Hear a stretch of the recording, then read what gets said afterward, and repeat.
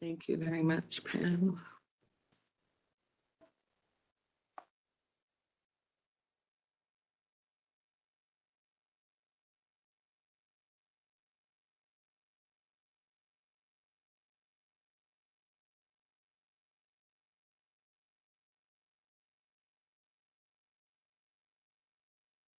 Alrighty, we are on day 7 of the hearing in WQCC 25-74 relating to surface water quality permitting programs. When we broke last night, um, we had agreed that we would begin again earlier this morning in order to finish the third NMAC panel.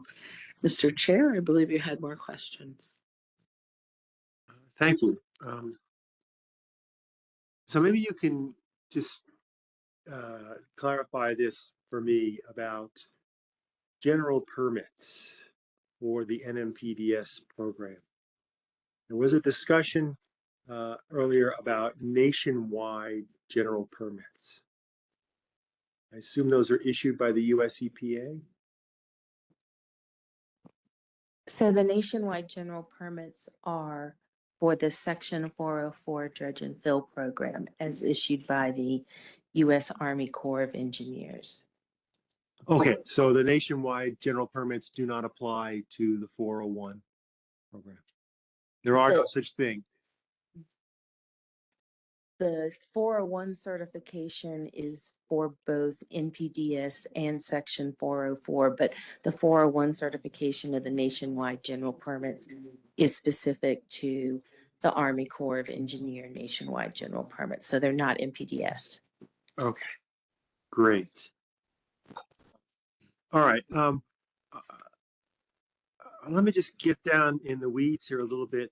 Under the public notice provisions, we have similar statutory requirements in the two acts about who gets notice, and it uses a lot of, let me say, non-specific terms like adjacent and nearby landowner, affected local governments. The rules then try to get a little more specific, but what I noticed is there is a variation between the 20.6.2 rules and the 20.6.5 about how specific you get. Like for instance, the requirement to notify all affected local governments, tribal government, whatever, etc.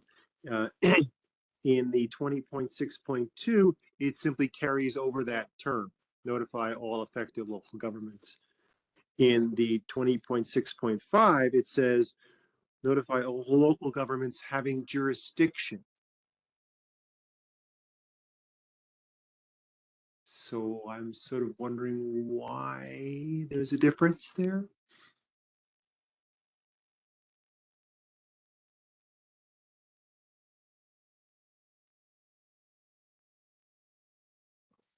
I testified to the public notice process, but I'm not sure why there's that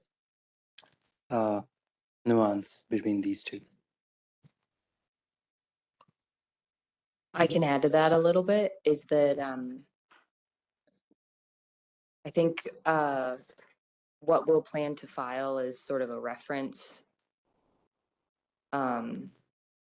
especially as it pertains to 20.6.5, is 20.6.5 and the various provisions are very much aligned with the federal regulations.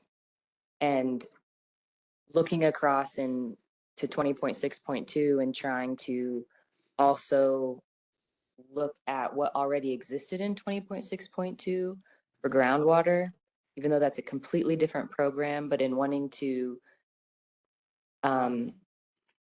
structure 20.6.2 2300 series similar to how 20.6.2 was also structured, and using language that readers in the regulated community were familiar with, that the goal was, in order to meet the federal floor and meet the federal requirements in 20.6.5, then we were trying to align them as much as we could across to 20.6.2, but that is likely the reason for subtle differences in language. Okay.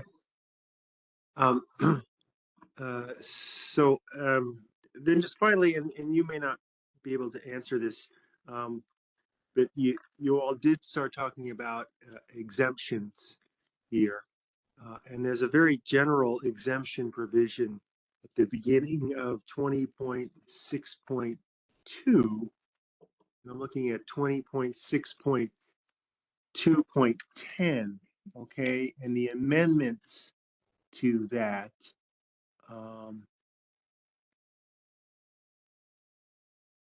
And what I noticed was that this phrase that was added to the two exemptions in 20.6.2, if you go to the statute, that was only added to one of those sections.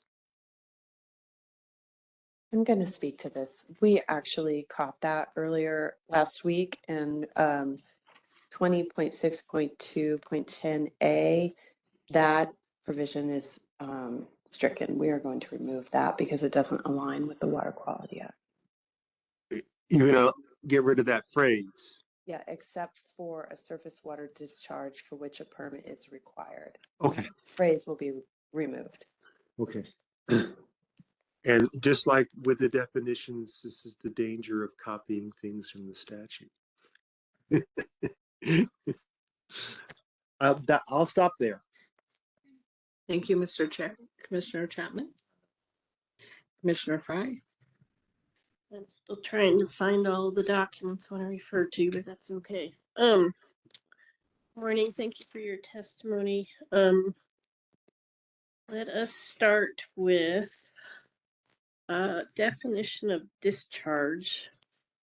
I'm wondering, let me see here. I am looking at exhibit 70, whatever is it, 79, I think. And so there's a definition of discharge permit. Let me see here. Like I said, I didn't get everything opened in advance. And that is splitting out. It says it,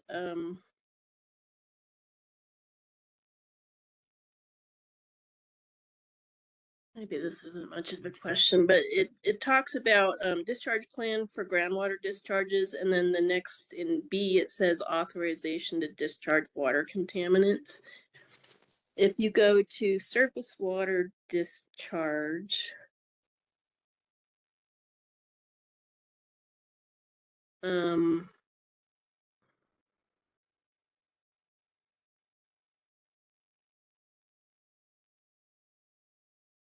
never mind, I can't find what I was.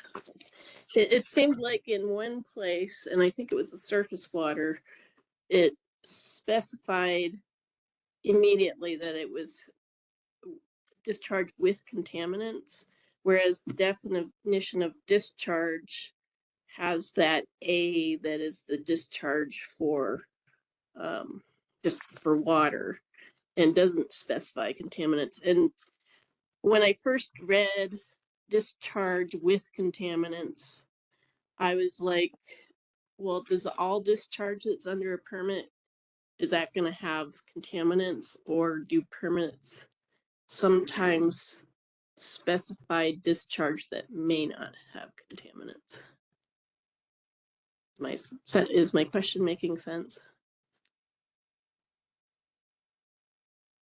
No, because I didn't like discharge plan is a groundwater definition and it's already existing. It's not included in this testimony. Mm-hmm. And the definition you're asking for is not one that was in my testimony. That was in Miss Lemon's Okay. testimony. So I can't really speak to it. Okay. And Dr. Fuad, I think you had at one point looked like you were going to say something. Do you have a comment? No, sorry, Okay. I was just showing that to what the Yeah. definition Oh, is. okay. Okay, I'll move on. Let's see.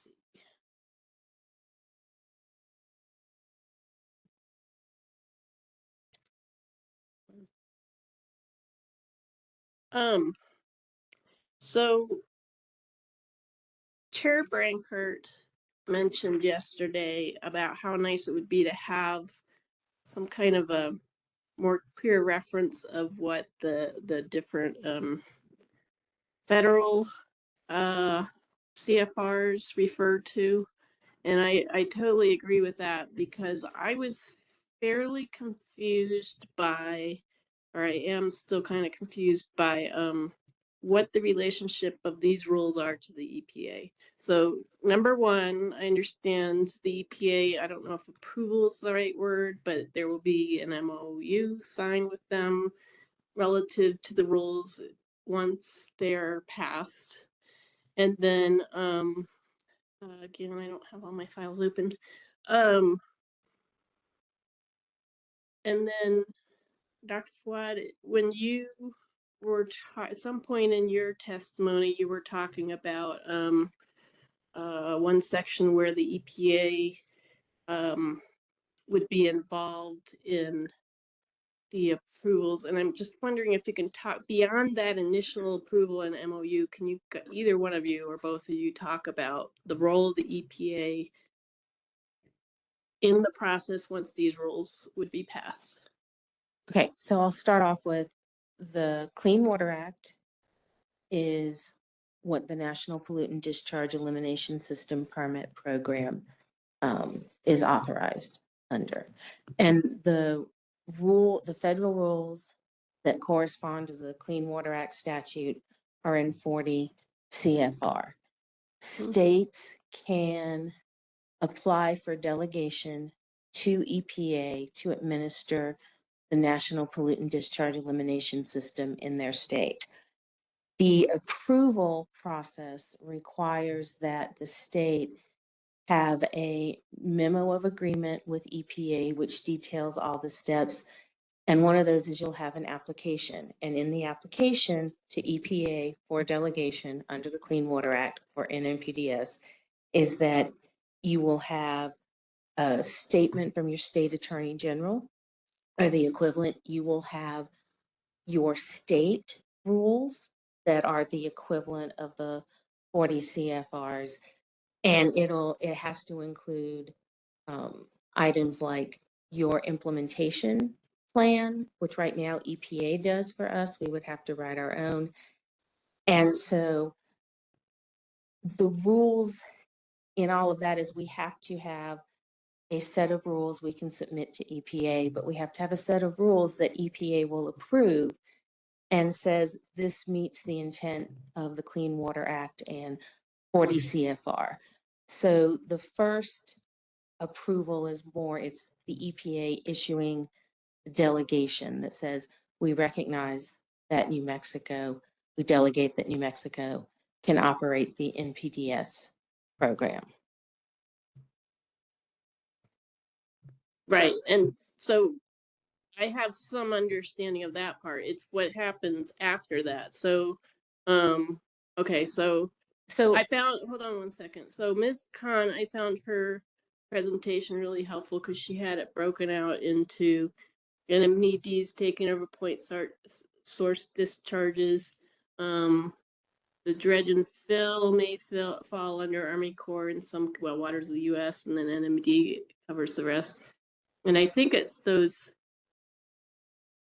I think it was the regs in the point source discharge where, so EPA has waters of the U.S. no problem, but those gap waters, as she called them, what is the, once NMAD is administrating that and permits are getting moved from EPA to NMAD over, what is it, 5 years, I think, or I guess it was longer.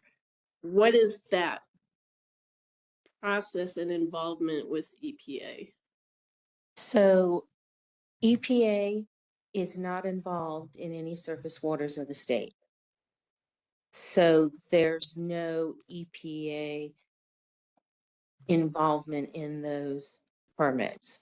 The only place EPA may be involved is if there's a request for jurisdictional determination, which is what the EPA and the Corps do to determine if it's a WOTUS or a non-WOTUS.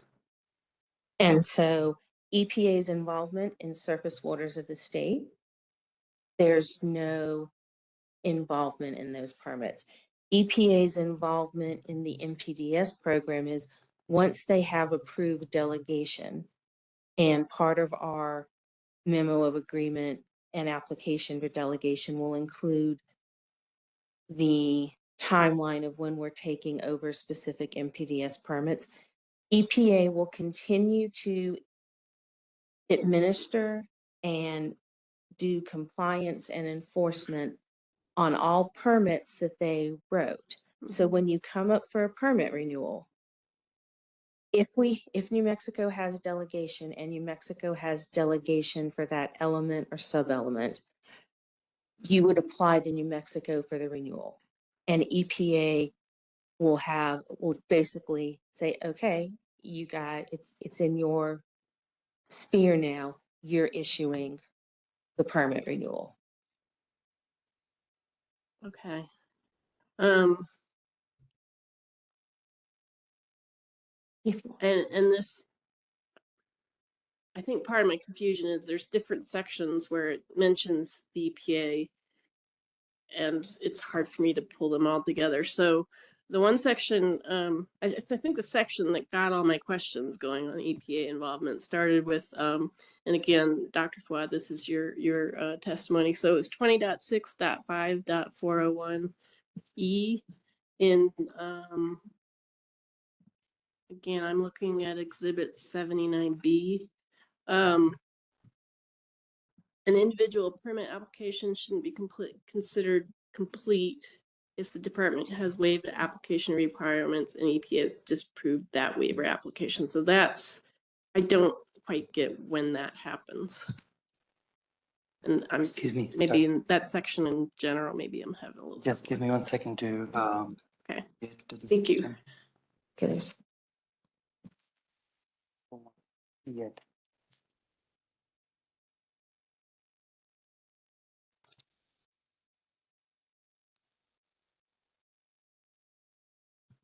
So I think I wanted to add that as well, that even after the EPA delegates the authority to the state or to our state or any state, EPA remains the oversight authority under the Clean Water Act. The EPA administrator can veto any permit issued by the state with proper reasons, and EPA remains or retains compliance evaluation. As I was explaining yesterday, that EPA's compliance staff in the Region 6, they still conduct compliance evaluation inspections in other 5 states, which are already delegated. So maybe that's part of the confusion, that we get the delegation, we get to run the program, but they are still the oversight authority. But this kind of relates to that. Yeah, that helps me a lot anyway. So, and is that just for point source permits, or is that general and everything else as well? So point source permits are broken down into individual and general permits. So probably what you're referring to is the nationwide general permits, which Ms. Lucas Kamat explained that those are run by the U.S. Army Corps of Engineers, and we are not seeking delegation for those. So only point source. All this section 20.6.5 is about point sources. So there's the gap waters, those types of permits would still be reviewed by them. so let's refer to them as surface waters of the state. Okay. And so what is your question about surface waters of the state? So they would review those permits as well. No. Okay. The EPA only permits waters of the U.S. under the Clean Water Act. Yes, I understand that. I'm not talking about that one. I'm talking about which permit? My understanding was they're reviewing all permits under the Clean Water Act, or they're not reviewing all permits at the state. So not under the Clean Water Act, but under the NPDES program, they will review all permits. So Okay, so it's They- just okay. All right, I got it now. Okay. They thank you. can review. So EPA, once we have delegation,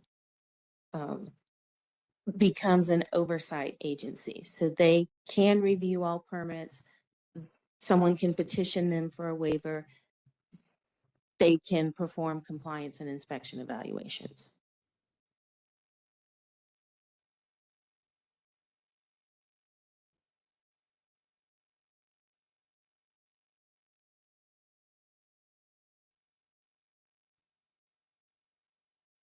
So, maybe clarify for me also on 20.6.5.401. I read that as any permit from the state under this rule, but maybe it's more specific than that. I'm just missing that. It says administrative completeness of individual permit application. And this is the New Mexico Pollutant Discharge Elimination System rules. So it's individual permits under the NMPDES. Okay. All right. Great. I got it now. All right. Let me see here if I have.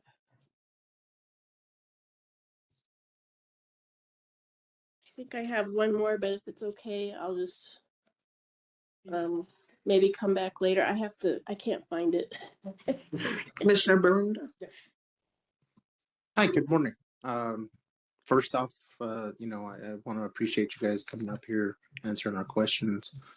I know yesterday was pretty daunting. So, yesterday, I don't know which one said, about engineers. Well, unfortunately, you're talking to someone on the engineer side. So I live in numbers. So the questions I'm about to ask, please, I'm not asking for exact figures or anything. I would just like to get a ballpark round estimated number, if that's okay. So the first question I have is, and I think this is more for you, Miss Lucas Kamei. On average, how many permits do you get done a year? Just any idea? In 1 year, how many do you actually get through? So we don't issue the permits. EPA issues the permits. Okay. So I can give you a number to represent the work Yes, we actually please. do. We write the 401 certifications to ensure that water quality standards are met. We also provide EPA with all their ambient water quality data and the low flow data. And we review the permits and have active discussions with EPA on all the permits. I would say we work on 25 to 30 permits a year. And if you do the math, 20 times 35 is much more than 95 permits issued. And that's because there are some permits that we're having multi-year discussions on. And there's also a fair number of potential new permits that we have a lot of discussion on, and then determinations are made. Oh, you're really a general permit, or people decide, like, people are trying to get a determination from EPA, like, do they need a permit? So that's why that math won't quite line. Okay, yeah, like I said, just trying to get a feel. I'm not asking for like exact, because I'm sure there's a lot of special cases that take more time, and I totally understand that. But you would say on average, you working with EPA about 25 to 30 permits a year. Just yeah. Okay. Thank you for that. So let me ask you this: because we are considering taking primacy, right? Do you see that number continuing, or do you think it'll be a little bit less? Do you think it'll be a little bit more? Specific to NMPDS, I think it'll stay about the same. Okay. All right. So, I mean, I'll caveat that we have seen in the past 5 years that I've been in the program, an increase in the number of individual permits due to dam rehabilitations, people wanting to bring new wastewater systems online, people wanting to bring new water treatment plants online and backwash. So Correct, yes. Okay. Can I ask you this, Miss Lucas Kamei? How about the success and failure rate? Because I'm sure like a permit gets denied, right? I'm sure it's not a lot, but how often does that happen where you have to deny a permit? I have not seen EPA deny a permit in the 5 years Okay. I have been here. There have been permit withdrawals, and I can't speak to why people withdrew their permits. Right. Yeah. Not asking that. Yeah, we don't want to get into that. Just again, ballpark. So I guess what I'm going to ask now is, if we did have a case where we have to deny a permit, that I guess we could say that would be kind of new territory, right? Or have you seen that before, where you're comfortable making that decision and going through that process? So we've never written a permit, so we can't deny a permit. Analogous to us in the Groundwater Quality Bureau, there have been permit denials and challenges. Since that's not my bureau, I don't know the Okay. specifics. The department has denied permits through the years in multiple agencies, so the rules allow for us to do it. They have challenges for people who receive the denial, so we would be able to do that. Okay, good. As long as we're comfortable, again, with this process, if we are to become primacy, I just want to make sure that we are familiar with from all aspects, right? We want to, of course, do better than federal. So I'm just wanting to make sure we don't kind of fall into a trap. Okay, so thank you for that. So how about this? Working with the EPA, do you know if these permits are actually public records? Can anybody, if someone's interested in a specific permit, they can request that record and look at it to see what it's all about? So all of the documents, like EPA maintains their own administrative record and they have a FOIA process. Mhm. So you can request the records from EPA for NMED, all of our 401 certifications and inspection reports, like we fall under IPRA just like everyone else.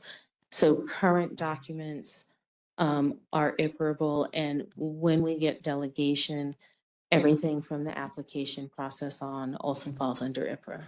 Good, good. And the reason why I bring that up is, especially for our people here in New Mexico and of course tribal lands, we want to be as transparent as possible.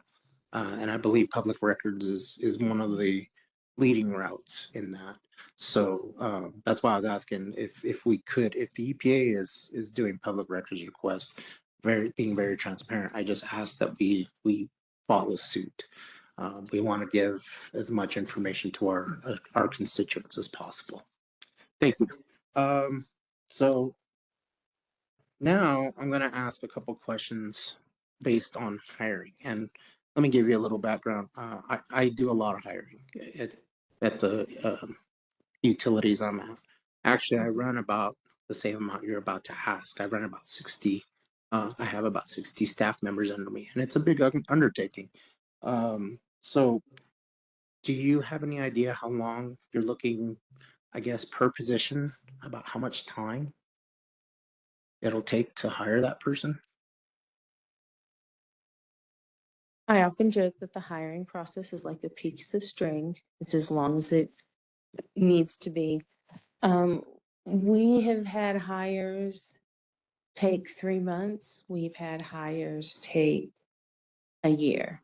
I know that we've been quite successful recently in using our rapid hire Okay. process to build up the program.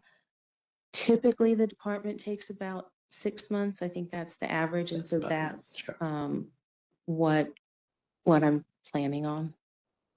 Good. Yeah, because that's about what it takes for us at my utility to hire somebody. It takes about 6 months. So, like I said, if you looking at the math there with 57 or how many, even if it's 10, 20, that's a long time. 6 months is a long time. So just, I guess, have that in thought as we move forward, trying to take over primacy and hire. So that brings me to another question. What are some of the requirements of these positions? I take it some degrees, maybe some state certifications, things of that nature. It varies by what the position is, because at 57, we've got 16 already hired. So some of them are lawyers. So obviously you need to have, be a member of the bar and be able to practice law. Some of them are financial specialists, like someone's going to need to handle the fees. So that person, state of New Mexico, all of our hiring, there are job classifications and there's a minimum experience, and that minimum experience is a combination of education or a degree. So for our financial people, you usually need some type of business or financial degree and then some amount of experience. For most of the people we have right now in the section and that we'll continue to hire are in our water resource professional series. And so depending on if you're basic, intermediate, senior, or lead, you need some type of degree in a water resource related field. Like, as I said, like engineers are great.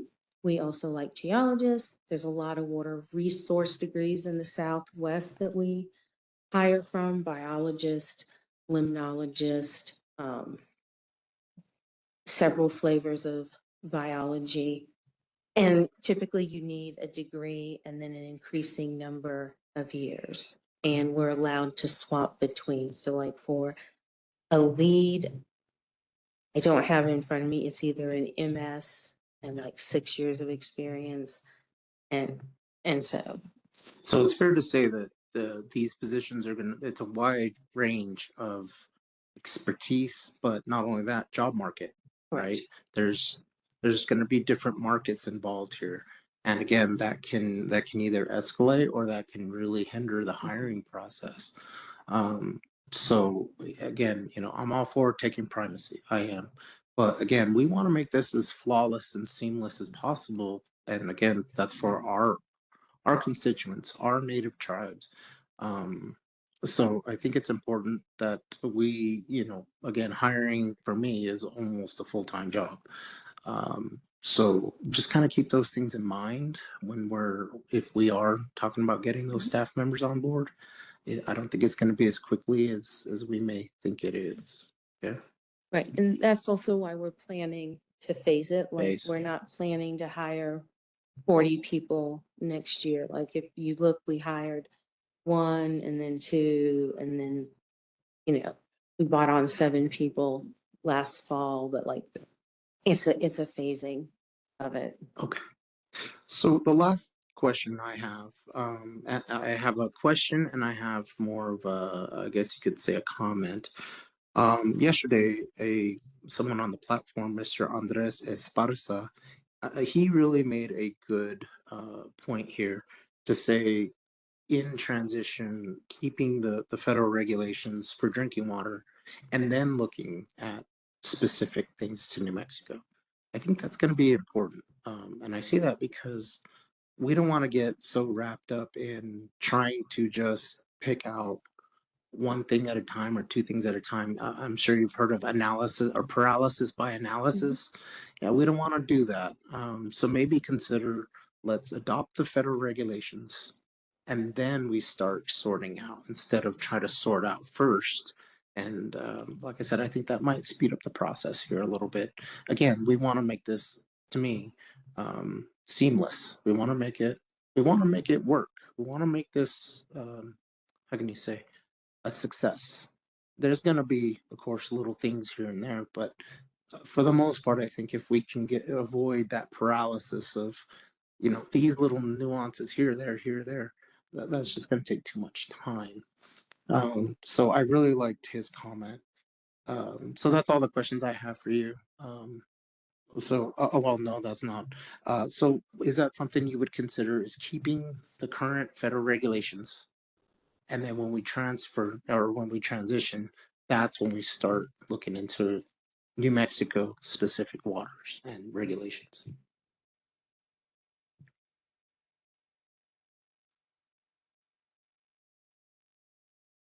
The way you phrased it doesn't make sense with what we have to do to get delegation.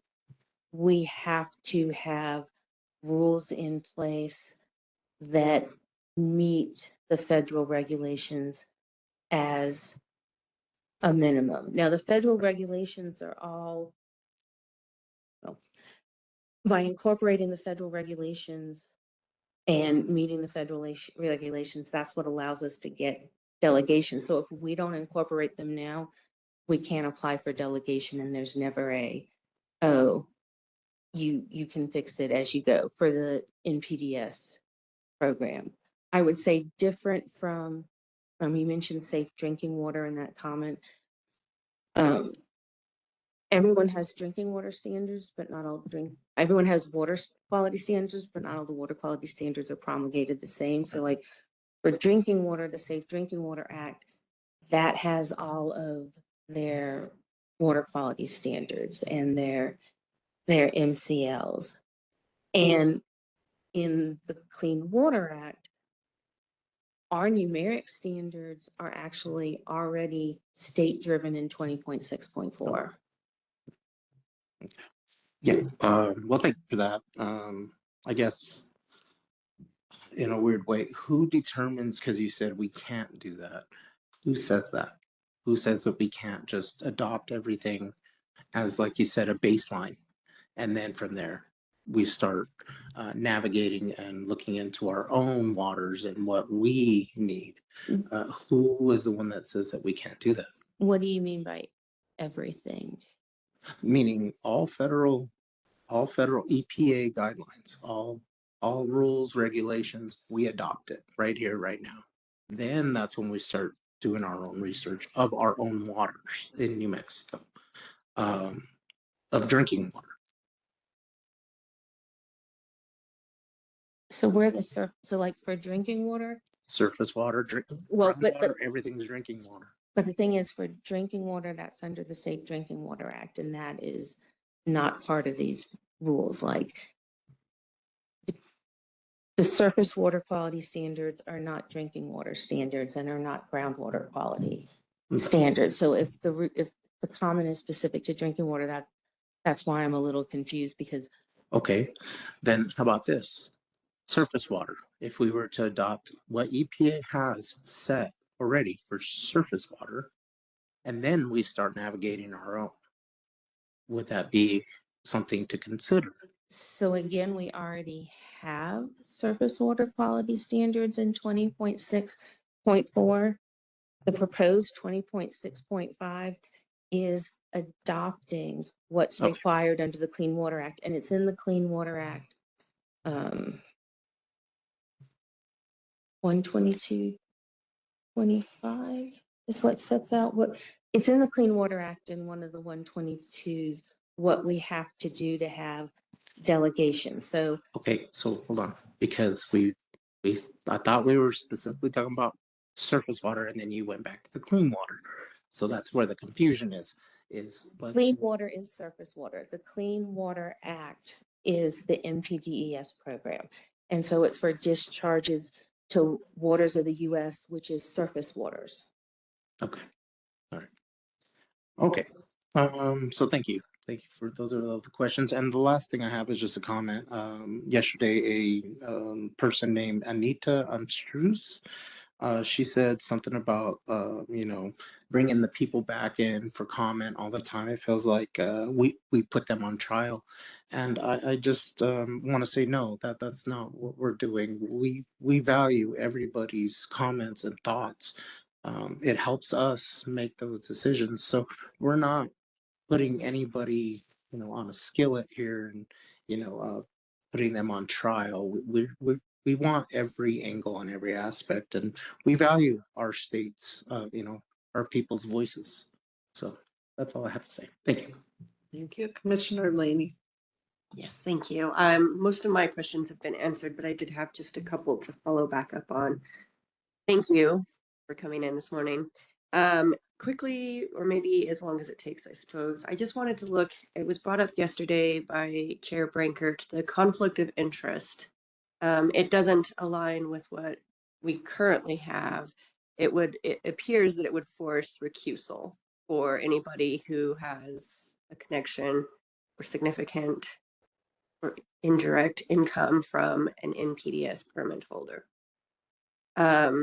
Is there a solution for that?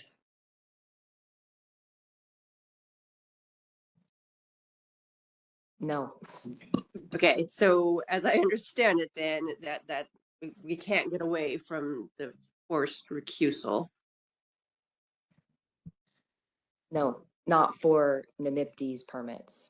So I guess what happens if at some point in time a significant portion of commissioners are associated with NPDS permits? How will we have quorum? Will we be able to make determinations? I mean, I'm a little bit concerned. Yeah, fair concern. So state departments are exempted out from that. I did see So, the Water Quality Control Commission has a lot of state agency employees, and maybe they've come from different employment recently. And so we have asked EPA for some very specific scenarios and hypotheticals of, as of that a certain 2-year date, does that mean that that person no longer has to recuse themselves, and to understand like literally some application of that limitation?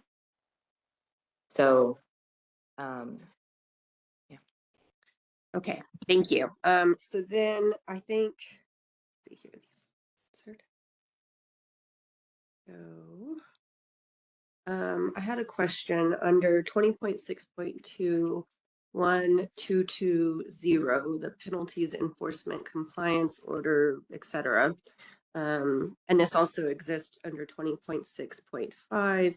It's this credible information. If credible information is obtained by the department or provided by a third party that indicates a facility is not in compliance with the provision of their permit, I'm paraphrasing, I apologize, that can be used by the department to establish whether or not a violation has or is occurring. Can you explain how the department determines credible? I just want to make sure that we're not opening ourselves up for an opportunity to like insert information where there truly isn't any. Good morning. I think this question was asked. I'm going to add to that. I think Bureau Chief Lemon answered it, that the department does not intend to use the direct information obtained from a third party, and the department has mechanisms to verify information in the field. So if we receive information, we'll verify if it's credible. And if that's the case, then we will include that information in addition to the department's own investigation. Okay. And is there any disputing of whether or not information is credible if the permit holder doesn't agree with that being credible information? So if a credential inspector from the department obtains their own information and that matches the third-party information, that will have to be. Yes, that scenario makes sense. I just wanted to make sure that there isn't an opportunity that this somehow adds additional regulatory burden and compliance costs for the permittees. I just want to ensure that there's some sort of mechanism or safeguard or standards by which you establish credible. And I know you've already accounted to that, so you don't necessarily have to go back over it, other than, does the department believe that there could be circumstances where that creates regulatory burden for a permittee? As the inspections team lead, I do not believe it, but I would also ask.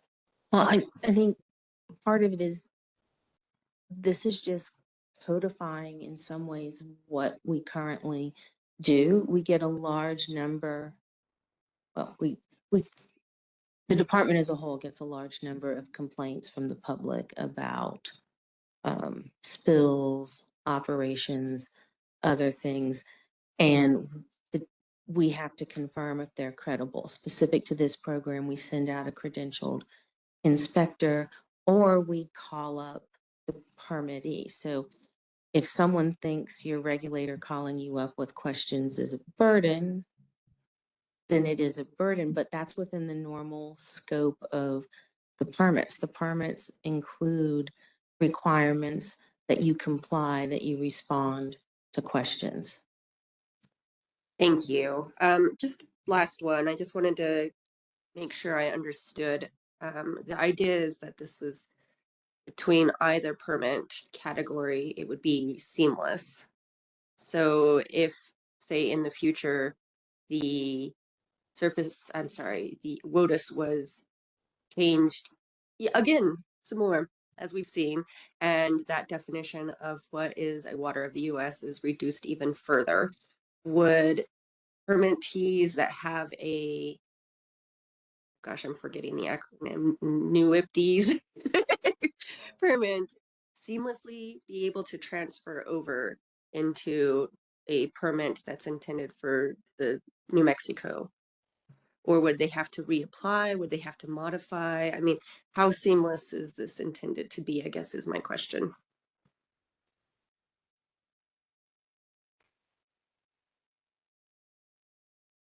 So if WOTUS changes again, like I would envision us, if you have the permit, you keep that permit until your next renewal. Okay, that makes sense. But they wouldn't necessarily see a change because the programs are meant to be very similar. So they wouldn't see any sort of significant changes that they'd have to now comply with that they hadn't in the past. Correct. Thank you. Commissioner Hall, do you have questions of this panel? No questions, thank you. Thank you. Commissioner Sloan, did you say you had a few more questions? Yes, Madam Hearing Officer, thank you. I just have a quick line of questions, somewhat related to the conflict of interest we just talked about, but on a broader sense. Someone mentioned yesterday that the EPA had reviewed that language, said it wasn't acceptable, provided additional language. Has EPA reviewed the rules as they're currently constituted in 79, Exhibit 79? Yes. And Sorry. have they accepted it?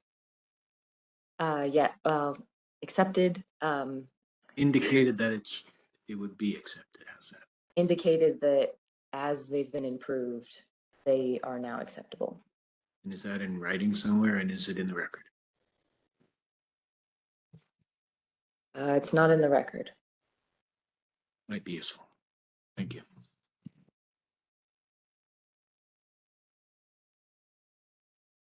Commissioner Langer? On the platform, do you have questions? No questions. Thank you. And is Commissioner Zemlich on the platform? No, okay.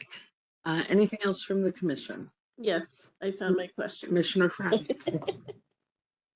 I was looking on the wrong page. Okay, so either one of you discharge specifically general permits.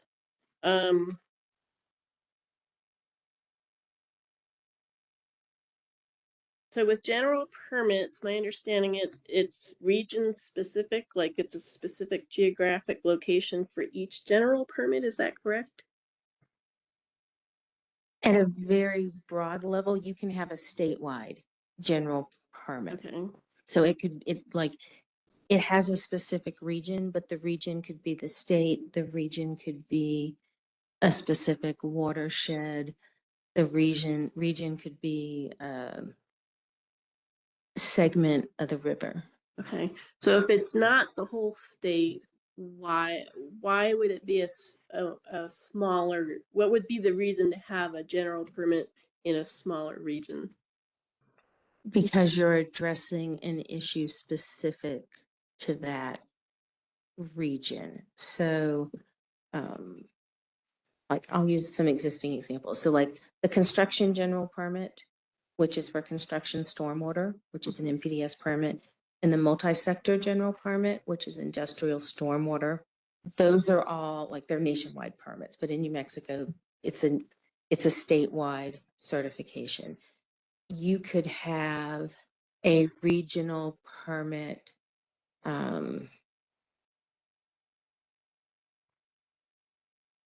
Let's say in the San Juan Basin, there are some streams that have impairments for sediment. So you could have a regional permit for some activity that addresses sedimentation. In other states, like I'm going to use some other states, like in some other states, there are some regional permits on specific watersheds or river segments that address nutrients. So total nitrogen and total phosphorus. You could have, a general permit, like middle,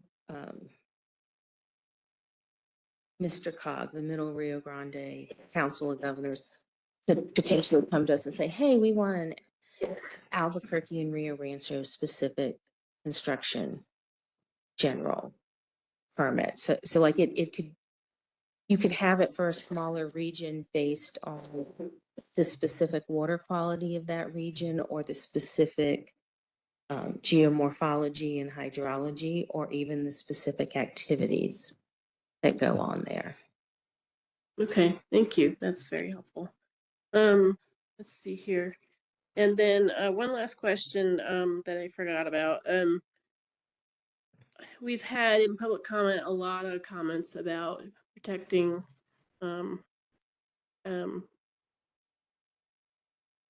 tribal standards.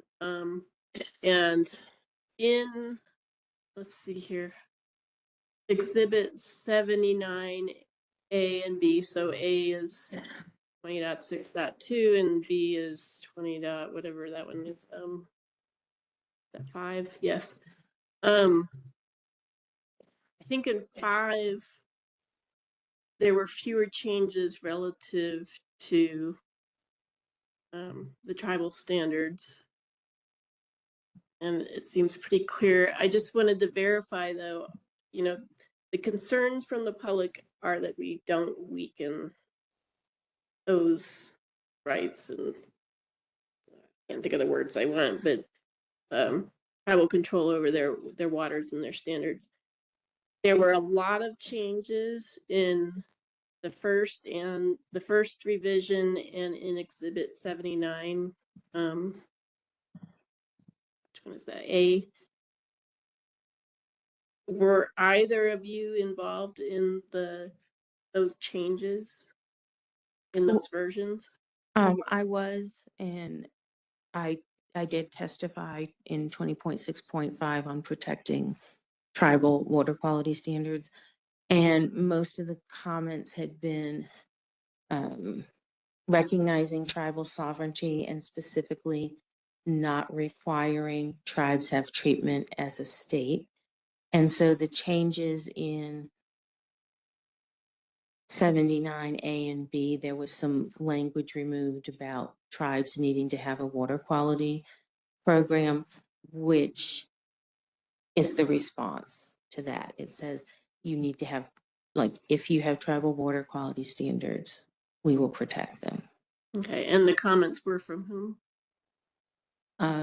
I was not making notes as people commented. We've had several tribal government representatives and members throughout the week. And we also, the department has had tribal consultations, which was in Mr. Petty's testimony. And so that's also based on comments we've received from them.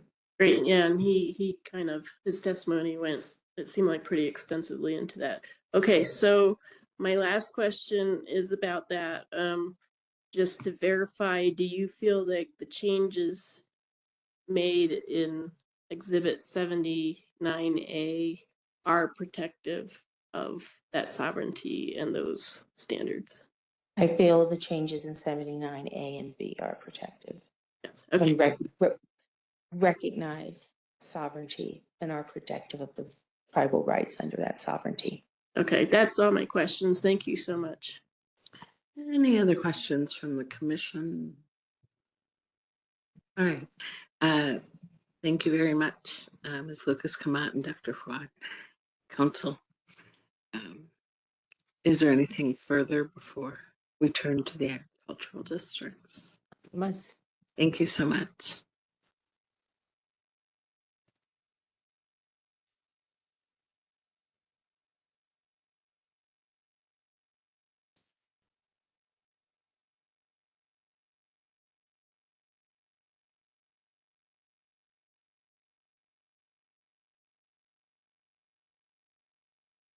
So I have a suggestion from a commissioner that we take a short break so that we're not interrupting your presentation.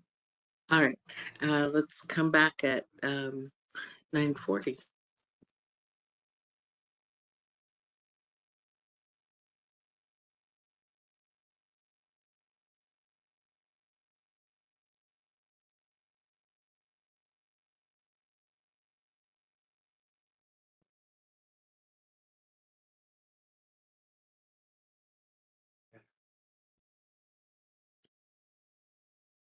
We turn now to the agricultural districts, and let's see, although I believe Ms. Standish made an opening statement, I believe the rest of you have reserved. Mr. Brooks?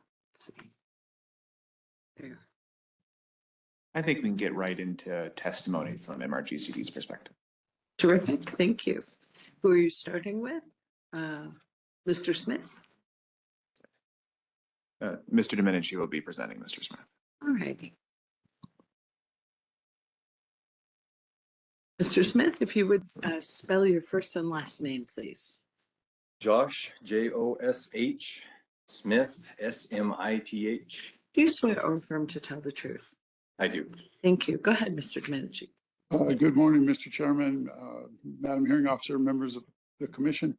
I'd like to ask Josh Smith to introduce himself to the commissioners. My name's Josh Smith. I am the treasurer manager of the Elephant Butte Irrigation District in Las Cruces in southern New Mexico.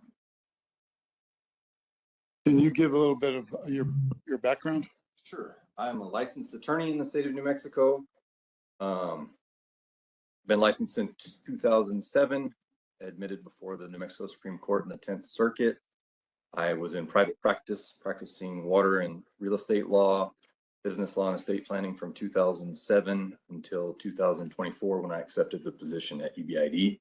I've been with EBID since September 30th of 2024. I have a bachelor's of agricultural business and economics from New Mexico State University and a Juris Doctorate from Texas Tech University. And did you prepare pre-filed testimony that was submitted in this matter? I did. And do you adopt that as your testimony? I do. Can you provide the commission a summary of that testimony? I sure can. And I do have a presentation. So the purpose of my testimony is to describe EBID's operations and the impacts that the amendments to 20.6.2 and the new rule at 20.6.5 will have on our operations. I'll describe those specific amendments that we've jointly presented with MRGCD, CID, and PBACD. And sorry for the acronyms, it's just easier. The proposed rules, if adopted as written, may impose significant new permitting and compliance burdens on our irrigation infrastructure, irrigation and drainage infrastructure. And these burdens are more onerous than the corresponding federal requirements and are not justified by any New Mexico specific conditions. EBID is a political subdivision of the state. We are an irrigation only project. We are the Rio Grande project for the New Mexico portion of the Rio Grande project. We operate under New Mexico statute 7310-1 and 7311-1. We operate and maintain irrigation and drainage structures in southern New Mexico, in the Rincon, Hatch, and Mesilla valleys. And we are responsible for stormwater management throughout the valley. We operate 27 flood control structures.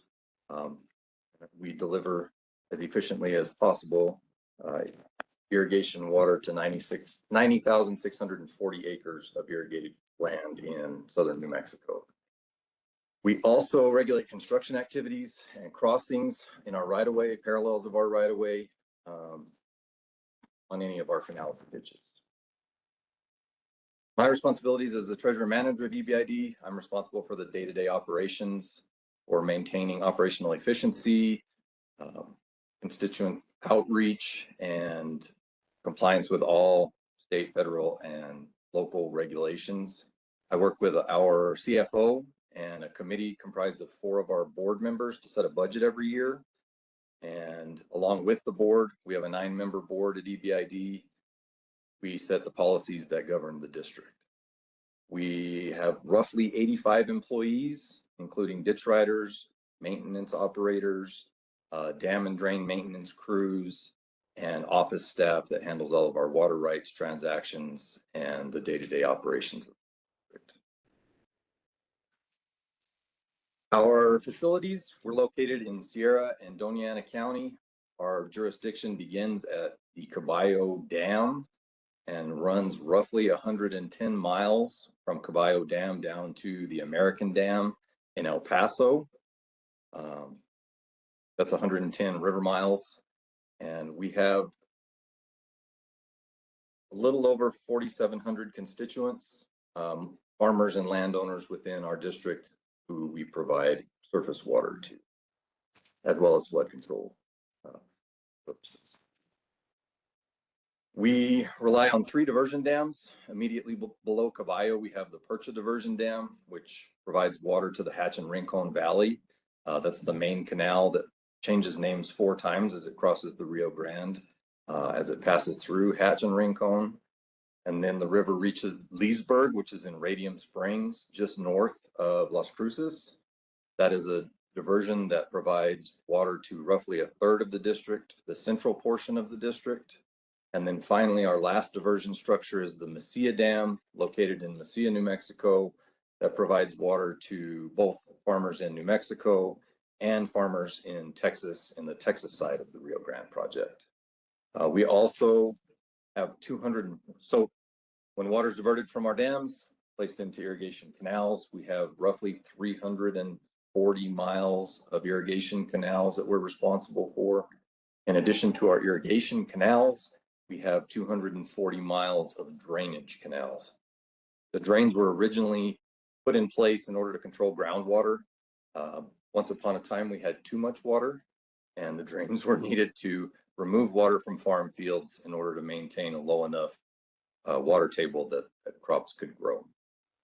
We operate through several villages, municipalities, communities, including the village of Hatch, the city of Las Cruces, the city of Anthony, Sunland Park, Santa Teresa.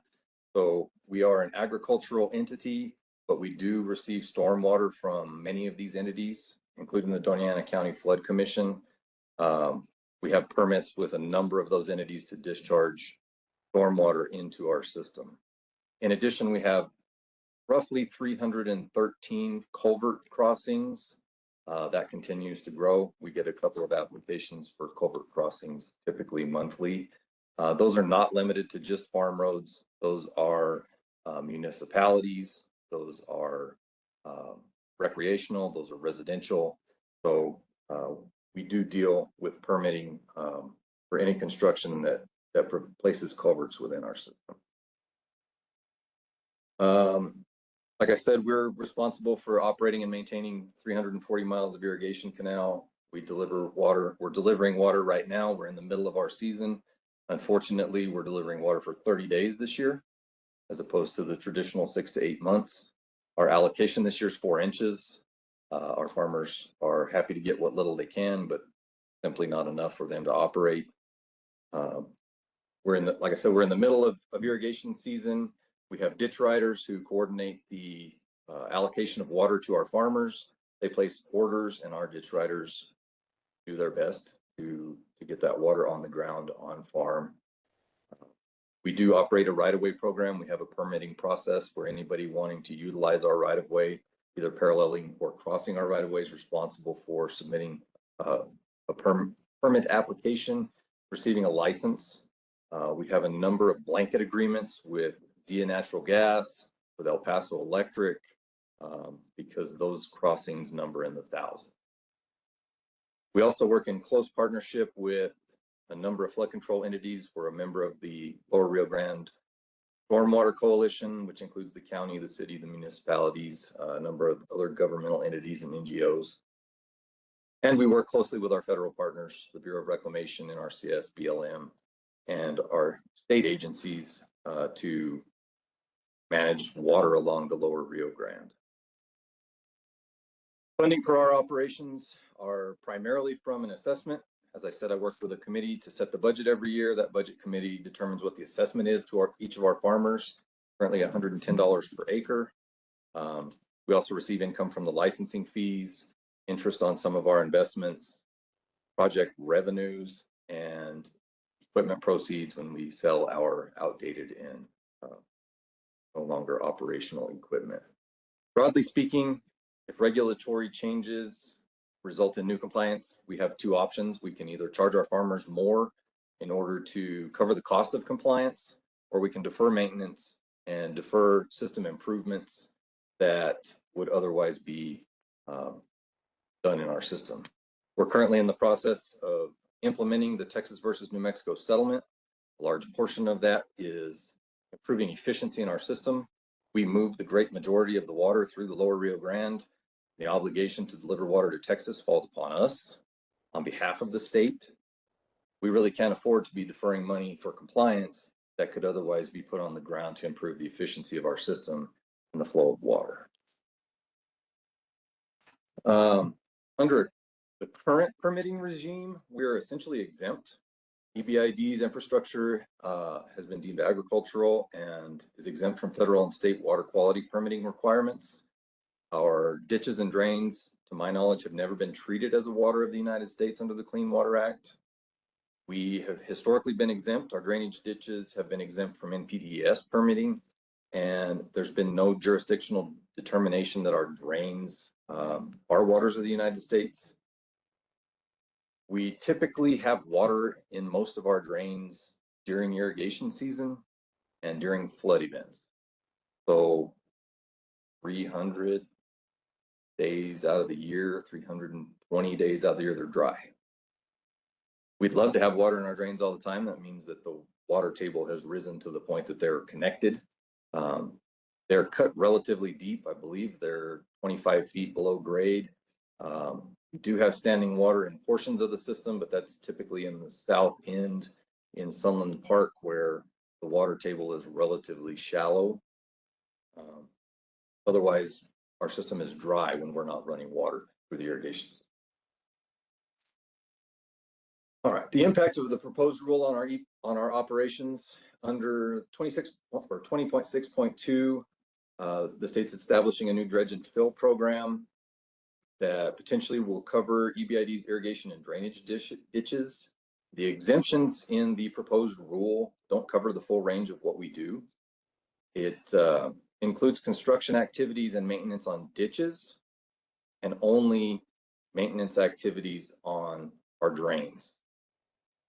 We do a lot of work that I would call construction or rehabilitation that I would not be determined or defined as maintenance on our drainage structures.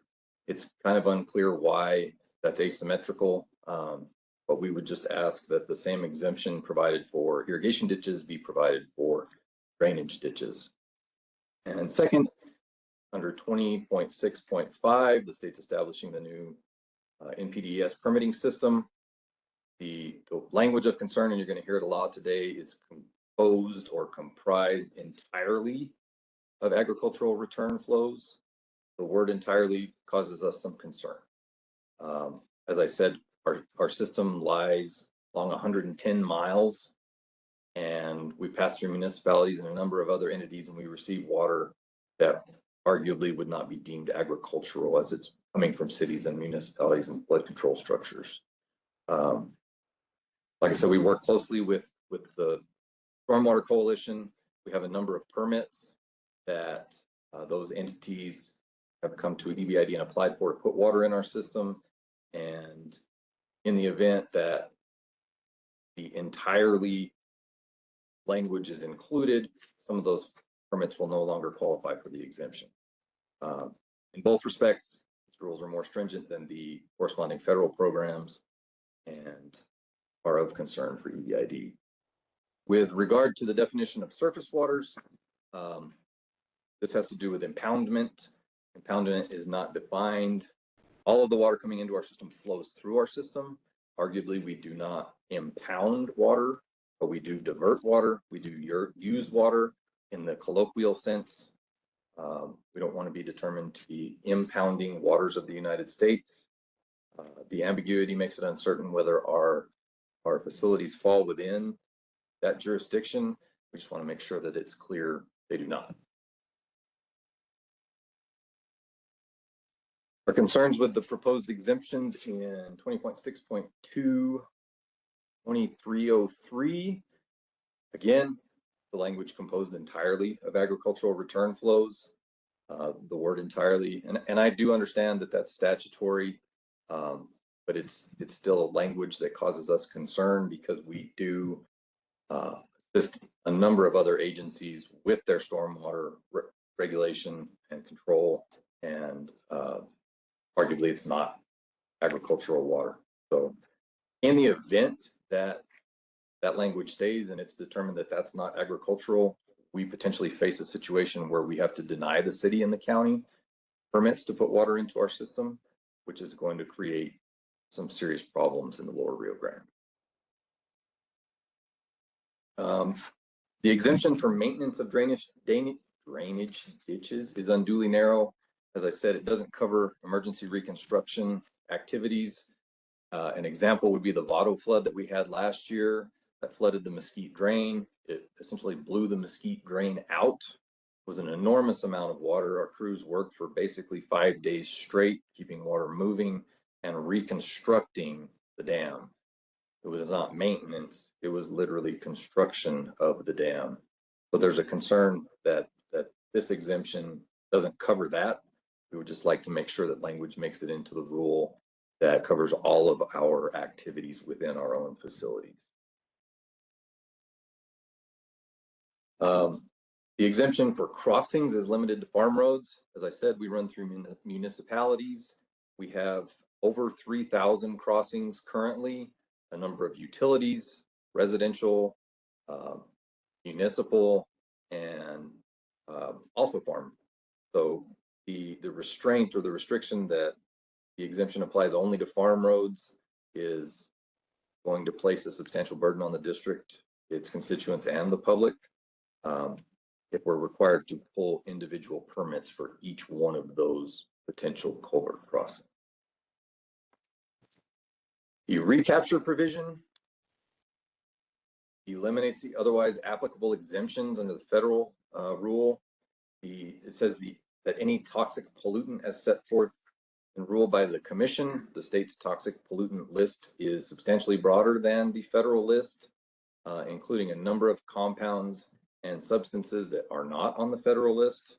Our concern is that PFAS is fairly rampant, and if sediment or other material enters our system containing some of these substances or compounds, then the otherwise exempt farming and maintenance activities would lose their exemption, forcing us to undertake testing and unduly burdensome precautionary measures.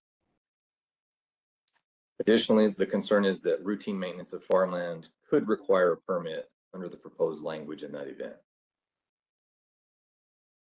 Under the general permit regime, 20.6.2, 2305, it doesn't address our concerns about the dredge and fill.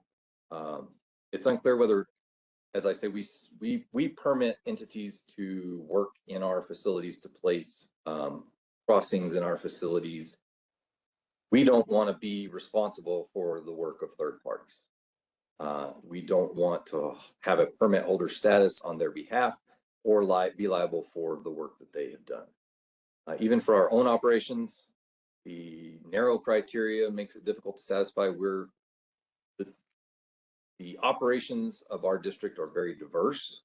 Like I said, it from construction to operation and maintenance, it would take a long time to tell you everything that we actually do on a daily basis, but our infrastructure and our operations don't fit neatly into those criteria for the exemption. We are also concerned with the proposed definition of point source. Again, it's language composed entirely of agricultural return flows. The problem is entirely is ambiguous. It's hard to define. It's impossible for us to say that our water is entirely agricultural return flows. If it rains in the north 10 miles of our system, I can't tell you where that water is within the 100 miles of the river downstream or the 340 miles of canals. And if we receive stormwater in the city of Las Cruces, it's indistinguishable from farm runoff or farm return flows. So we're just seeking some clarity as far as the language entirely. We did join with Carlsbad Irrigation District and submitted comments during the comment period, asking that the word entirely be removed from these code provisions, as we believe that that would resolve most of the concerns that we have with regard to that language. It potentially creates a problem for us where the agencies that we cooperate with, we're going to have to deny their permits, or we're going to have to explore other options for them to deal with their stormwater because they won't be able to discharge it into our facilities. That's not good for the lower Rio Grande, for the Mesilla Valley, for the Rincon and Hatch Valley. Again, the proposed 20.6.5102 includes the language composed entirely of agricultural return flow. As I just said, with regard to the point source definition, that's a problem for us as we can't determine whether or not the water in our system is composed entirely of agricultural return flow. If we fall outside the exception and potentially require an NPDES permit, we're doing that, like I said, for a period of less than 40 days of the year when we actually have water in the system. The proposed exceptions are substantially narrower than the federal baseline. There's only 3: agricultural return flows, certain mining and oil and gas stormwater, and then specified silviculture activities, as opposed to the 9 in the federal code. It doesn't include an exemption for the dredged or fill material already covered by a 404 permit. To my knowledge, we've never had to have a permit to work within our system. And we're potentially looking at a risk of duplicate permitting, where we were required to have an NPDES permit, and the dredge and fill triggers federal regulations. So we don't want to have duplicative or unnecessary permitting requirements as a result of the rulemaking. EBID joined with MRGCD, CID, and the Pecos Valley Artesian District, everyone seated at the table, to submit proposed amendments. Those amendments are included here. In 20.6.2, we would like to delete a discharge composed entirely of, so that the definition of point source is consistent with the federal definition. With regard to 20.6.27S11, the phrase "except it shall not include man-made irrigation districts or irrigation ditches or drainage ditches for agricultural return flows or agricultural stormwater," to clarify that our impoundment and our irrigation and drainage infrastructure falls outside the surface waters definition. Again, remove composed entirely from 20.6.2, 2303A1, and add construction before maintenance of drainage ditches in 2303A3. That would resolve the issue with the asymmetry between drainage ditches and irrigation ditches, which irrigation ditches are covered and drainage ditches only be maintained. We'd like to add culverts to crossover irrigation ditches or drainage ditches before farm roads to extend the crossing exemption beyond farm road to culverts installed across irrigation and drainage ditches, residential, recreational, utility, and other non-farm crossings, as those are the majority of our the crossings within our system.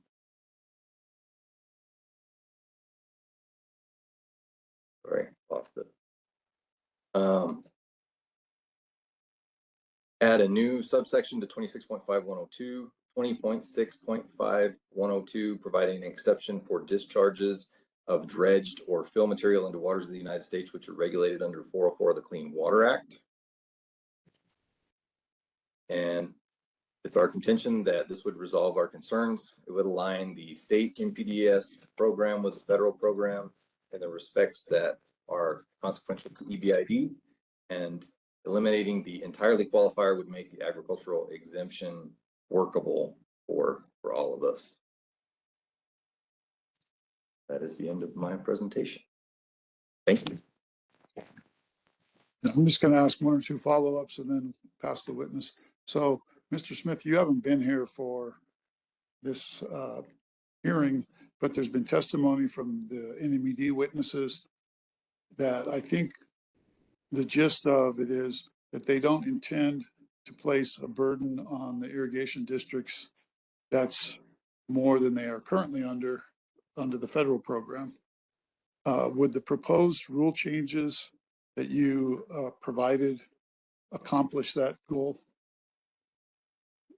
You mean the proposed amendments? Proposed amendments, yes. Thank you. Yes, the proposed amendments that we have jointly presented with the three other districts resolve all of the concerns that we have with. And have there been issues related to water quality from stormwater management from EBID? No. Okay, that's all I have, Madam Hearing Officer. Thank you, Mr. Domenici and Mr. Smith. Mr. Brooks? Ms. Standish is going to present the witness for PVACD next. Thank you.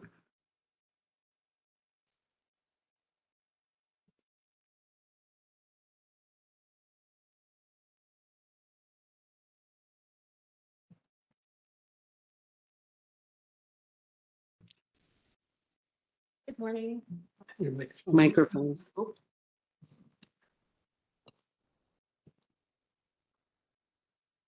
Good morning, Madam Hearing Officer, Chair, and Commission members. My name is Olivia Standish. I am part of the General Counsel team for the Pecos Valley Artesian Conservancy District. And this morning we have Aaron Baylock, Superintendent for PVACD, testifying. Mr. Baylock, would you spell your first and last name, please? Yes, my first name is Aaron, A-R-O-N. The last name is Ballock, B-A-L-O-K. Do you swear or affirm to tell the truth? I do. Thank you. Go ahead, Ms. Standish. Could you please introduce yourself, including your name and your position for the record? As mentioned, I'm Aaron Ballock. I am the superintendent of the Pecos Valley Artesian Conservancy District. We often refer to it as PVACD or simply the district. Could you describe your current role and duties for PVACD? I oversee the day-to-day operations of the district. We're tasked with a litany of things, primarily simply to conserve the waters of the Pecos Valley. We have 7 additional employees there at the district. We plug wells, we maintain meters, and I oversee those operations. And how long have you been in this position? I've been in this position. I've been with the district for about 17 years, and I've been the superintendent for, I think, 15 years. And could you describe your educational and professional backgrounds? Yes, I graduated from New Mexico State University with a Bachelor of Science in Agriculture, Extension, and Education. And what is the nature of your testimony today? What is the nature of my testimony? It is going to be very limited. I think we can get away with just saying what Josh said. Um, I would like to discuss a little bit about the proposed amendments regarding 20.6.2 and 20.6.5 NMAC. These are the amendments that this group has suggested. And have you reviewed your written testimony that was submitted as PVACD Exhibit 1? I have. Do you have any changes to your written testimony? I do not. And do you adopt it today? I do. We would move to admit PVACD Exhibit 1 into the record. Let me pause in the event there are objections. Admit it. Thank you. And we are going to reference PVACD Demonstrative Exhibit 1 for a summary of your testimony. Can you explain to the commission what an Artesian Conservancy District is? Yes. I think we have a slide that shows how the district was born. We were created with authorizing legislation that authorized the district court to create the district. The boundaries of the district overlay the boundaries of the Artesian aquifer, particularly as we understood it at the time. It's not 100% overlay of the aquifer, but it's very close. And that was part of the language that created the district, was referring back to the location of that Artesian aquifer. One of the things I would, maybe now is an appropriate time to point it out, we are unique from the other districts in that we do not have members. We have constituents. We are funded through an ad valorem tax, property tax. Everybody that lives within the boundaries of that district, they're the ones that fund us. And so we're a little bit unique in that sense that we don't just represent agriculture interests. We are certainly there to represent any of the water interests. And I've long contended that if you drink water, well, then you're a water user. And so we're all water users, and certainly our constituents are viewed that way. And so it's kind of unique in that we're not just an ag entity. We represent commercial, industrial, municipal, and agricultural uses of water. And with your testimony for this proceeding, are you focusing on just a particular portion of your constituents? Well, I think it's important that we represent all of those constituents. And again, because we don't deliver water to our constituents the way the surface water districts do. We don't have the same infrastructure. However, a lot of that infrastructure is still there. For example, the Hagerman Canal is within the boundaries of the Conservancy District, and they do deliver surface water. And so that's one of our constituents that there would be some susceptibility. We also have a lot of drains in the district. In the early days when there was bore-well construction and a lot of aquifer leakage upward, we had a lot of groundwater that became surface water. And so there were a lot of drains established to deal with that. And so those drains, a lot of those are still functional, and they're the responsibility of the landowners. They're not the responsibility of the district. But those same pitfalls that Josh mentioned, they're having to recognize that. And you mentioned that the district boundaries are not the full boundaries of the Roswell Artesian Basin. That is true. The RAB, as we call it, the Roswell Artesian District, is a district created by the State Engineer's Office. It is much larger than the boundaries of the PVACD, and we're primarily, while we are completely within the valley, primarily on the west side of the river, about 20 miles north of Roswell, and we run south to Brantley Reservoir. And which counties does the district fall in? Chavis and Ada counties. You mentioned that PVACD was formed to conserve the waters of the Artesian Basin. Could you discuss the difference between conserve and preserve? That's an important distinction. I've got a definition of conserve. It means to protect something from harm, decay, or loss, and to use resources carefully to avoid waste. And the reason I think that's important is if you contrast that with the definition of preserving it, that implies that you're not using it. And so I try and make this point when we give a presentation to our fourth graders. We don't want to just take that water and put it in a bottle and lock it in a safe and never ever touch it. We want to use it, but we want to use it wisely. We want to be good stewards of that resource, and that's part of what we do in the district. Moving towards the rule language, can you explain why you're in favor of the amendments to 20.6.2 and 20.6.5 as proposed by the agricultural districts? I think Josh may have covered that better than I can, but all the things that he highlighted, what we're concerned about for our constituents is that there's a set of rules that are predictable. I do worry about nebulous language and creating pitfalls for our constituents who are by and large doing what they should be doing and practicing agriculture or whatever use of that water, and unbeknownst to themselves get themselves in a situation where now they may not be permitted, or they've got a permitting system that is incredibly complicated to navigate for things that they never anticipated. In light of the differences between PVACD and perhaps the other agricultural districts, could you kind of expand a little bit more upon how the rules as they're currently proposed would affect constituents within the district? Yeah, I think it's important. We discussed a little bit about drains. That's one of the problems that we recognized in there, and I think I had it on a previous page here. Culvert crossings and drains as opposed to irrigation ditches, and the non-farm use, or excuse me, help me with the language there that Josh mentioned, the composed entirely. That's the language that gives us a little hesitation. It's really hard to know what the source of that water is during a flood event, and if it runs into a drain, there you go. And is the hydrology of the area within PVACD, could you talk a little bit about that?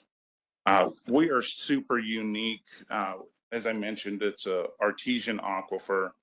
If you don't know what that means, all that means is that there is what we call a confining layer above and below the water. And then if the aquifer is tilted, water from above pushes down because gravity works, pushes water up when you drill a hole into it. That is an artesian aquifer. It's a complicated system. It's a karst formation. I would argue that maybe it is one of, if not the most dynamic systems in the country. The Edwards Aquifer in San Antonio is kind of similar, but it's a really neat system. It's really complicated. We've spent a lot of effort trying to understand it. We feel like we've got a pretty good idea of it, but we're learning something new every day.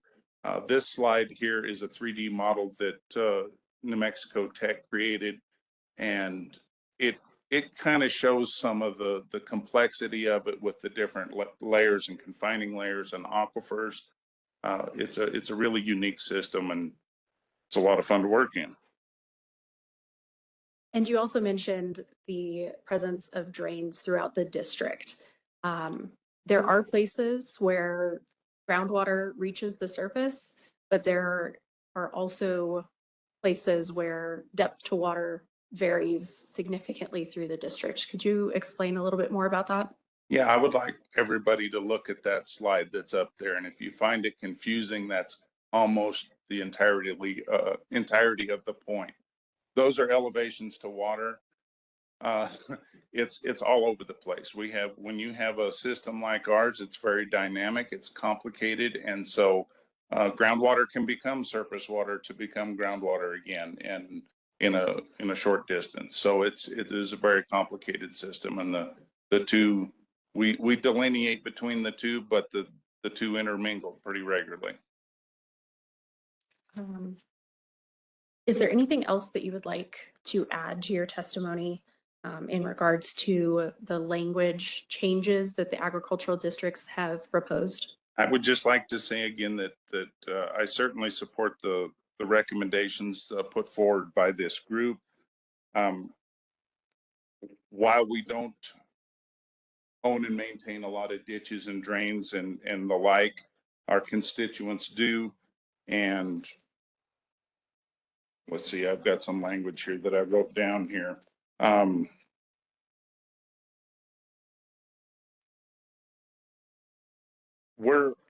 want to back up a second. One of the things that we rely on, the climatologists refer to it as a flashy system. I like to call it feast or famine. Our water doesn't come predictably. It comes in big events. You may have seen on the news over the past couple of years, we've had some severe flood events. There's just no way you can plan for those. In one area, we had over 7 inches in about 2 hours. That's going to overwhelm a system. And so it is a very flashy system. And even though we've been dry and we're looking at some pretty hard times across the state, I'm a perpetual optimist. It's going to rain again. And we're going to have water in some of those drains. And so we really need that predictability and that certainty that regulations bring.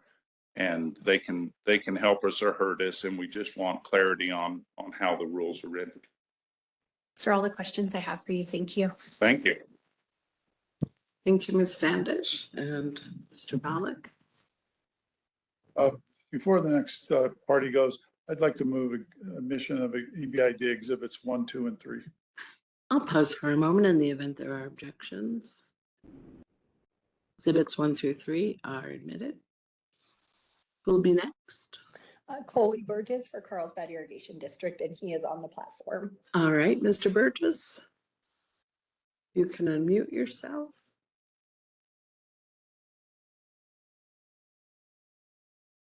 Maybe I locked him. Okay.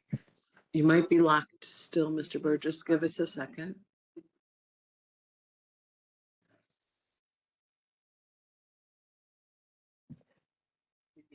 Okay, Coley, you can unmute and turn your camera on, please.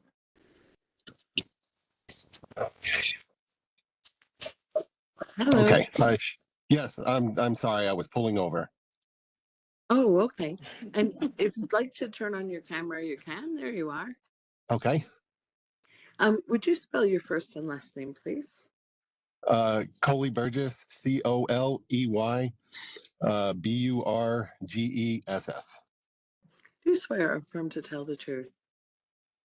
Yes. Thank you. Go ahead. Okay, thank you. Good morning. I'm Sarah Stevenson. I'm an attorney appearing on behalf of Carlsbad Irrigation District today. Thank you for hearing our testimony. Mr. Burgess, on behalf of which entity are you appearing today? The Carlsbad Irrigation District, for which I am the manager. Okay. And can you please briefly describe your education and work history? Yes, I received a Bachelor's of Science in Mathematics from New Mexico State University. I also received a Bachelor of Science in Engineering Physics with emphasis in electrical engineering and quantum physics. And then I finished everything except for my thesis for a Master's in Electrical Engineering. I spent about 13 years as a project manager and capital engineer at the Mosaic Potash Mines in Carlsbad, New Mexico. And I have been the CID manager for the last 5 years. And Mr. Burgess, before you were CID manager, were you a board member? I was a board member for 7 years before becoming the manager. Okay, thank you.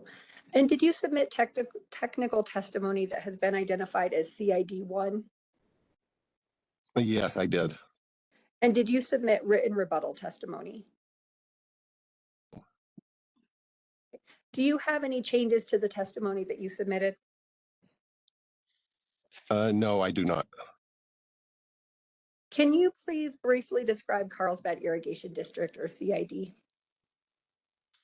CID administers the Carlsbad Project, which was created in 1906. And we gained ownership over all of our canals and laterals, ditches, and drains from the BOR, the Bureau of Reclamation, in 2001. We store water in 4 reservoirs along the Pecos and deliver irrigation to approximately 25,055 acres of water righted land within Eddy County, New Mexico, for about 800 members. And we do this pursuant to water rights decree that was issued to CID and Reclamation. Our offices are located in Carlsbad, and in addition to myself, CID has about 28 employees. This includes office staff, ditch riders, maintenance staff, and dam tenders. CID is a public entity governed by a board of directors, and we are funded only by member assessments. Then we also have the leasing of mineral rights, and then we have fees paid for right of use permits issued to individuals and entities seeking to use CID's fee property or cross CID for irrigation. Thank you. Does CID have any obligation to provide a specific quality of water to its farmers? No, we are only obligated to deliver as much water as possible, subject to the limits of our adjudicated order. We deliver that water to every single member who orders water. Our water rights decree and the statutes under which we were established and the agreement with the farmers dating back to the founding of a CID do not require us to monitor or take actions regarding water quality. Has CID ever been subject to EPA NPDES permitting requirements or Army Corps Section 404 permitting for your canals, laterals, ditches, and drains? No. CID and Reclamation, we are subject to 404 permitting for work on the Pecos River, but not we are not subject to EPA or Corps permitting on our irrigation infrastructure. So that would include canals, laterals, and drains. Do you agree with the testimony regarding the concerns of the agricultural districts that CID, MRGCD, PVACD, and EBID regarding the proposed rules and the proposed amendments that have been discussed already this morning? Yes, we generally agree with the testimony submitted regarding the proposed rules, and I believe you'll hear a little bit more from Mr. Kasuga after I finish. Okay, thank you. And can you briefly summarize CID's main concerns with NMED's proposed rules? Our main concern is that the NMED would maintain the agricultural exemption to the Surface Water Quality Program for agricultural return flow, and that the maintenance and operation of CID's irrigation infrastructure is not made subject to the new dredge and fill rules. It's our understanding that NMED will propose the agricultural exception to the point source definition in the proposed rules. In the proposed rules, use the term composed entirely of agricultural return flows. This is located at 20.6.2.7.p.6 and 20.6.5.7.k. CID is concerned that we and our farmers may no longer be exempted under the agricultural exemption. We also understand that NMED intends for the agricultural exemption to apply to CID's irrigation infrastructure and not make us subject for the first time to the surface water quality rules. CID strongly supports this understanding, and we request that it be made clear in the final rule. CID's position is that the promulgated rules must be clear, that the agricultural exemption will not be changed from its historical implementation by by EPA. And I'm concerned that the time to comply with the new permit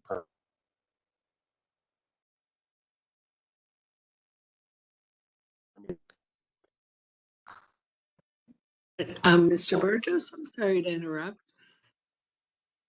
You're breaking up. Mr. Burgess? Foley.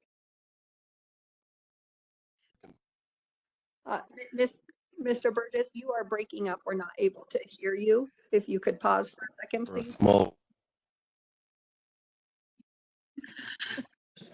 Yeah. All right. So, Mr. Burgess, I'm sorry. If you would please, it might be better for transmission if you turned off your camera.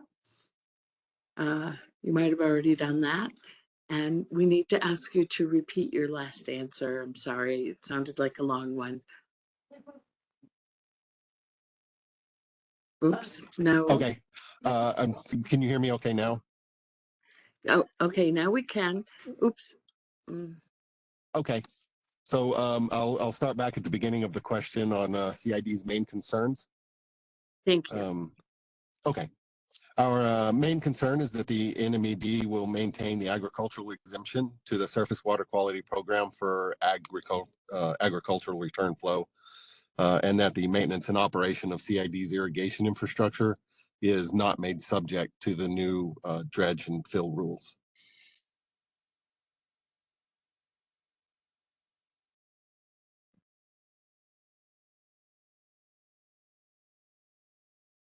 Is that the end of your answer, sir?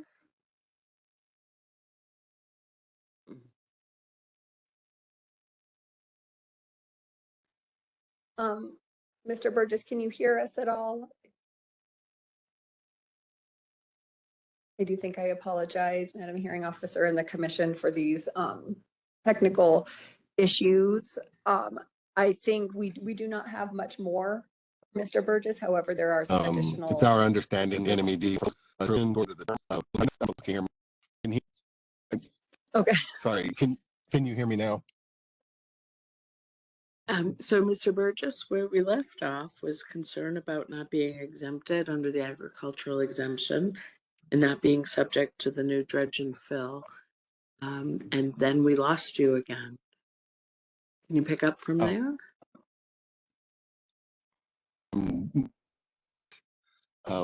Yeah, so it's our understanding that NMED will propose the agricultural exemption to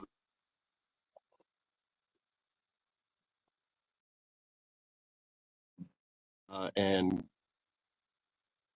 composed entirely of agricultural return flow, and is located in 20.6.2.6 and 20.6.5.7.k. We are concerned that our CID Burgess, and its farmers may no longer be exempted under the agricultural. Yes. Mr. Burgess, I'm sorry, you really raced through the legal citations and we're trying to capture your words on a transcript. Would you pick up from there related to the phrase composed entirely? Yes, ma'am. So the proposed rules composed entirely of agricultural return flow. And these are located at 20.6.2.7.p.6 and 20.6.5.7.k. And we are concerned that CID and its farmers may no longer be exempted under the agricultural exemption.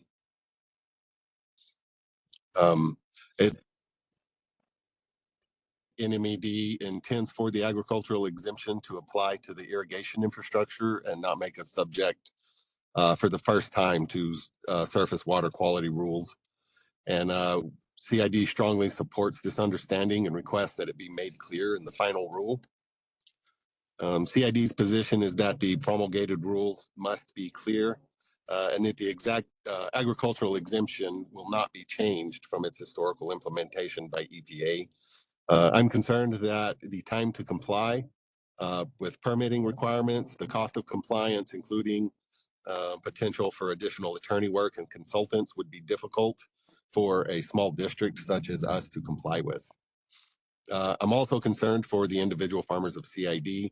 If individual farmers are subject to the new permitting requirements, I expect that many of them would find the proposed rules confusing and would not know how to proceed. The cost and time of permitting would be quite a burden on the farmers and small businesses within CID. Okay, thank you, Mr. Burgess. And I have just a couple more questions for you. Does CID allow third parties to discharge waters into its irrigation or drainage infrastructure? No, as a practical matter, there are a number of roads and driveways that have been built in Carlsbad after the development of the district in the early 1900s. The water sometimes does flow into our irrigation infrastructure. We have a right of use policy that requires businesses, railroads, or public entities seeking to cross our infrastructure to acquire a right of use permit. But as a practical matter, many crossings were installed over the last 120 years that have not been authorized by CID. We are currently working to address this. Our right of use policy does allow for an application to discharge foreign waters into CID drains. This type of right of use may only be issued if the applicant has all necessary state and federal permits, including discharge permits. In my tenure as CID manager, we have not issued any rights of use to discharge foreign waters, and there are no current valid authorizations to discharge foreign waters. CID does not obtain title or ownership of any third-party water discharged into our infrastructure. Mr. Burgess, if needed, will CID update its right of use policy to address a CID permittee compliance with regulations that are being proposed by NMAD today? That is, if an NMAD surface water quality permit is required, will CID require its right of use applicants to have such a permit? If required, yes. We want to make sure that anyone who has a right of use under state and federal laws, as we currently do. But CID will not be responsible for the monitoring compliance with the permit issued by another entity. Okay, thank you, Mr. Burgess. Madam Hearing Officer, I'd like to move for admission of Exhibit CID 1. Thank you. I'll pause in the event there are objections. CID 1 is admitted. Thank you very much. Thank you. Thank you, Mr. Burgess. Mr. Brooks.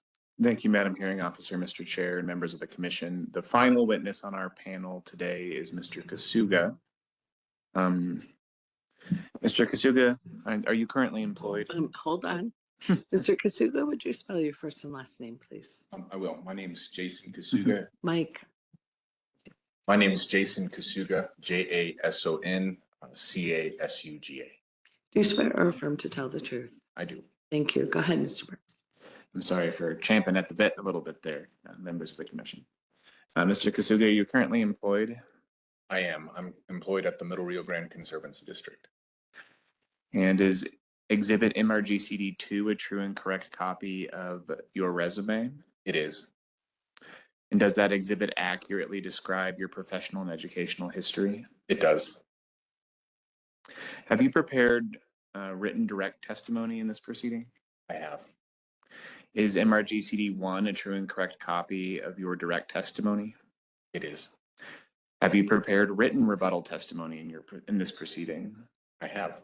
Is Exhibit MRGCD 7 a true and correct copy of your rebuttal testimony? It is.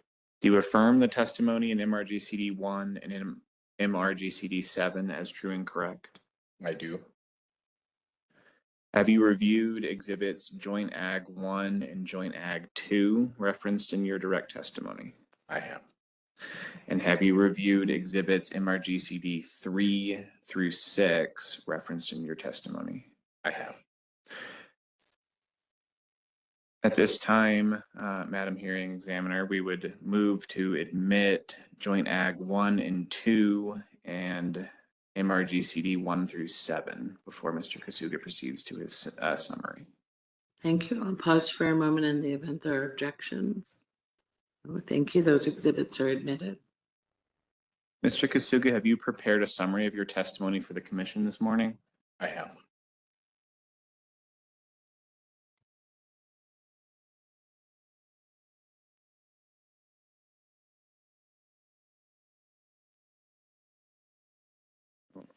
I'm facing a little bit of technical difficulty, Madam Hearing Examiner. I'm trying to share my screen again, and it's asking me to become the presenter. Try it now, Counselor.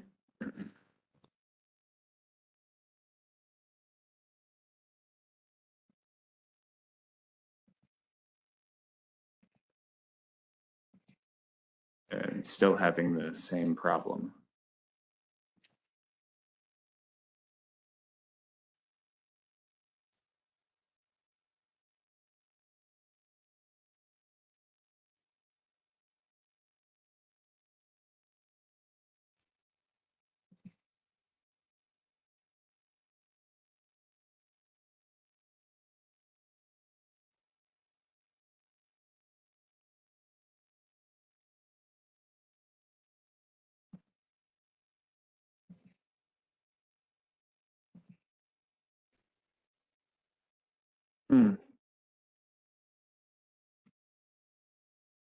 I don't want to delay progress here.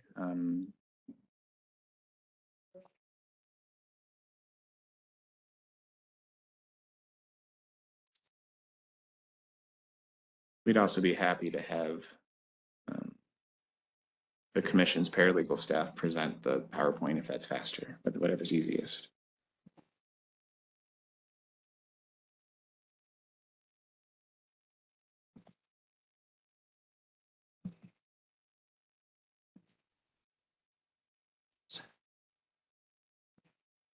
Should I exit and re?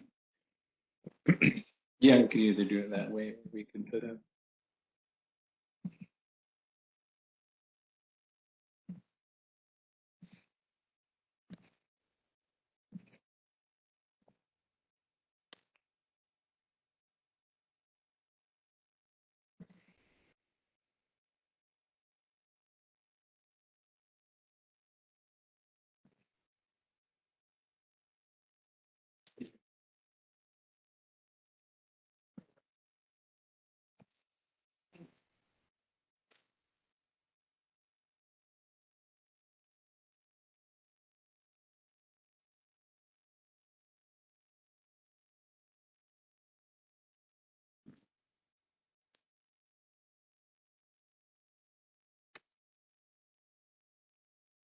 It's the best thing.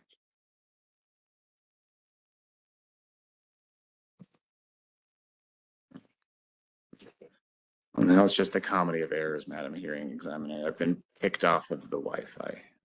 So I think I would say perhaps the best way forward is just to have the commission's paralegal staff display the demonstrative, if that's acceptable. We filed a revised demonstrative yesterday. And I do apologize to the commission for spinning my wheels here.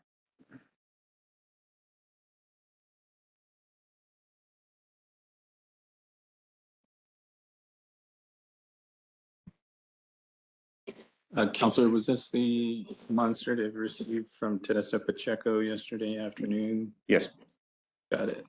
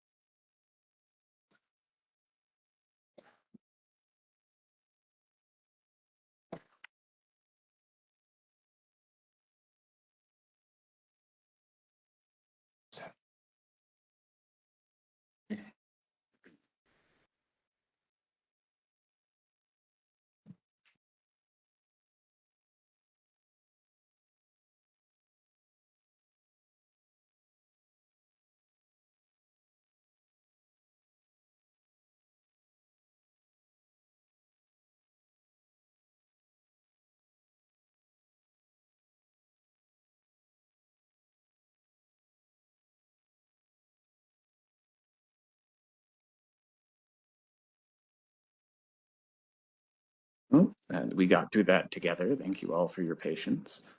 We're now displaying MRGCD demonstrative 1. Do you recognize this, Mr. Kasuga, as a demonstrative that you prepared to summarize your testimony? I do. And please proceed with your summary of the testimony for this commission. Thank you.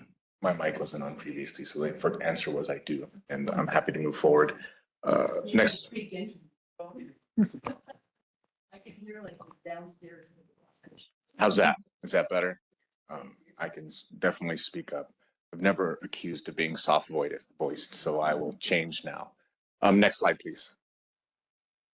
All right, so Madam Hearing Examiner, Mr. Chairman, members of the commission, on behalf of the Board of Directors of the Middle Rio Grande Conservancy District, thank you for allowing me to be here. Thank you to my partners here who are with me at the table as well. So I'm going to be going through who the MRGCD is, background on myself. I am a professional engineer in the state of New Mexico. 19568 is my professional engineering number. I am the CEO and chief engineer for the Middle Rio Grande Conservancy District. I have been at the Middle Rio Grande Conservancy District for the last 10 years. The last 5 years of which I have been the CEO. Prior to that, I was an engineer with the district. Prior to that, I was the engineering manager. Prior to that, I was the chief operations officer. And then prior to joining the district, I worked for the Bureau of Reclamation as a river maintenance engineer on the Rio Grande, basically through all of New Mexico. And before leaving the Bureau of Reclamation, I was project manager for river maintenance in New Mexico. And then prior to that, I was in the private sector. I am a proud graduate of New Mexico State University, and I am happy to see oftentimes I am outflanked by some of my other Lobro brethren, but I find that not to be the case today. So I'm very happy to be along with my partners here. Next slide, please. So what will I be covering? I'm going to cover who MRGCD is and what we do, the regulatory baseline that MRGCD's enjoyed, the proposed rules and the changes and why they matter, concerns, the amendments, and then alternative approaches if the commission finds the statutory constraints limit options. So next slide.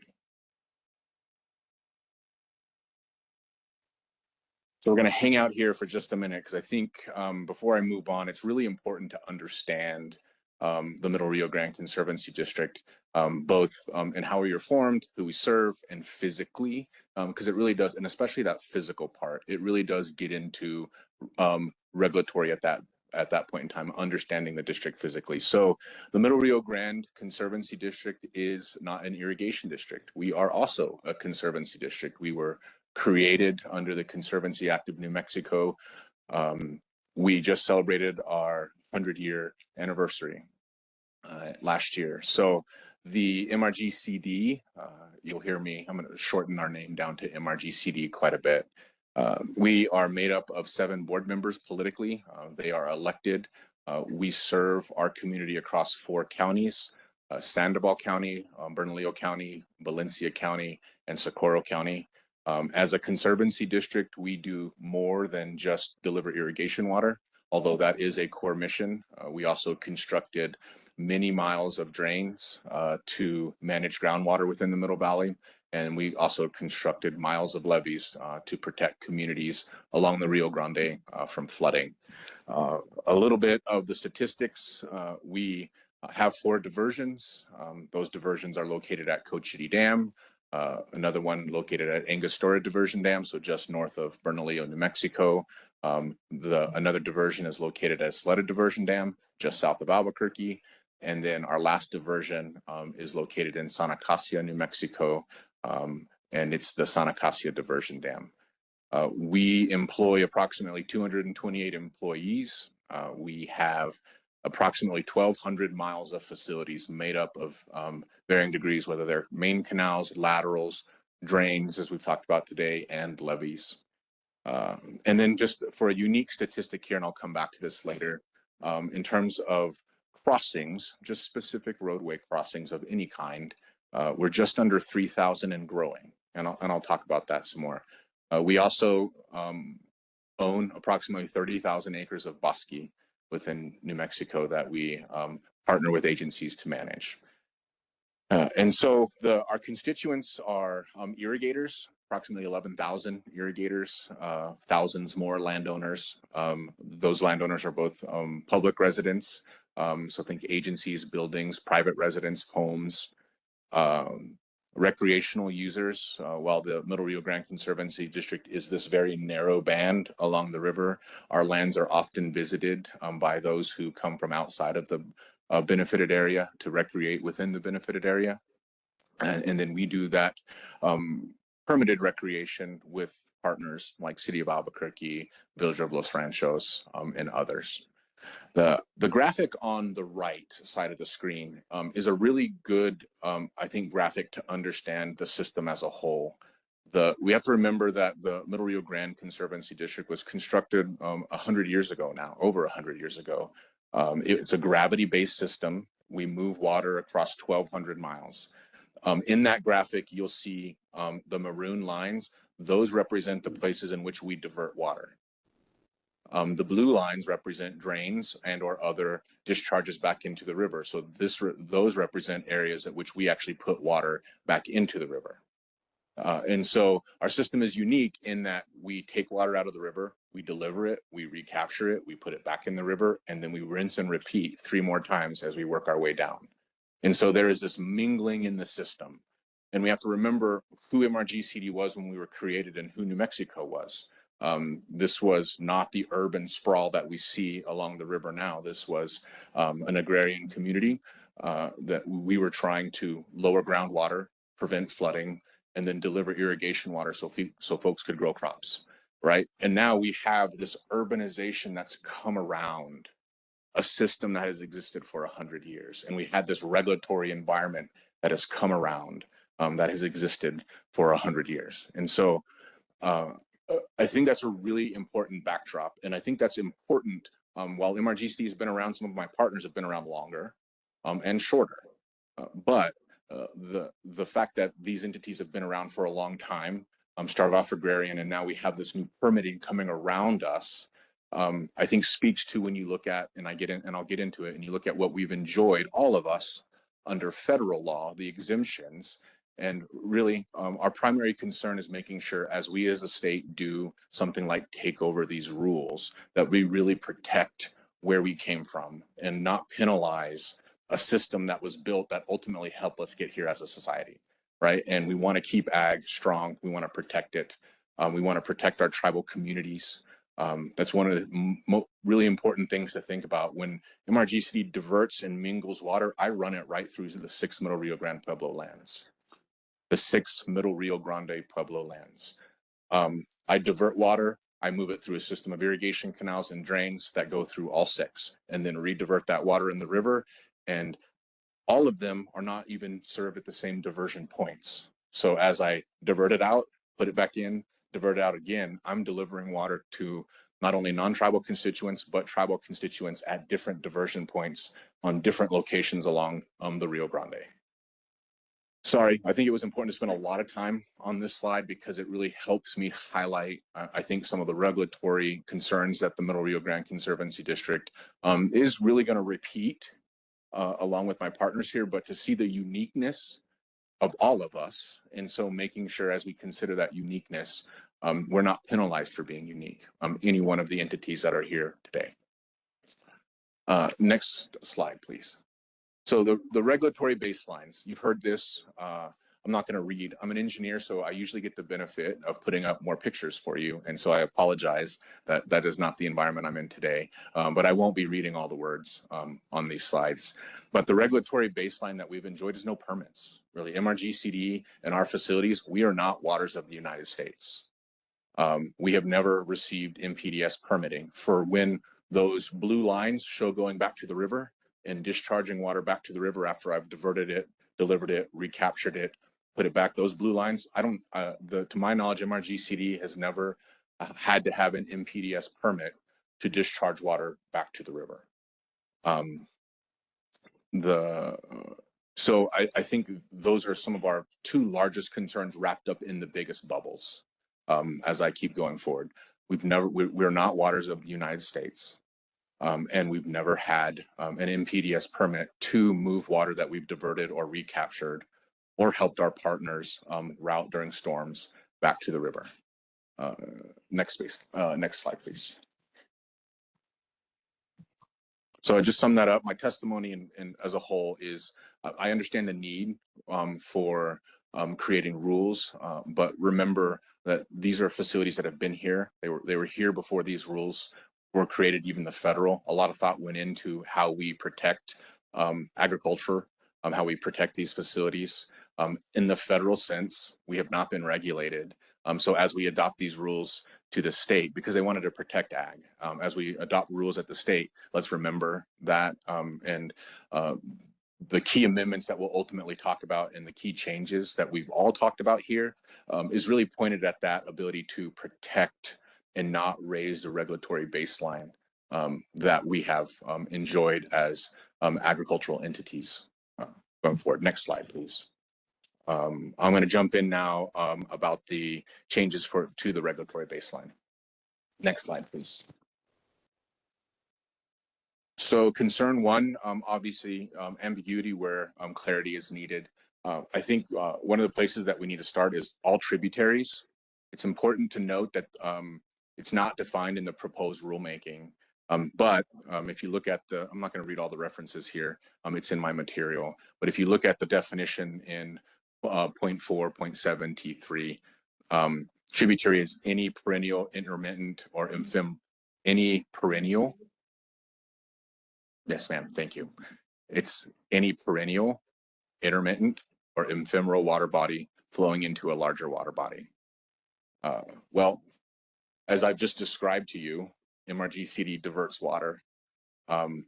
We take water out of the river, it flows into man-made canals.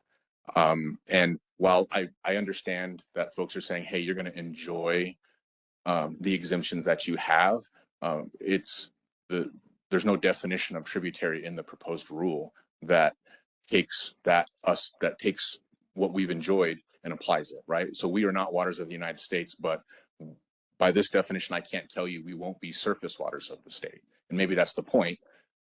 Maybe the point is to make us surface waters of the state.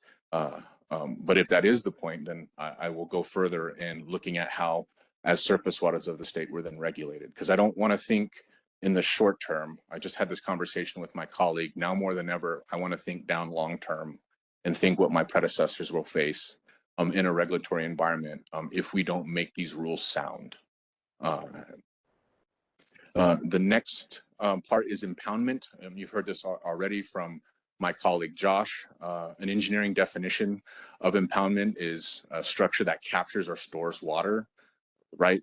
Again, this is not defined in the proposed rule. I am a little concerned if we don't create definition around this when you get into rulemaking, especially when somebody or implementation guidelines, especially 10 years from now, 15 years from now, when somebody wants to relook at that implementation guideline, does that view change? And if the flexibility there for it to change is what this commission wants, fine.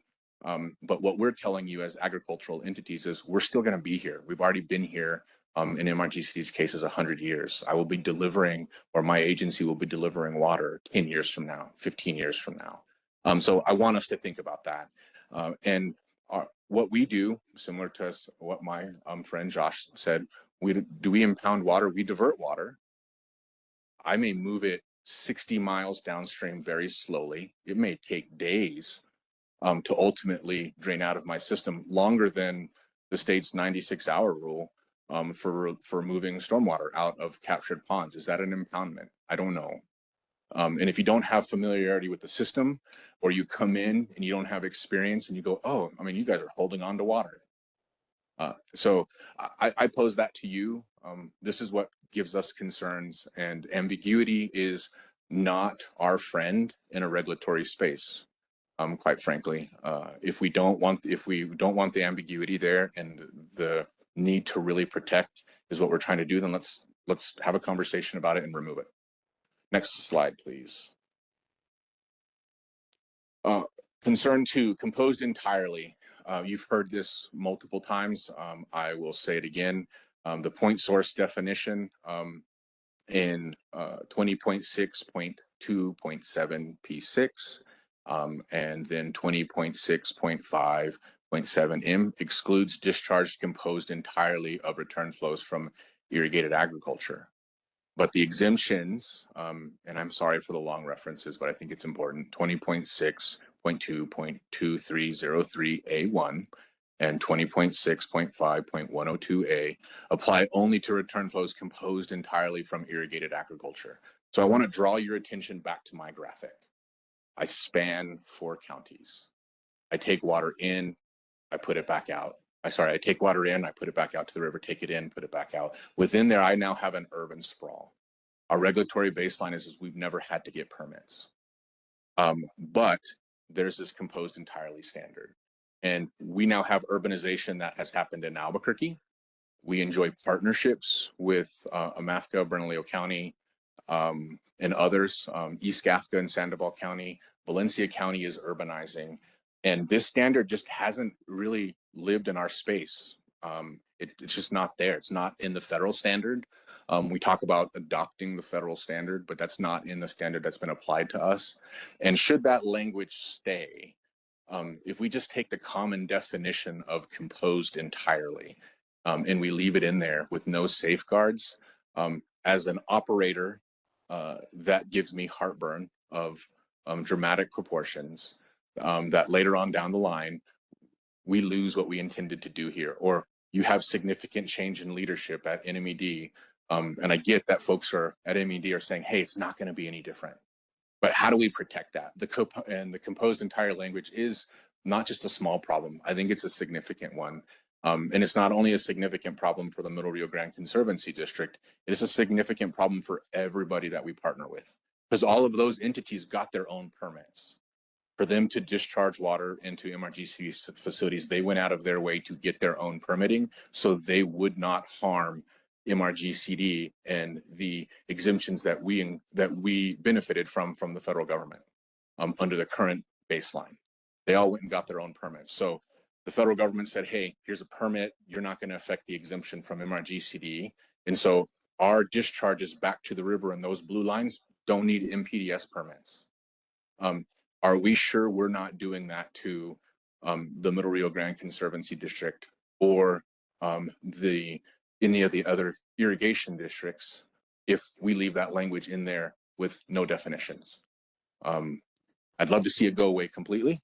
I don't know if that's possible, but surely we can do better than just say everything will be all right, trust us.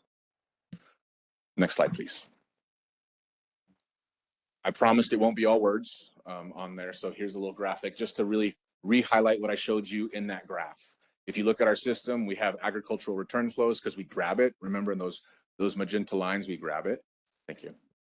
And then we use it and then we discharge it back. But also within that whole system, we allow others. We are not like the Carlsbad Irrigation District. If you look at our facilities, we have drains that basically run the whole valley. If we didn't allow and we didn't partner with others, imagine no other way back to the river under current regulatory conditions other than going to go get new federal and state permits every time you wanted to discharge.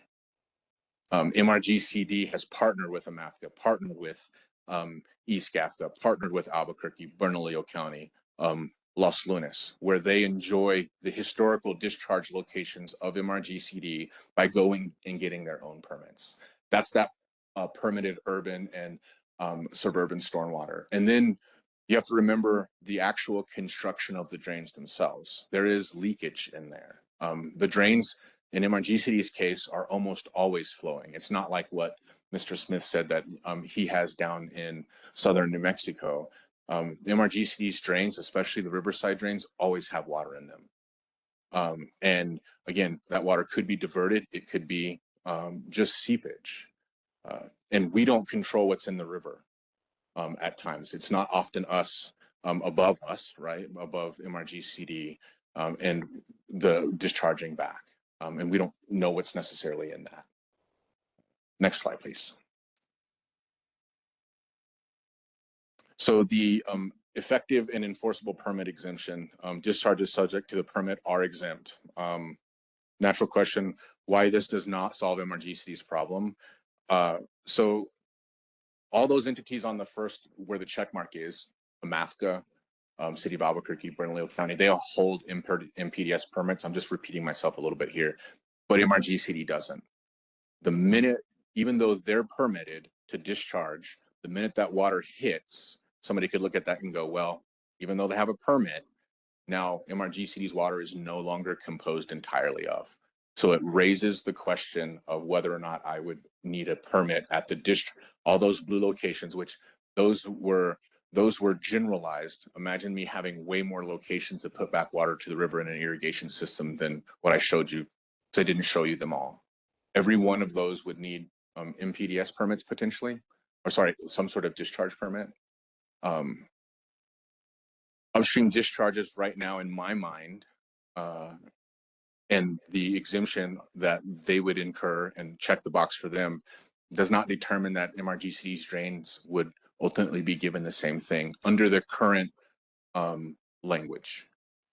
And so that's what I'm asking us to think about, is if I've never had to have it, I've done all these really good partnerships, which is moving water back to the river as efficiently as we can, which we need, reducing tax dollars, because I'm not a stormwater professional, but I know it costs a lot of money to build stormwater and a lot of money to go get new permits if you were not using existing discharges.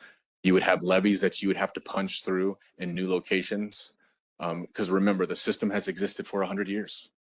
And if we go to a regime where partnering is not possible, or a detriment to the entity that's been here some of the longest, and some of these canals have existed longer than MRGCD's been around, actually.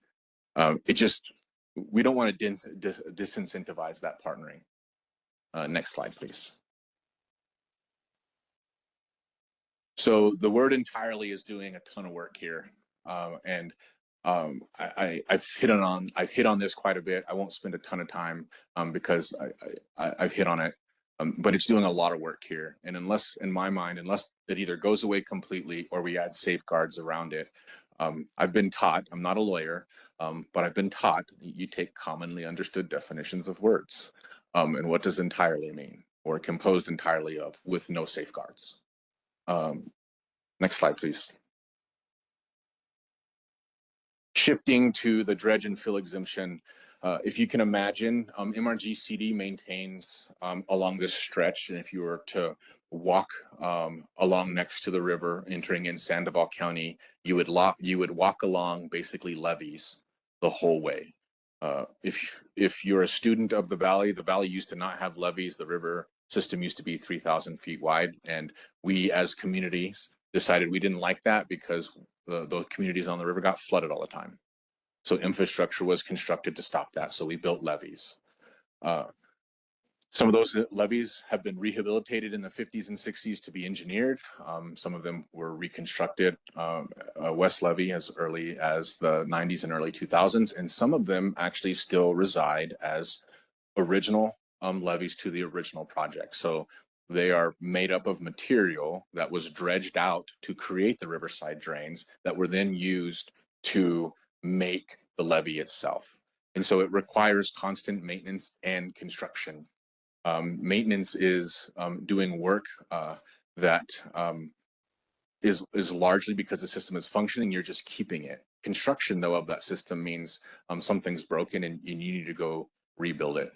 So I'm not sure, at least in what I read, whether or not my actions would be exempt. And here's a good example why I see where I'm at in the slides. Yeah, I'll cover this on the slide and then I'll move on because I really want to get to this levee and drainage discussion. I'm talking about non-farm crossings here too. I'll talk about those in a different slide.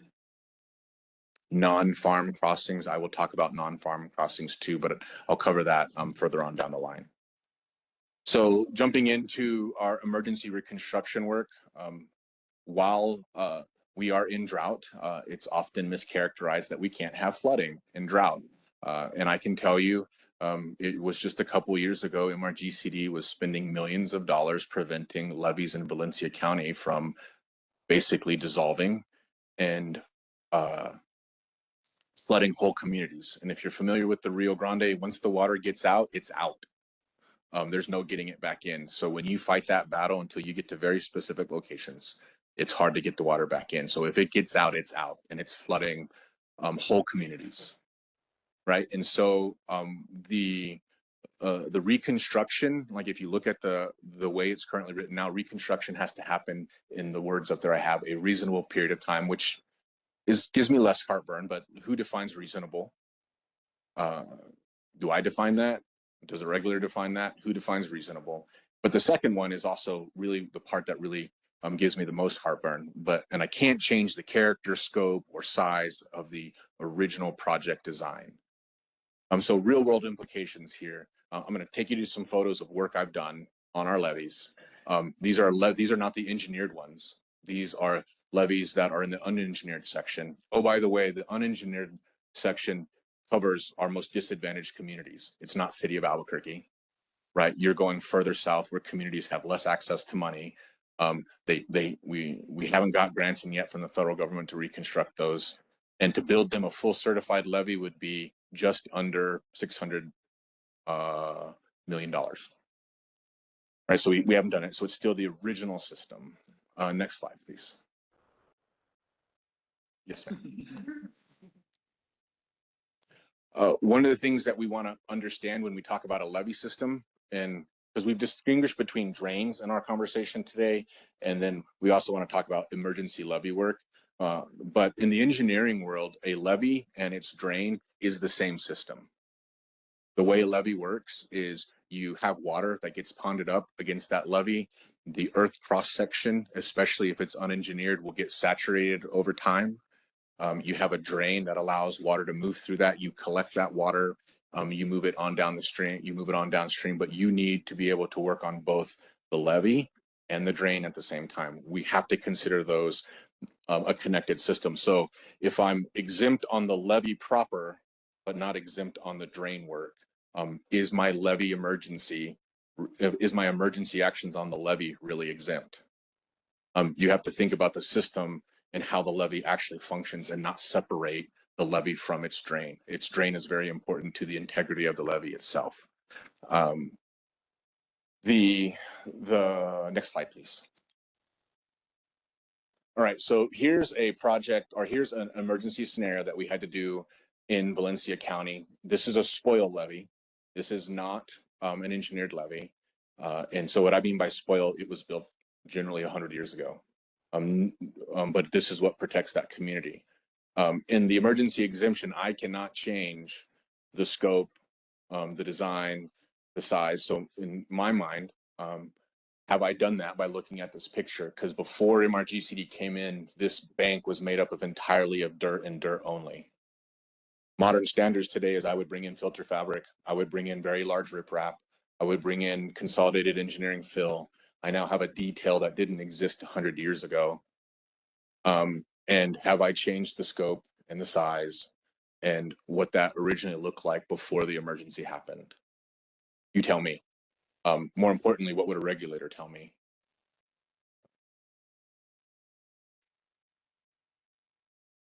All right, moving on to the next slide, non-farm crossings. My friends have talked about this. MRGCD, we serve both urban, non-urban. There's thousands of crossings within MRGCD's rights of way. Again, the status quo is MRGCD's facilities are not waters of the United States. So when a person has to go build a crossing to their home, they don't have to get a 404 permit for that. I understand that farm roads would be exempt from that, but what's a farm road? I can take you to multiple communities and multiple places where the home that a farmer lives in has a crossing to it, but then where he takes his heavy equipment across the same ditch has its own crossing. So which one's is the one to the home a farm crossing, or is the one to the farm a farm crossing? And so is one subject to the permit, even though the farmer lives there? But if you take farmers out of it, let's go into the North Valley, or let's go down into the sprawling that's happening in Valencia County. They're doing subdivisions, and a house may get its direct access from a crossing to their home. Does that now require a permit? It would not under the federal regime. Again, MRGCD's facilities and our drains and ditches are not jurisdictional. We've never received a WOTUS decision. We have been challenged. FYI, I think I glossed over that in one of my slides. About 2 years ago, the Corrales Acequia, the Corps issued a jurisdictional determination for the Corrales Acequia.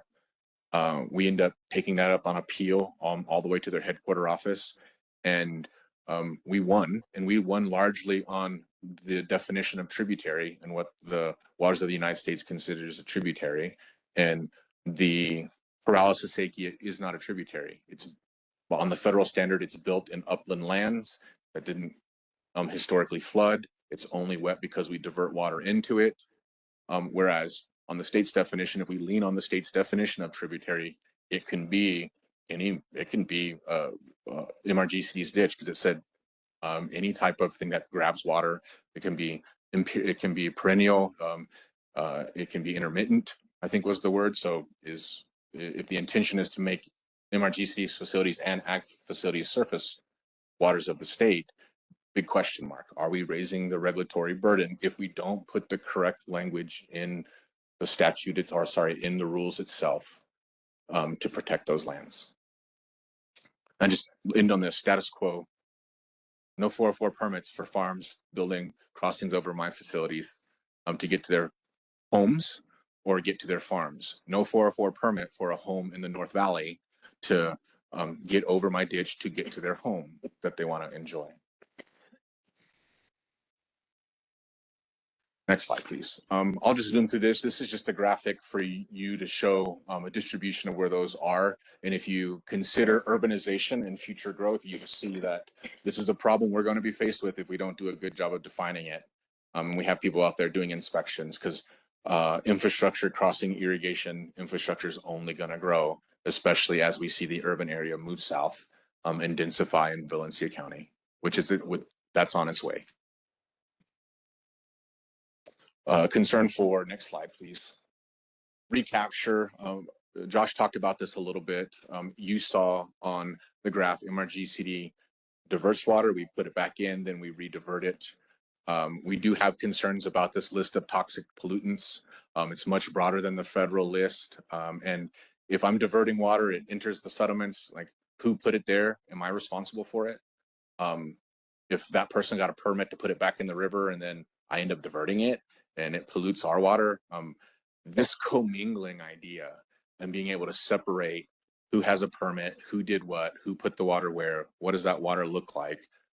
In the storage sense, I know folks like, hey, there's different colors of stored water, but in the practical sense of moving water through canals, there's no color. You can't tell the difference. So we share the same concern. If I'm dredging our drains on water that we've diverted, or I'm dredging an irrigation ditch and we find something in there that is on this broader list, what's now the regulatory burden for us to clean it? Because MRGCD is similar. My job is to deliver irrigation water as one of those missions. I'm not out there testing it. Oftentimes I'll have people come and say, deliver it now. I need it. And they're not asking for us to test it. They want access to the water because they're trying to grow crops. Next slide, please. Next slide. So proposed amendments. This is in my direct testimony, but I'll just go through them real quickly. We want to clarify scope.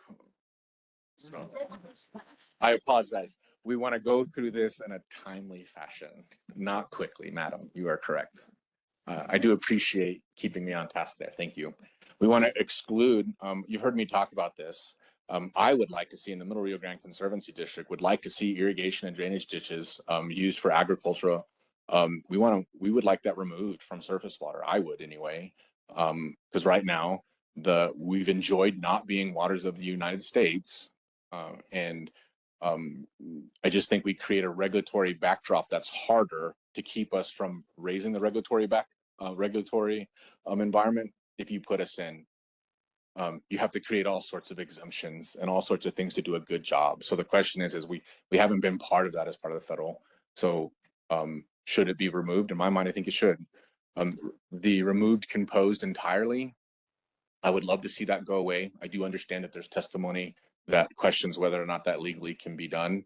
But surely, if we can't remove composed entirely, we can do. I'm not a lawyer, but I didn't see anything that keeps us from doing a good job of putting some definitions and some protections around composed entirely. We want to treat drains fairly. Right now, a lot of this covers our irrigation, but are we truly covered in these drains? Crossings and infrastructure as a whole. I think when we get into the regulatory environment, why I put that up there so that folks can see, it's very complex. I don't know how much anybody spent on the ground driving around. And I know it's a big state, but even coming, I'd invite anybody to come and drive around with the MRGCD. I think Josh would do it with EBID, a representative sample of all of these types of infrastructure, and see if that's helpful in making our case and in seeing how difficult it would be. This recapture risk, I think we need to put some thought around who's responsible for some of these pollutants and this larger list once it gets into the irrigation system, because we're just trying to divert water. We're not the creators of the pollutants. We're trying to move water to constituents, and we surely don't want to be penalized when we're just doing maintenance on our system. Somebody does a check of what's in that soil or what's in that water, and that triggers something for the MRGCD. And then just, we've said it, I've heard it, I think I've said here from NMED, align with the federal baseline. That federal baseline, you've heard from all of us, is unpermitted, like exempt, no permits. Never have gotten a 404 permit to build anything in our right of way. Haven't made a landowner get one either. Don't have an MPDS permit for MRGCD's water going back to the river. Even though that we have partnerships with stormwater municipalities, that has been protected. I'm almost done. Thank you for listening to me. I'm almost done.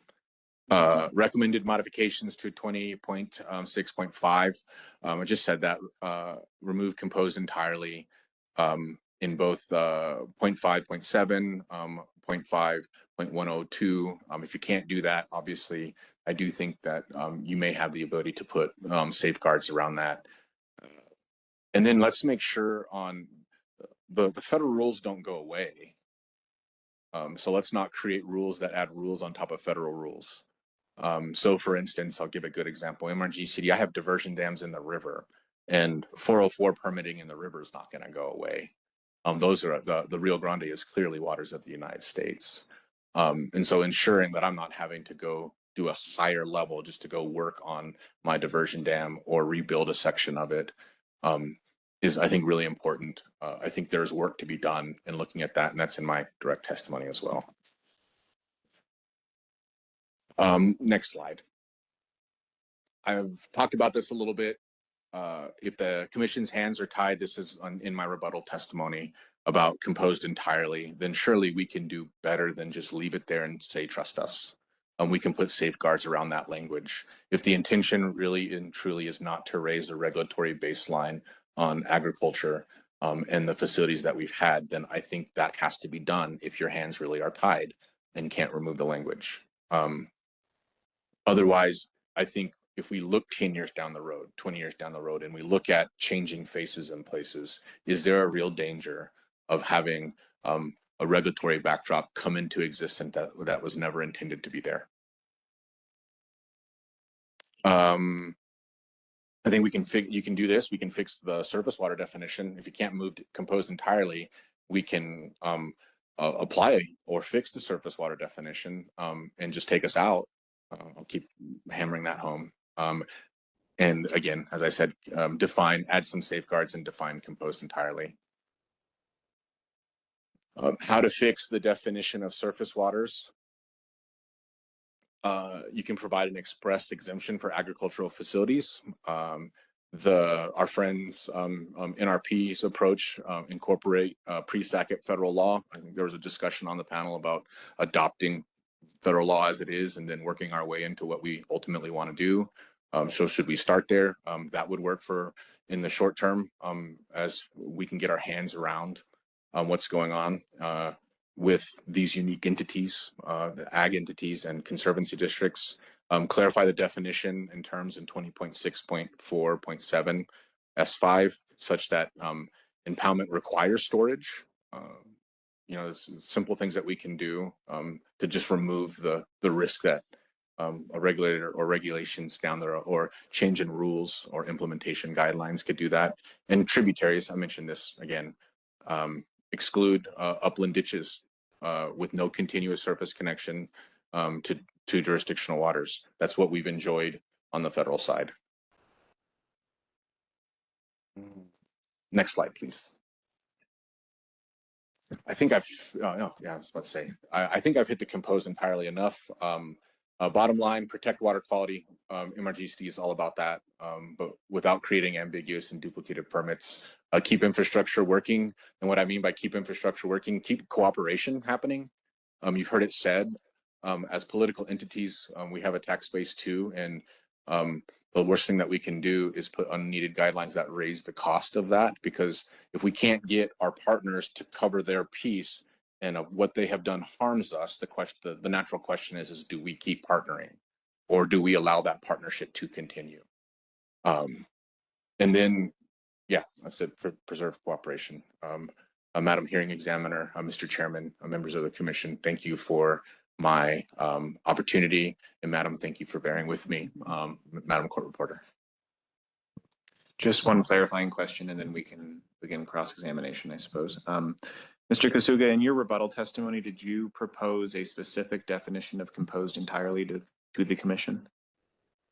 I did. What slide is that on? Second slide. It's the one that we skipped. Though. On 25? Yeah.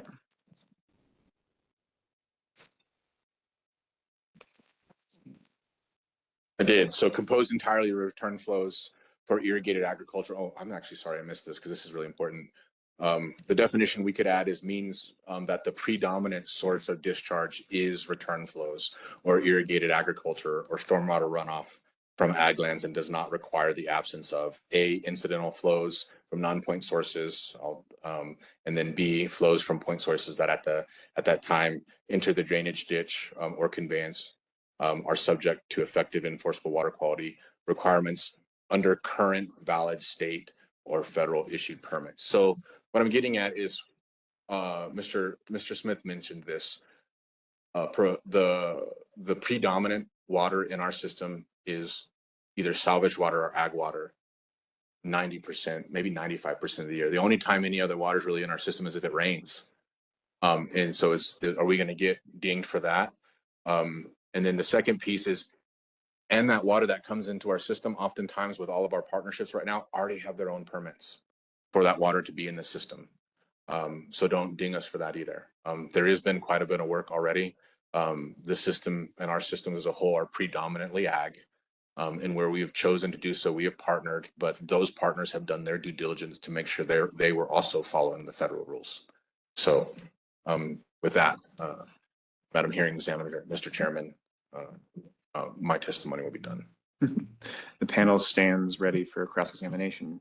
All right, I think we need a very short break. If we could come back at 11:35, please, and then we'll see what we can do for cross-exam before lunch. Very good, thank you.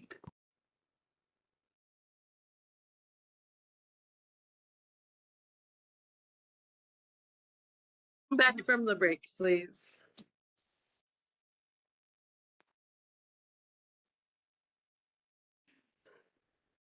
We are back after a short break in order to try to maximize the time for questioning before the lunch break and, of course, before public comment at 1 p.m. I have a request from Mr. Domenici that questions Mr. Smith be questioned first, and that we then do a second round of the other three gentlemen. Are there objections to that? Mr. Domenici and Mr. Smith have a conflict in their schedule. No? All right. In that case, Mr. Mullenberg, Mr. Boutsier, does NRP have questions of Mr. Smith? All right, thank you. Does Mr. Stump have questions of Mr. Smith? Madam Hearing Officer, no questions. Thank you. Questions there. Ms. Taylor? Thank you. Mr. Perkamenko, you might be on the platform. No? No, thank you. All right, thank you. Let's go to Ms. Richards, who might be on the platform. Okay. Ms. Dolan, who might be on the platform. Yes, Madam Hearing Officer. Okay, thank you. I don't know if we have Mr. Maxwell or Mr. Weatherby. No, okay. Mr. Crimsey, no questions. Ms. Miller, I don't know if she's on the platform. No. Mr. Micklejohn, do you have questions? Mr. Micklejohn declined. Ms. Fox? No questions for Ms. Fox. Ms. Udall, I did see you on the platform.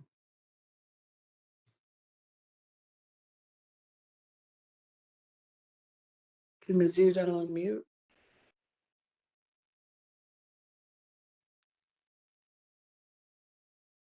Okay, she might have stepped away. And Ms. Scott? No questions for Ms. Scott. All right, let's start at this end. For commission questions, Commissioner Vihil? No questions, Commissioner Sloan? I'd just like to ask one. All right. We talked a lot about composed entirely. Would something like composed entirely of agricultural return and other legally permitted discharge address your concerns? Yes, I believe that would. Thank you. Commissioner Thompson? Thank you. And it's nice to meet you in person. And I appreciate the testimony of you and your colleagues. You're familiar with the state's 50-year water action plan. Yes, sir. One of the areas that it discusses is stormwater capture.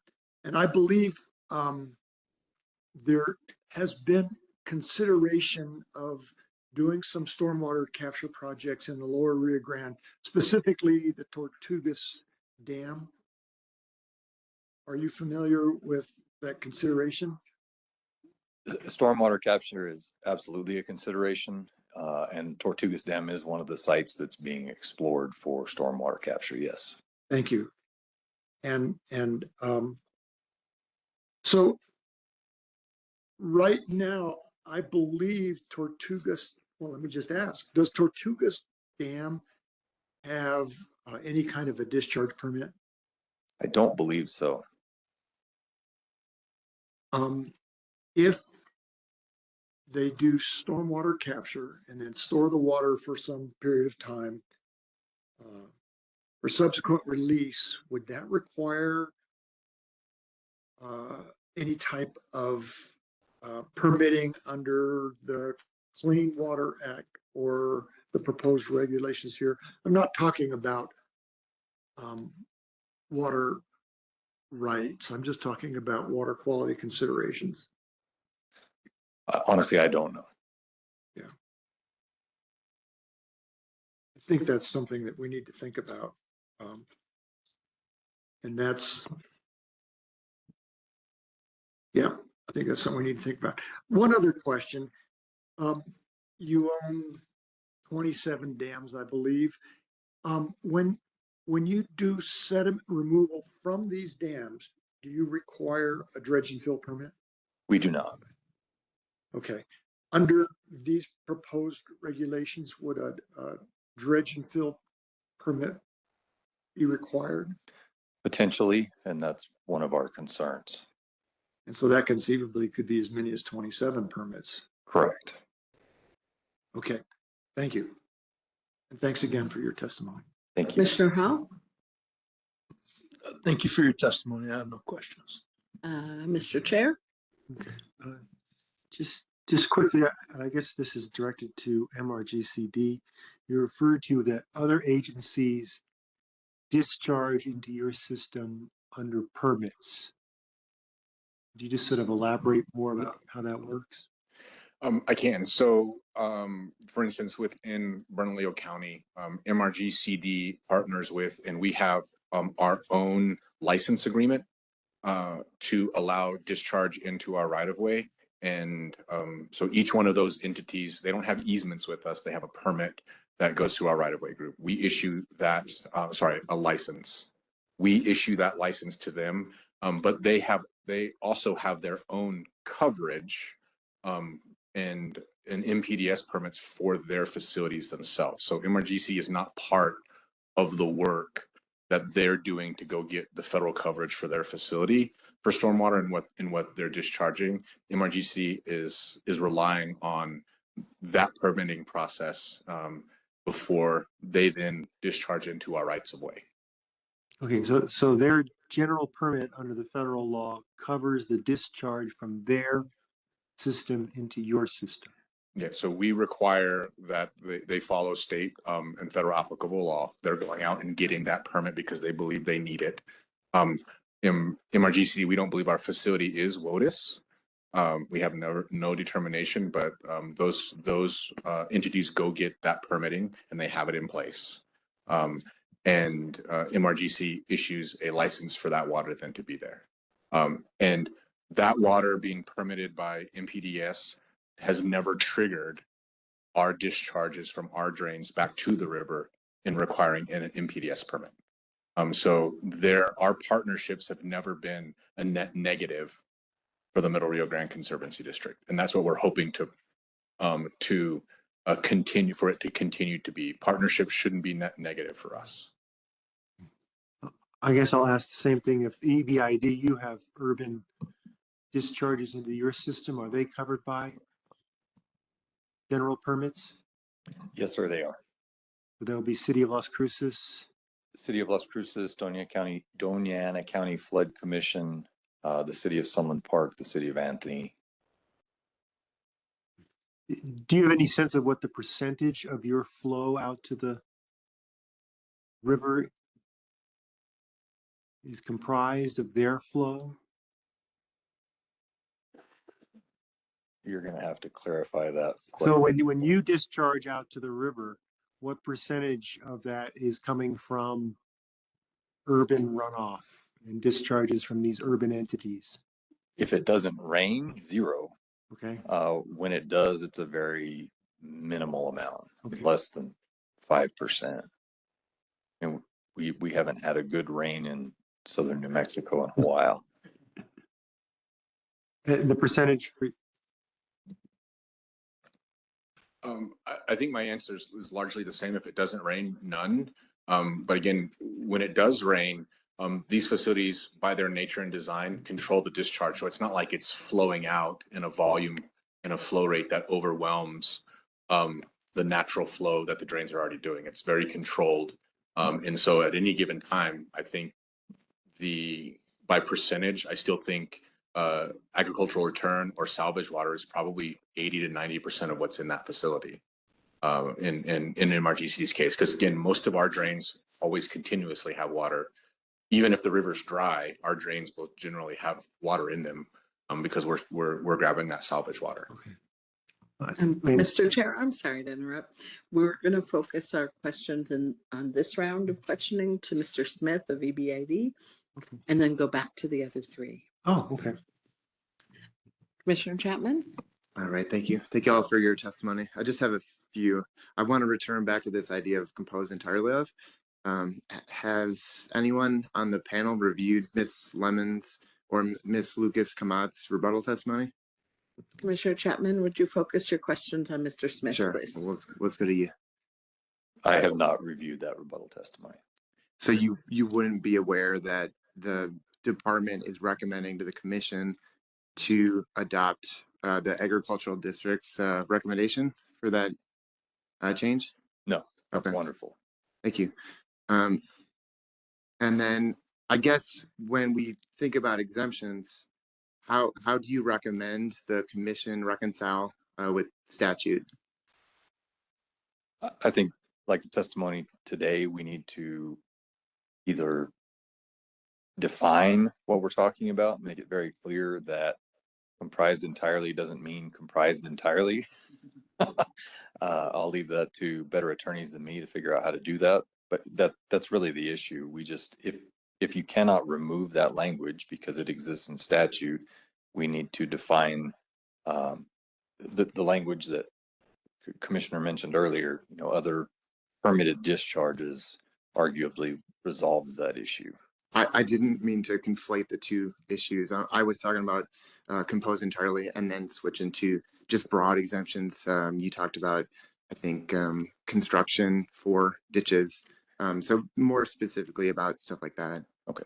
So my understanding is we have an exemption for construction and maintenance of irrigation ditches. And then the rule reads only maintenance of drainage. All we're asking for is that the exemption be applied equally to both types of structures, so that if construction is necessary within drainage canals, not irrigation canals, that exemption also applies. So then how do we reconcile that with Senate Bill 21? Sorry, I don't follow. The exemptions enumerated within Senate Bill 21. I don't know. Okay, thank you. Thank you. Commissioner Fry? Madam Hearing Officer, and just to confirm, even though my question really goes to all of them, you would like me to just focus on him? That's the request from Mr. Domenici and Mr. Okay. Smith. Thank you. So, thank you for your testimony, Mr. Smith. And Mr. Kasuga had a slide that I thought put it really well, and I just want to verify this is the same for you. Your district covers flood control. In addition to delivering irrigation waters, it addresses flood control, emergency response, recreation, and bosque stewardship. Would you say that's correct for your district? No, ma'am, that's not correct. Okay. Would you like me to clarify? Yes, please. So we are the New Mexico portion of the Rio Grande project. We're a federal reclamation project. EBID has purchased all of the infrastructure from the Bureau of Reclamation as of 1992. We are a single purpose project, meaning our sole purpose is to provide irrigation water. By the virtue of sponsoring 27 flood control structures at some point in the past, we are also in the stormwater capture and control business, but we do not provide any recreation or bosque maintenance. So irrigation and flood control. Yes, ma'am. Okay, great. Okay, and then as you were talking about how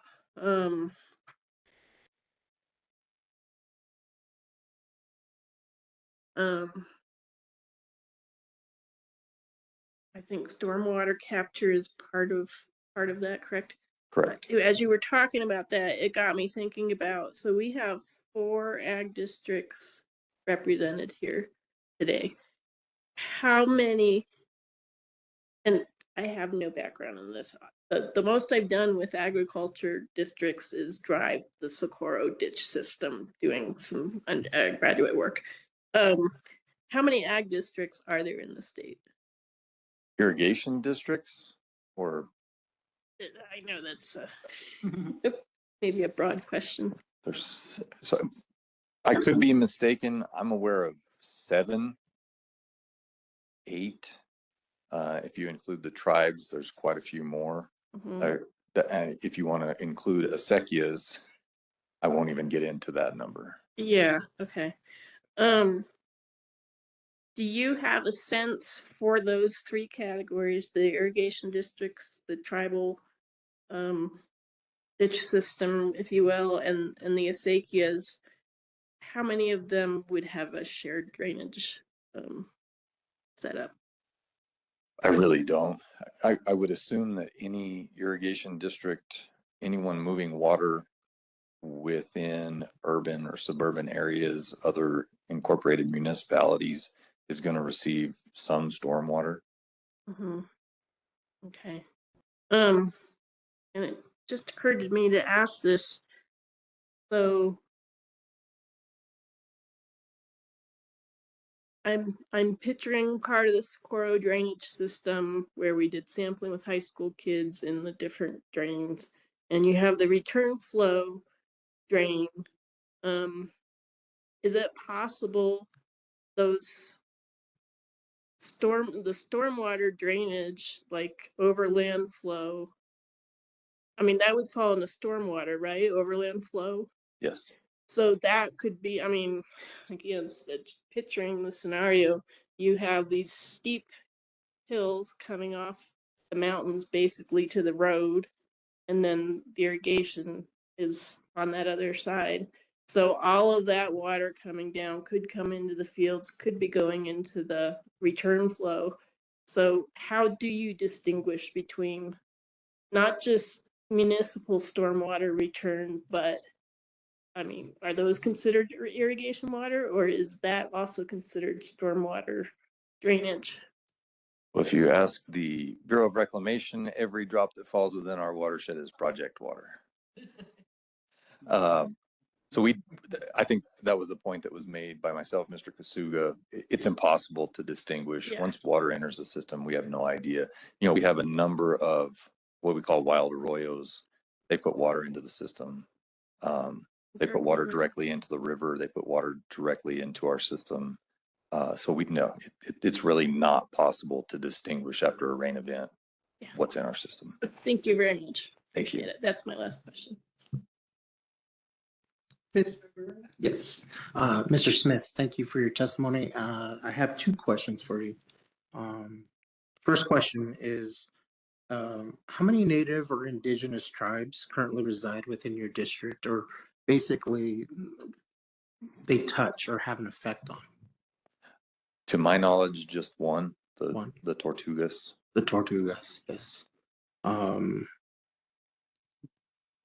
just want to, because that's important, right? We have to keep them in mind as well with, yes, I understand continuing being exempt is very important, but even with that, we need to consider them too. Thank you. So the second question I have and last question is, you said that, of course, funding is rather low for EBID. I know a little bit about how you guys are funded, but how exactly are you funded? Is it through like ratepayers? Is it through permit, like people with permits, users? How exactly is the EBID funded? So the majority of our budget comes from assessments that we charge to farmers and water users. Our farmers pay a flat fee of $110 per acre. And we also, as I mentioned, we have a right-of-way program where people come seeking applications to use a right of use, right of way. We do charge fees for that, which provides additional income.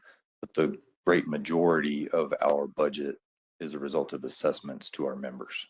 Okay, so just throwing this out there, if we were to see an increase in regulation or permits and all that, I guess it's safe to say it would be difficult to pay those. You'd have to raise everything for the farmers, for the users. Am I correct in saying that? Absolutely. I think during my testimony, I mentioned we, in my mind, have two choices. That's either to raise the assessment that we charge our members or to defer maintenance and construction that we would otherwise do to improve the system. Yeah.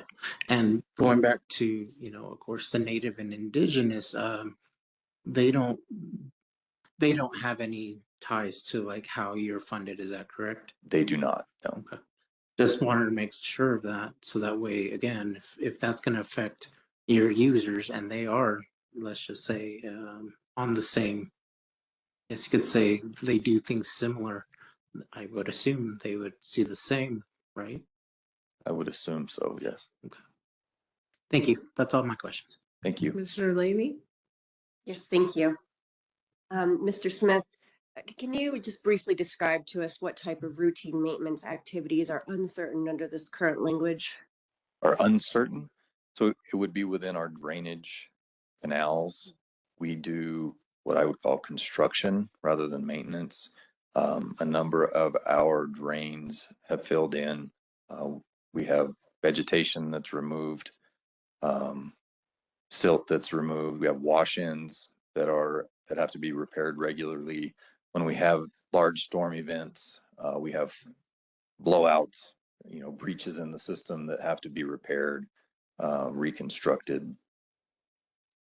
And why should these be treated similar to the irrigation ditches that are provided greater maintenance and construction under the rule? They're all irrigation facilities. Like I said, the drains once served a much larger purpose than they do now. They were used in order to control the groundwater levels. Now our drains primarily provide aquifer recharge. The great majority of our drains don't actually drain back to the river. We drain to the aquifer. So your proposed amendments improve regulatory certainty without reducing water quality protection, right? Correct. And is the district seeking to avoid environmental regulations, or are they seeking to clarify routine operation maintenance of agriculture, water infrastructure, that those remain outside of the permit to program? Yes, we're not seeking to avoid any permitting. We're just seeking stability so that we know the parameters we're operating in. Thank you. All right, I'm sorry, Commissioner Thompson. I'm sorry, I had one follow-up question, and it's response to Commissioner Laney's question. Is removing sediment from dams, is that considered maintenance? Yes. So in that case, it might be subject to it might benefit from the exemption on maintenance? Hopefully, yes. But that's neither not a canal nor a ditch. It's different. Okay, thank you. Thank you. Okay, Commissioner Langer, I think you're on the platform. You stepped away. Is Commissioner Zemlik on the platform? She's not. All right. Anything else from the commission? Okay, Commissioner Bayless, if you can unmute yourself. Or indicate through text to Pamela Luis that you want to ask a question.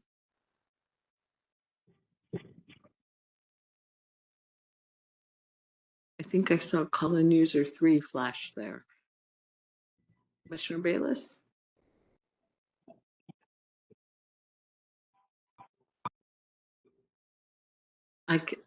You're unmuted.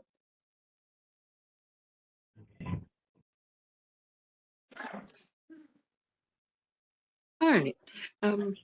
If that's all, is there anything further, Mr. Domenici?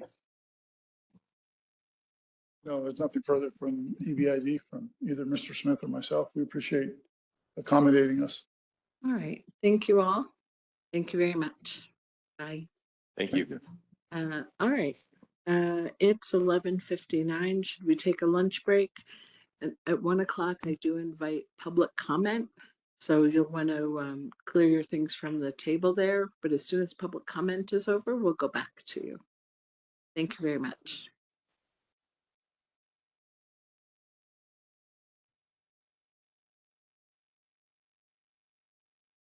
Break, please.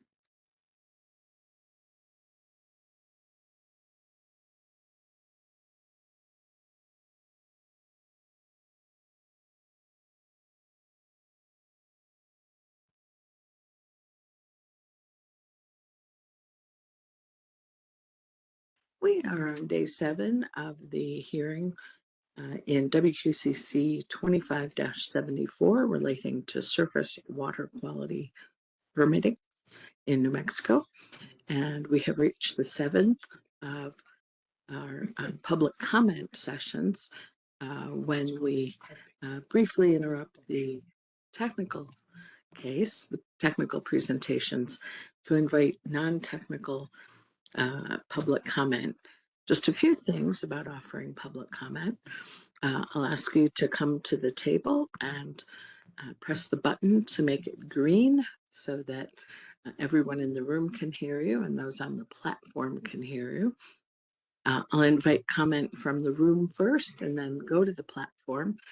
For those who'd like to offer comment from there, I'll ask you to spell your first and last name.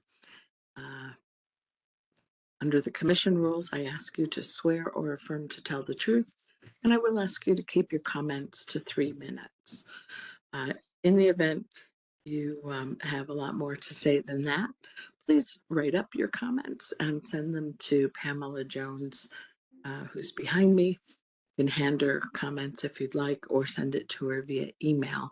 Her contact information is in the public notice. So, sir, I saw you in the room first. Would you like to come up with your students? You can all come up at once if you'd like.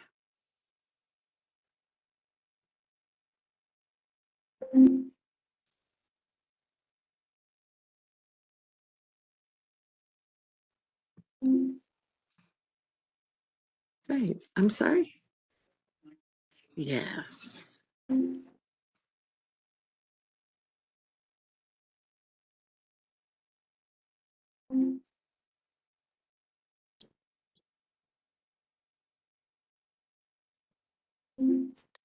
My name is Patrick Iverson. Hold on one second. Okay. Thank you, Kim. PatrickIverson.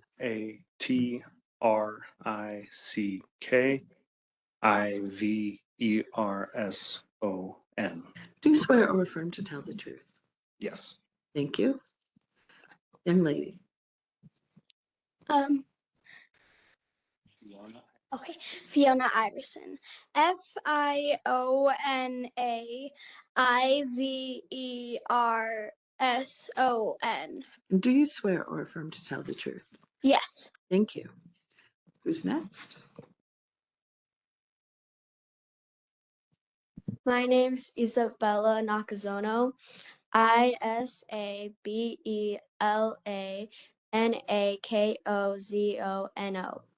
Do you swear or affirm to tell the truth? Yes. Thank you. My name is Hiroki Nakazono. HIROKINAKAZONO. Do you swear or affirm to tell the truth? Yes. Thank you. My name is Stella Iverson. STELLAIVERSON. Do you swear or affirm to tell the truth? Yes. Thank you very much. Mr. Iverson, they can speak in any order that makes sense. Thank you. Good afternoon, commissioners. I was born and raised here in Santa Fe, New Mexico, and our waters have shaped my entire life. My father taught me how to fish when I was very young, and through him, I learned to love our rivers and the wild trout that depend on them. I've been fishing these waters my whole life, and now I have kids and their friends of my own that cherish those same places. I'm also involved with Trout Unlimited, working to conserve and protect the rivers and streams that make New Mexico so special. My father helped start the Truchas chapter, and he recently passed away. I'm here in part because I'm trying to carry forward his love for fishing, his commitment to our waters, and his belief that we have a responsibility to protect wild and native trout for future generations. And this is not theoretical for me. I recently spent a weekend planting willows along the Rio San Antonio to help restore stream banks and improve habitat. I also recently had the opportunity to fly over the Pecos watershed with EcoFlight, and seeing that connected landscape from above made something very clear to me. Our rivers are not isolated channels. They are part of a larger system of headwaters, wetlands, tributaries, forests, and communities. What happens in the small streams and upper watershed eventually affects everything downstream.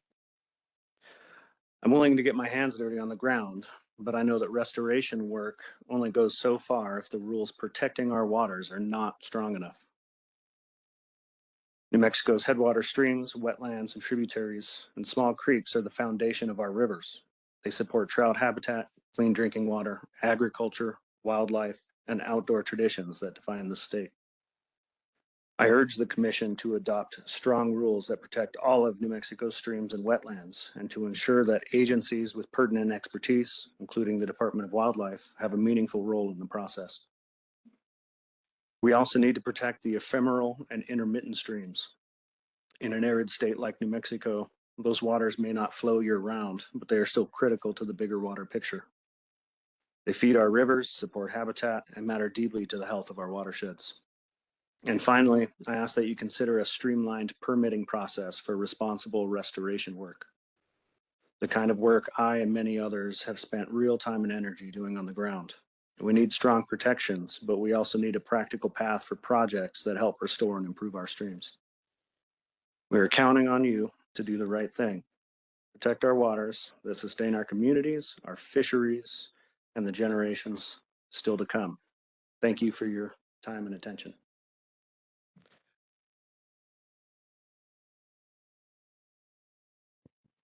I've grown up playing in the rivers my whole life, and I love fishing with my dad. And the rivers in New Mexico are really important to me.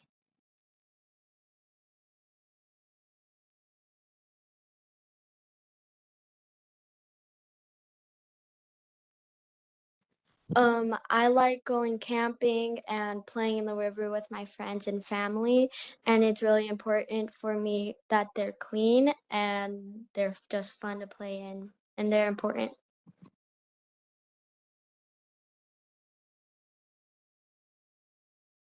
These rivers really mean something to me because I've spent my whole life playing in them and seeing all the fish in the river, and just it's become a big part of my life.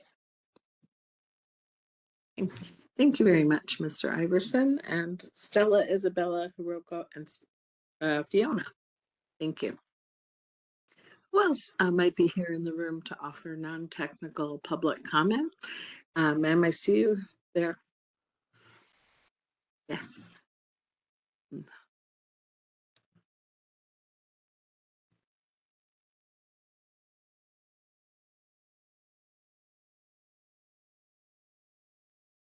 If you would spell your first and last name. My name is Anna Hansen, ANNAHANSEN. Do you swear or affirm to tell the truth? I do. Thank you. Go ahead. Good afternoon, Chair and members of the Commission. I am honored to be the lobbyist for the Pueblo of Pojoaque and to speak on their behalf. The Pueblo has depended on and cared for waterways of New Mexico since time immemorial. Historically known as Powasque Owenge, the watering place, water is an essential source of cultural and religious rites for the Pueblo of Pojoaque.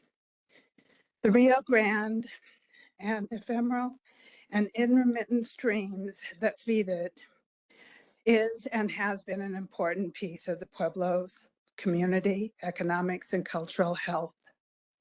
We stand in strong support of the definition of tribal water quality as proposed by the Environment Department in their Exhibit 79A and B. The Pueblo of Pojoaque was involved in crafting of Senate Bill 21 and supporting the bill through its legislative path.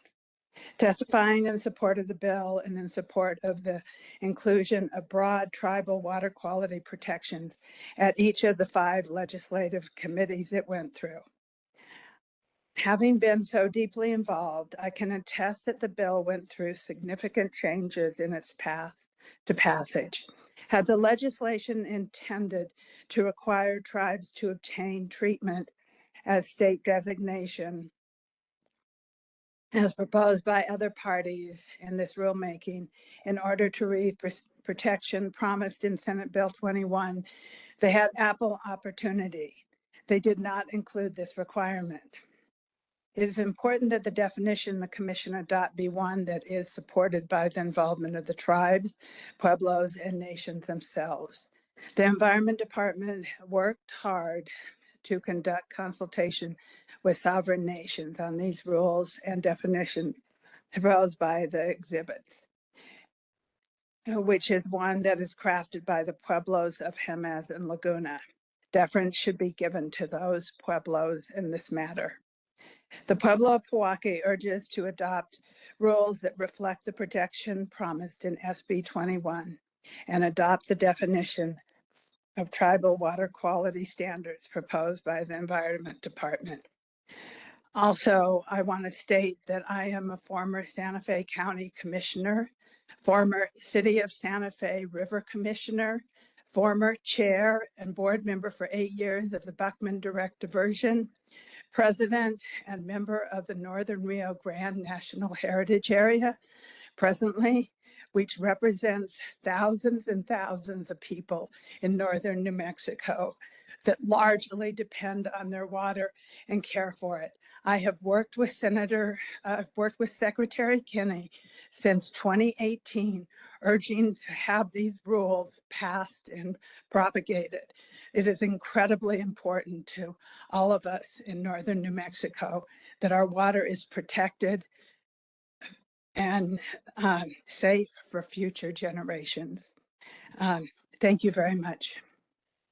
Thank you, Ms. Hanson. Others in the room? Is that you, Dr. Korber? Okay, come on up.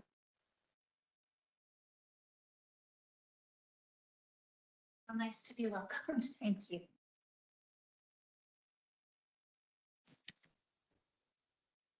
If you would spell your first and last name. Yes, my name is Betty Korber, Bettee, Korber. Do you swear or affirm to tell the truth?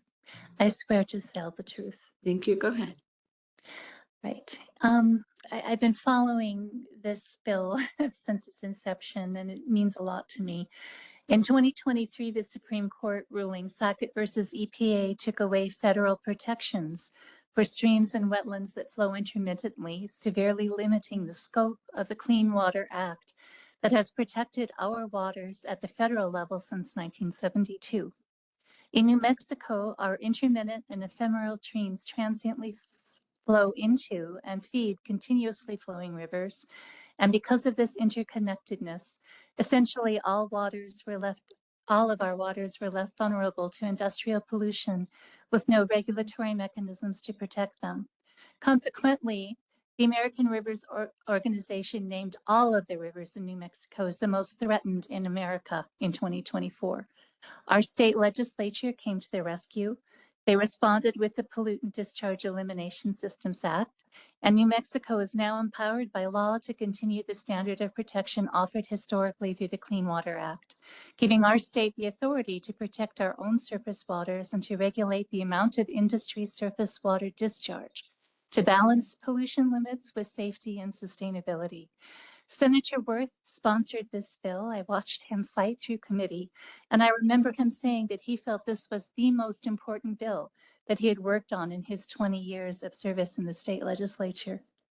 When we open our faucet, we often forget the sweet water that fills our glasses brought to us by our rivers.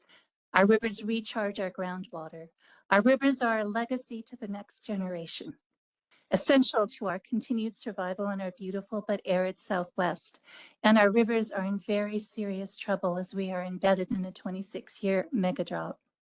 The record low snowpack of 2026 threatens our farms, our cities, water supplies, and our regional ecosystems. The Rio Grande is run dry in Albuquerque and our reservoirs are precariously low. Meanwhile, we are being pressed to enable data centers with insatiable water demands, to open more of our lands to mining, and to allow the oil and gas industry to release their wastewater into our surface waters while the research regarding how to clean these produced waters is still underway. We are at a turning point. But at this precarious moment comes an opportunity for you, commissioners, to do a great good.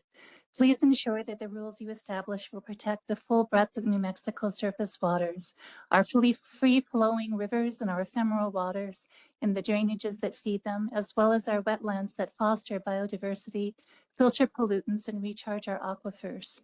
Please ensure that the tribes, the pueblos, and the Isiqui associations have strong voices in decision-making going forward. And please require transparency and enable robust public participation as you're doing today. Thank you. That will give the communities a voice in decision-making processes. Thank you very much. Thank you very much. Anyone else in the room?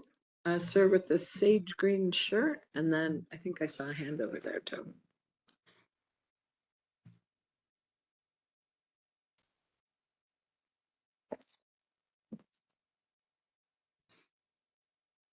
If you would please spell your first and last name. Treston. Last name Chee. Do you swear or affirm to tell the truth? Yes. Please go ahead. Good afternoon, commissioners. My name is Treston Chee, and I currently reside in Santa Fe. I am Dene, born and raised in the Navajo Nation with strong cultural and traditional ties to my people's ways of living. Dene ways of living have irrevocably shown me that the environment around me has and continuously shaped who I am today, along with the generations after me. My experiences of being raised on the reservation has had challenging and rewarding impacts on my life. One of those challenges is the fight for protecting our waters. I'm a graduate from the Institute of American Indian Arts and currently manage a local freelance production business along with fly fish guiding in northern New Mexico's waters. Through my creations with photography and filmmaking, I embody guidance, resilience, and collaboration to share stories that speak of connections, empathy, inspiration, hardship, and generosity in New Mexico. Through guiding fly fishing, I embody educating, advocacy, and mentorship about New Mexico's unique landscape, resilient people, and opportunities to protect our ways of living, which connect deeply to the water and land. These stories speak of water and land. It has shaped New Mexico's people. It has created the most memorable and unique stories. Each story has positioned our livelihoods around water, from the greater Rio Grande Basin that provides sustenance to the communities, to the headwaters and tributaries that breathe life to our mountains. The breath of life does not retain to us, but to the animals and plants that are always neglected. To see our waters protected, it also needs to be responsibly and respectfully managed. The stories I hear and see through my work as a professional photographer, filmmaker, and a fly fishing guide have always been around management of our resources, which leads me to the New Mexico Department of Wildlife, along with tribal leaders, should play a meaningful advisory role in the permitting process and management so these stories can continue. I've seen and heard of communities needing restoration to the water and land, but are met with pending paperwork and delays that can take up to a year of wait. Our communities are paying the price and they need immediate action to see water and land restored for their well-being. My work would not exist if it were not for the people in New Mexico. They provide me with stories that relate to what I stand for, which is protecting all of our waters from ephemeral streams, wetlands to headwaters. The surface water permitting rule should protect all of our waters because what affects one affects all. With that, I want to thank you, commissioners, for the efforts and hope that you will all decide on a strong, comprehensive rule that protects all of New Mexico's surface waters. Thank you. Thank you, Mr. T. Others in the room? Yes, ma'am in the green.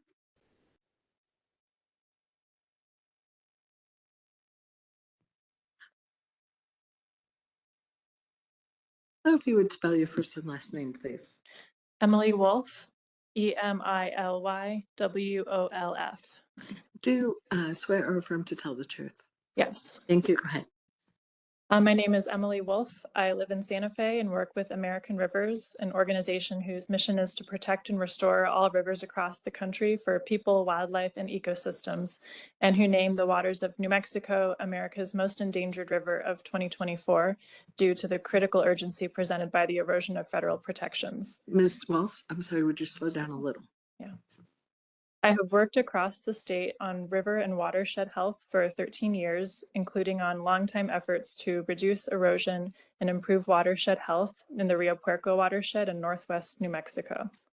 The vast majority of waterways where we worked in the Puerco are ephemeral, flowing only in response to precipitation. Although dry for most of the year, these temporary waterways play a massive role in the health of communities in the watershed, including the Eastern Navajo Nation, Cuba, and many more, as well as on downstream river health and the overall evolution of the landscape.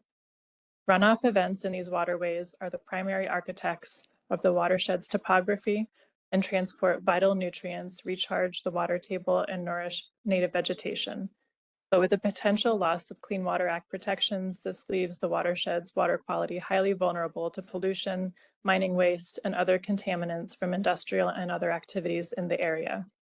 I urge the Commission to adopt rules that protect the full breadth of New Mexico's surface waters, including rivers, streams, and wetlands, and the smaller tributaries and drainages that sustain them, and be at least as protective as lost federal protections, including incorporating the 404(b)(1) guidelines to ensure that impacts are avoided, minimized, and compensated for, protect tribal waters to the fullest extent possible, ensure robust public participation so New Mexicans have a meaningful voice in decisions affecting their water, protect wildlife by requiring meaningful engagement with the New Mexico Department of Wildlife. Thank you so much for the opportunity to comment today. Thank you, Ms. Walls. Ma'am? Ma'am?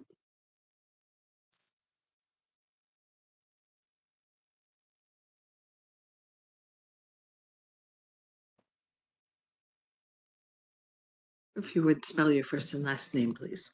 Angelique Maldonado, ANGELIQUE MALDONADO. Do you swear or affirm to tell the truth? I do. Thank you. Go ahead. Good afternoon, Chair, members of the Commission, and Madam Hearing Examiner. I'm the Public Works Director for the City of Farmington. I'm a native New Mexican.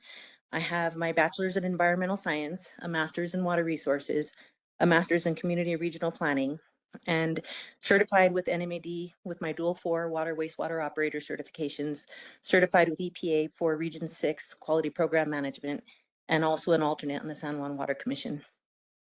I've dedicated more than 20 years of public service in water, air, environmental safety, and health for local, city, state, and federal government, both on the municipality side and as a regulator.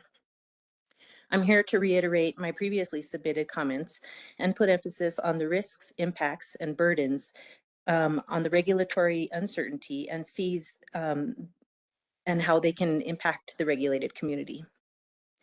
The City of Farmington's stance is that while we recognize that the NPDES permit primacy is likely inevitable, we also feel that it's a tremendous undertaking. And there are many areas that should be fully vetted prior to full implementation. According to a policy spotlight regarding the state-funded water projects conducted by the Legislative Finance Committee in 2024, over a third of our public water systems are in financial distress.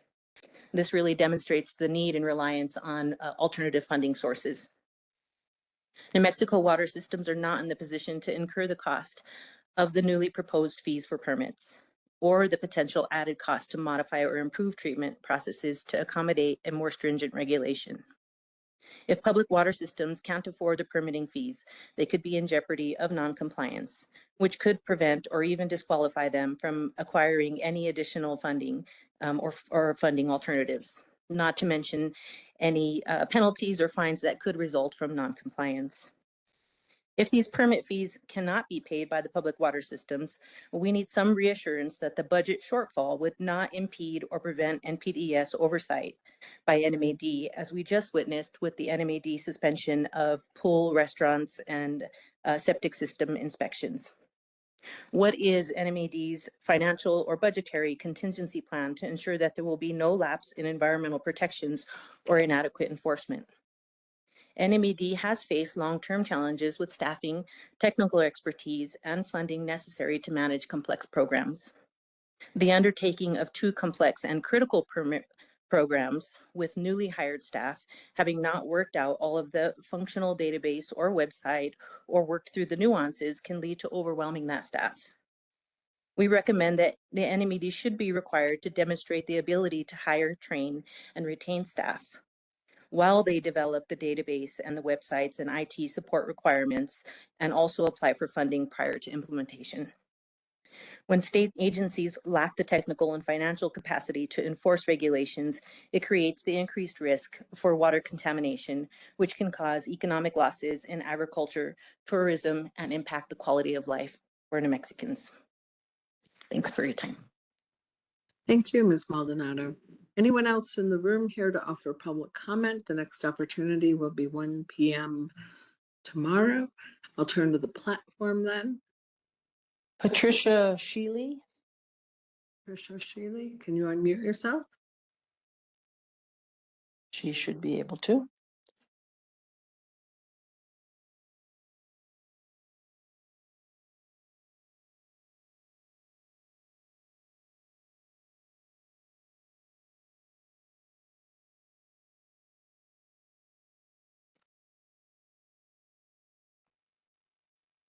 While she works that out, we could move on to Corey Gonzalez. All right, Corey Gonzalez, can you unmute yourself? Hi, am I coming through okay? Yes, thank you. Would you spell your first and last name, please? Yes, of course. Corey, Corey, Gonzalez, Gonzalez. Do you swear or affirm to tell the truth? I do. Go ahead. Thank you. Good afternoon, Commissioners. My name is Corey Gonzalez, and I'm a member of the SEMIA project and a resident of Las Cruces for about the last decade plus. I'm grateful for your time, and I appreciate this opportunity to speak about my experiences here in Doña Ana County and New Mexico, as well as to provide you with a bit of personal testimony for your consideration. I'm a recent graduate of Doña Ana Community College here in Cruces, where I worked as a tutor to help fellow students better engage with English and the business sciences. I'll be attending NMSU this fall, pursuing a bachelor's degree in small business administration, which I will put to use right here in southern New Mexico. When school and work would grind me down, I would spend precious nights in the wilderness camping with friends to recharge my weary soul. I am not native born, but I consider myself New Mexican through and through, and I take great pride in my home. And unfortunately, right now, my home faces a threat, and that threat is to our water. To safeguard the vital waters here in my home, I ask that the decisions made through this rulemaking process adopt strong regulations that protect all of our waters, like those small streams and creeks which lifted my spirit more times than I can remember. I ask that any permits requested that may encroach on these waters be subject to a 15-day public comment period. Additionally, I ask that formal petitions can be issued for decisions that we the people deem could harm our community. Finally, I ask you to consider how important restorative efforts are for maintaining and rebuilding our threatened waterways. Efforts to repair and restore the environment we all share should not be treated the same way as efforts to dredge and fill or otherwise harm our homes. Please take special care not to create miles of red tape that means we lose more waters than we save. Every New Mexican deserves clean, safe, and reliable water. I respectfully urge the Commission to adopt strong and comprehensive and enforceable protections that prevent existing and future pollution from harming our waters. I hope to spend many more summers here camping next to healthy and ever bountiful streams and rivers. This state means a lot to me, to my friends, and to my family. I know it's important to you and yours as well, and so I know you'll consider my testimony here thoughtfully. Thank you for your time and your consideration. Thank you, Mr. Gonzalez. Patricia Shealy? Yes. Hello, would you spell your first and last name? Patricia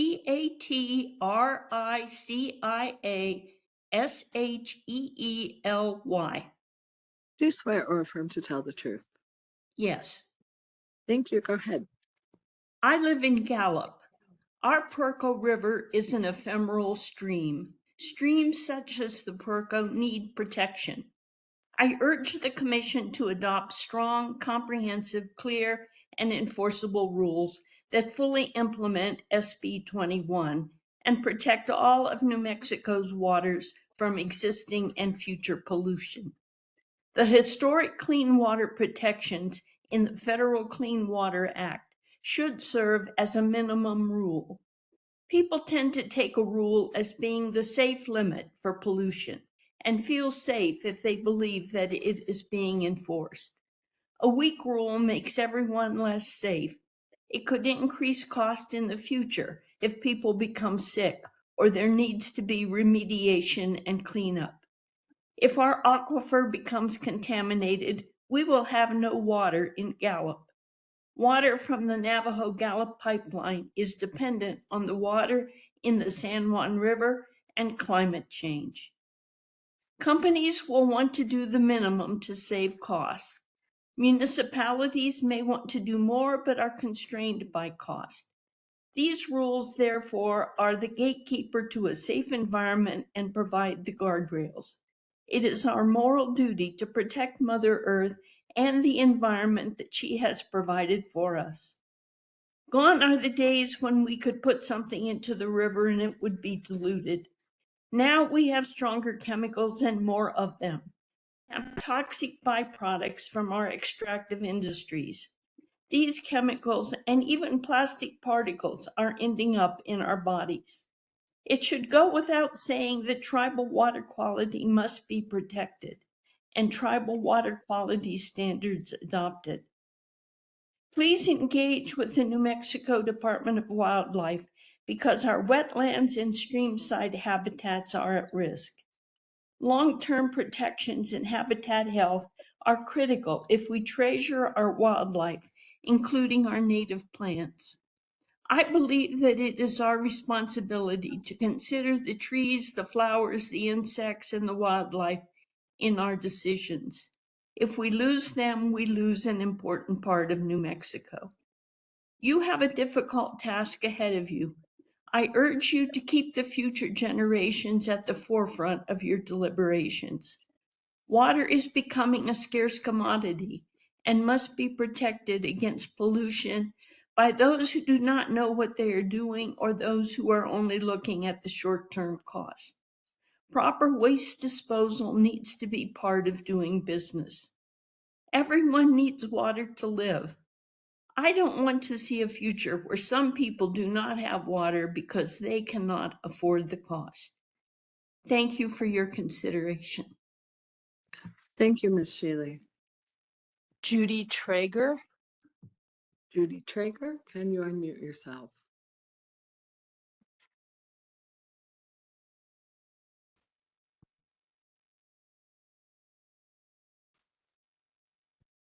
Let's try Connie Jo Baca. Can you?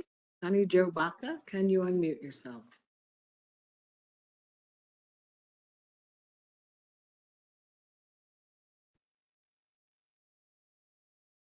I can see they're not locked. They may have stepped away. Is there anyone else? Those two ladies are the only ones that have indicated an interest in speaking. There I am. I'm Miss back. Baca? Okay, Hello. I'm sorry. Okay, are you ready? Yes. Would you spell your first and last name, Yes, please? my name is Connie J. Baca, Connie, Connie, J-O, Baca, B-A-C-A. Do you swear or affirm to tell the truth? I do.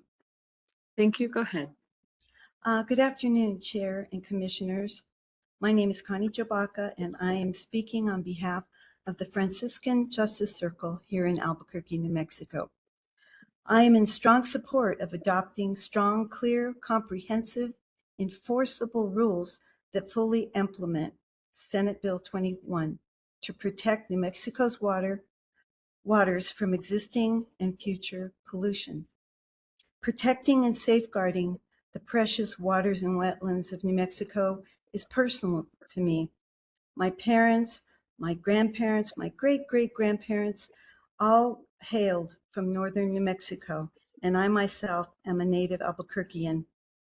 As a retired public school teacher and a science teacher at Explorer Museum, I've always taught my students to show respect and reverence for all of nature, from which our sacred waters play a vital role. I have been blessed and delighted to have been able to fish the waters of New Mexico, to swim in her lakes, go boating and kayaking in her rivers and lakes, and to soak in her healing hot springs. My life has been sustained by partaking of these life-giving waters, of which I am forever grateful. As we say here in New Mexico, water is life. Agua es vida. St. Francis, the patron saint of nature, has taught us to live in harmony with Mother Earth. What we do to this planet and her waters, we ultimately do to ourselves. In the spirit of St. Francis, let us be good stewards of all the surface waters in New Mexico, including rivers, streams, wetlands, and the smaller tributaries and drainages that sustain them. Let us give Sister Water the protections and reverence she so rightly deserves. I humbly urge the Commission to act accordingly to pass strong, clean water protections that will ensure a healthy and safe future for all the living creatures that are dependent on the life-giving waters of our enchanted and beloved New Mexico. Thank you for this opportunity to comment on this vital matter. Thank you, Ms. Baca. Ms. Traeger, are you able to unmute yourself now? Yes. Can you Okay. hear me? Yes, would you please spell your first and last name? Yes. Judy, and last name is Traeger, Traeger. Do you swear or affirm to tell the truth? I do. Thank you. Go ahead. Good afternoon. My name is Judy Traeger. I'm with New Mexico Interfaith Power and Light and the New Mexico Franciscan Justice Circle, and I live in Albuquerque. I've been living here since the guys were walking on the moon. Thank you so much for this opportunity. I urge the Commission to adopt strong, comprehensive, clear, and enforceable rules that fully implement SB 21 to fully protect all of New Mexico's waters from existing and future pollution. I believe that we humans are part of nature. We are not apart from nature. The Pueblo and Navajo people understand this and have lived in harmony with New Mexico's natural environment for thousands of years. They know that every part of creation is sacred and that water is truly life. My Franciscan faith teaches the same. In his Canticle of Creation, St. Francis of Assisi says, "Praise the Lord for our sister water, who is very useful to us and humble and precious and pure." And he ends with, "Praise the Lord for our Mother Earth, who sustains us and keeps us and brings forth the grass and all the fruits and flowers of many colors." I believe it is our job as humans to return the favor and try to sustain and keep the earth and all the beings she supports. Rivers have always been an important part of my own prayer life. As a child, I remember sitting by rivers on summer family camping trips and feeling God's presence and love. Whenever I am near a river, I love to sit quietly, watching it flow. It helps me feel deeply connected, as we truly are. I find it both calming and encouraging. Seeing the dry bed of the Rio Grande is truly heartbreaking and frightening. As you've heard, all of New Mexico's rivers were on the 2024 most endangered rivers list. It is urgent that we act now to protect all our precious surface water, which gives life to all our ecosystems. The state must protect all New Mexico surface waters, including rivers, streams, wetlands, and the intermittent streams, smaller tributaries, and drainages that sustain them. Rules and regulations must be at least as protective as the federal regulations that have been terminated. The recently modernized and fully funded New Mexico Department of Wildlife should be allowed to play a meaningful role in the surface water permitting process in order to best protect habitats. We have truly been gifted with an opportunity to begin to change course from polluting, wasting, and desecrating our sacred waters to protecting and sustaining them for a healthy environment now and in the future. Thank you for doing what you do. Please act now by including the strongest possible protections for New Mexico water in SB 21. And thank you for your time and attention. Thank you, Ms. Traeger. Maggie Saucedo, can you unmute yourself?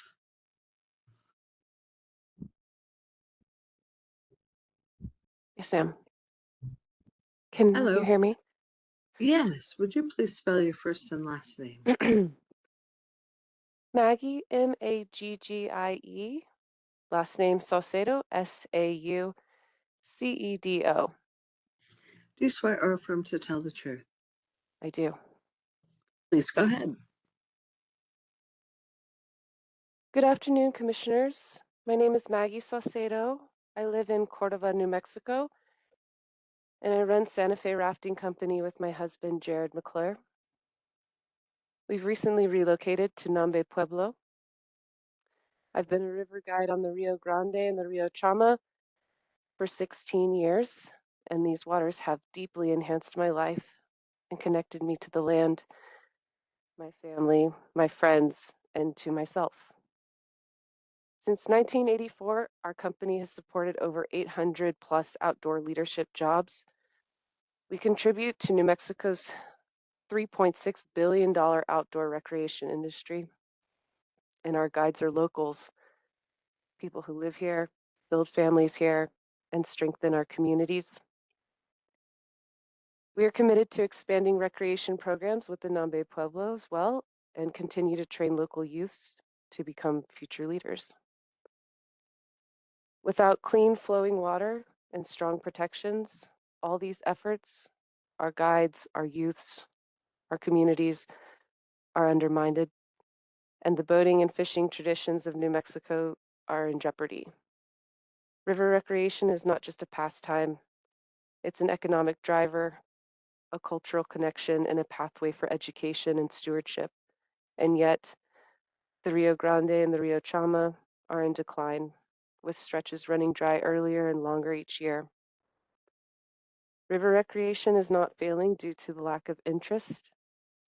It's being forced out by low flows, degraded water quality, and inadequate protections. The devastating truth is, we cannot sustain this for even another year. At the same time, New Mexico's water use far exceeds sustainable levels, and threats like proposed mining continue to put our rivers at risk. I urge the Commission to approach every decision in this rulemaking with one guiding principle: the survival and protection of our rivers as our most valuable resource. Any consideration of permitting must prioritize both the quality and quantity of water flow necessary to sustain healthy, functional river systems. Please adopt strong, enforceable rules that fully implement SB 21, protect tribal waters, require real avoidance of impacts, and guarantee public participation. New Mexico cannot afford weak protections. Our rivers and the communities and economy they sustain depend on it. Thank you for your time and for the opportunity to make these public comments. Thank you, Ms. Saucedo. If there's no one else on the platform and no one else in the room, There's no one else on the platform. thank you. We will return to the technical case. Gentlemen, if you would come back to the witness table there.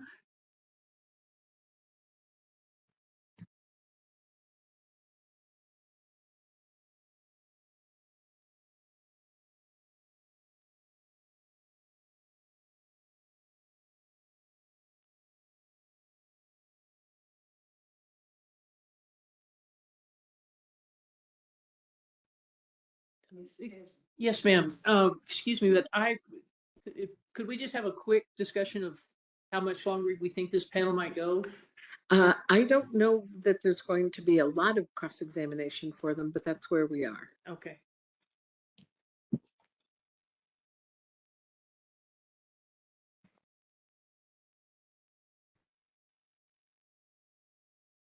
All right. Right before the lunch break, we excused the Elephant Butte Irrigation District witness, Mr. Smith. The panel will now consist of Mr. Bollock, Mr. Burgess on the platform, and Mr. Kasuga. Questions, the same question can be put to all of them or any one of them. We'll start with the Natural Resources Partnership. Let's see, did I see Mr. Boutier? Or Mr. Mullenberg? I think I saw you on the platform.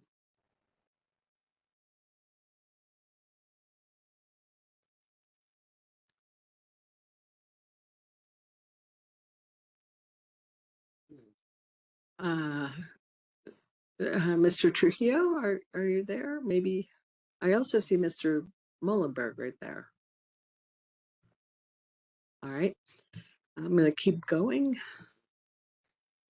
Mr. Stump, do you have questions of this panel? Madam Hearing Officer, no, we do not. Thank you. Thank you very much. Ms. Taylor, do you have questions of this panel?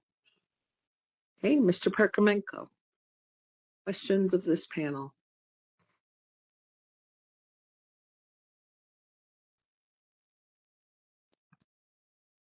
Oh, okay. So Ms. Saluha just said on behalf of the Natural Resources Partnership that they have no questions. I don't know if Mr. Parkamenko is still on the platform or not. Ms. Richards, do you have questions of this panel? NNSA declines. All right, thank you. Ms. Dolan? Thank you. I believe she said no questions. I am I guessing we don't. apologize. Thank you. That we don't have Mr. Maxwell or Mr. Weatherby currently. Mr. Crumpsey? Mr. Crumpsey declined. Ms. Miller, I think I saw you on the platform. Madam Hearing Officer, I do not have any questions of this panel. Thank you. Thank you, Ms. Miller. Mr. Micklejohn? No questions. Ms. Fox? No questions from Ms. Fox. Ms. Udall? Oh, Ms. Udall is waiting in the lobby.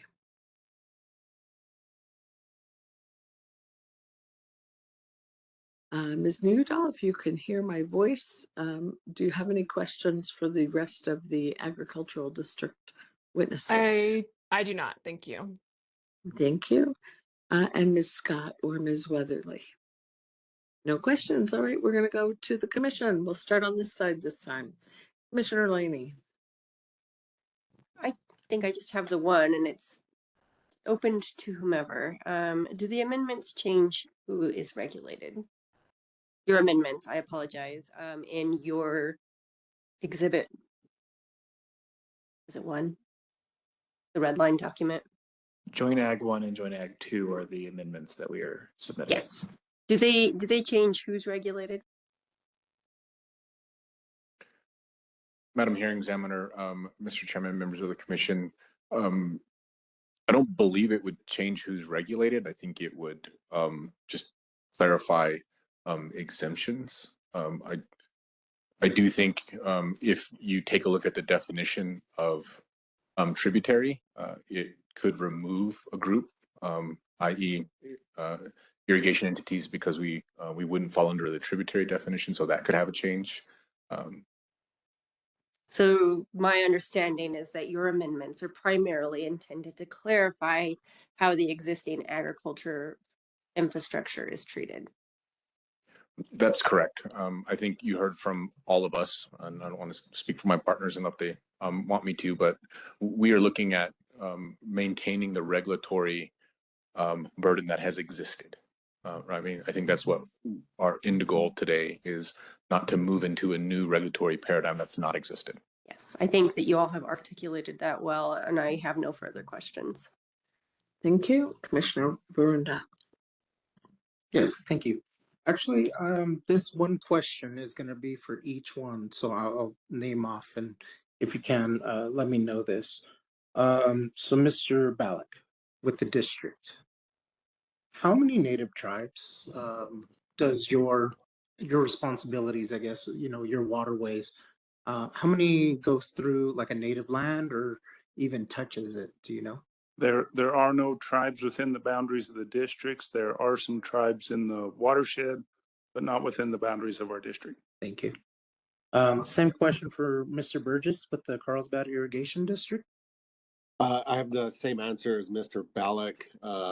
There are tribes on the Pecos River in the watershed, but not within the Carlsbad Irrigation District. Okay. And same question to Mr. Kasuga with the Middle Rio Grande. Yeah, so within the Middle Rio Grande Conservancy District, the 6 Middle Rio Grande Pueblos are core constituents of the MRGCD. We provide irrigation, drainage, and flood control services to those pueblos. Okay, thank you. Now, there is a reason for that question for each, and that's why I even asked EBID the same question, is in the rulemaking, not everything is created equal. Okay.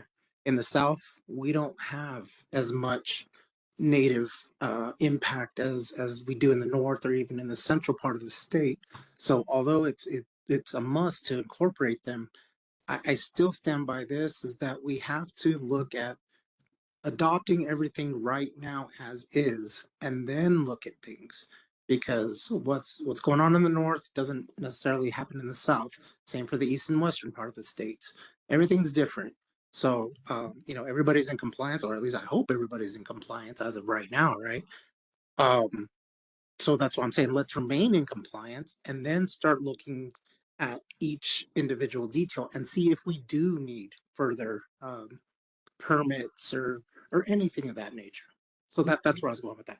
Commissioner Burnder, do you have other questions? Yes, I do have one other question.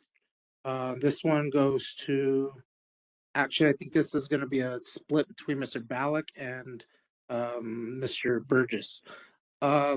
Which one oversees the Brantley Lake and Reservoir? Is that like a split deal, or does that belong to one or the other? That would belong to me, Mr. Burgess, Carlsbad. Oh, okay, Mr. Burgess. Okay. There was no answer. Two people talking. So let's take Mr. Burgess's answer first. Burgess, this is the court reporter. Could you please repeat your answer?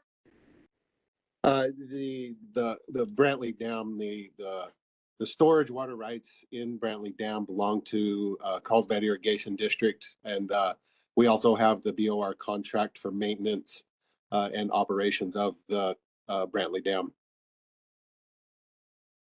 Okay, so if that's the case, historically, there was high amounts of, if I remember right, PCB in the waters that were stored at the Brantley Reservoir. Is that correct? I believe that's going to be in the old McMillan lake bed before Brantley was constructed. I'm not 100% sure, but that's the way I understand it. That was a little before my time. Okay, so right now, I take it there's a permit or something involved with even today those high amounts of PCBs. No, sir, not that I'm aware of. Okay.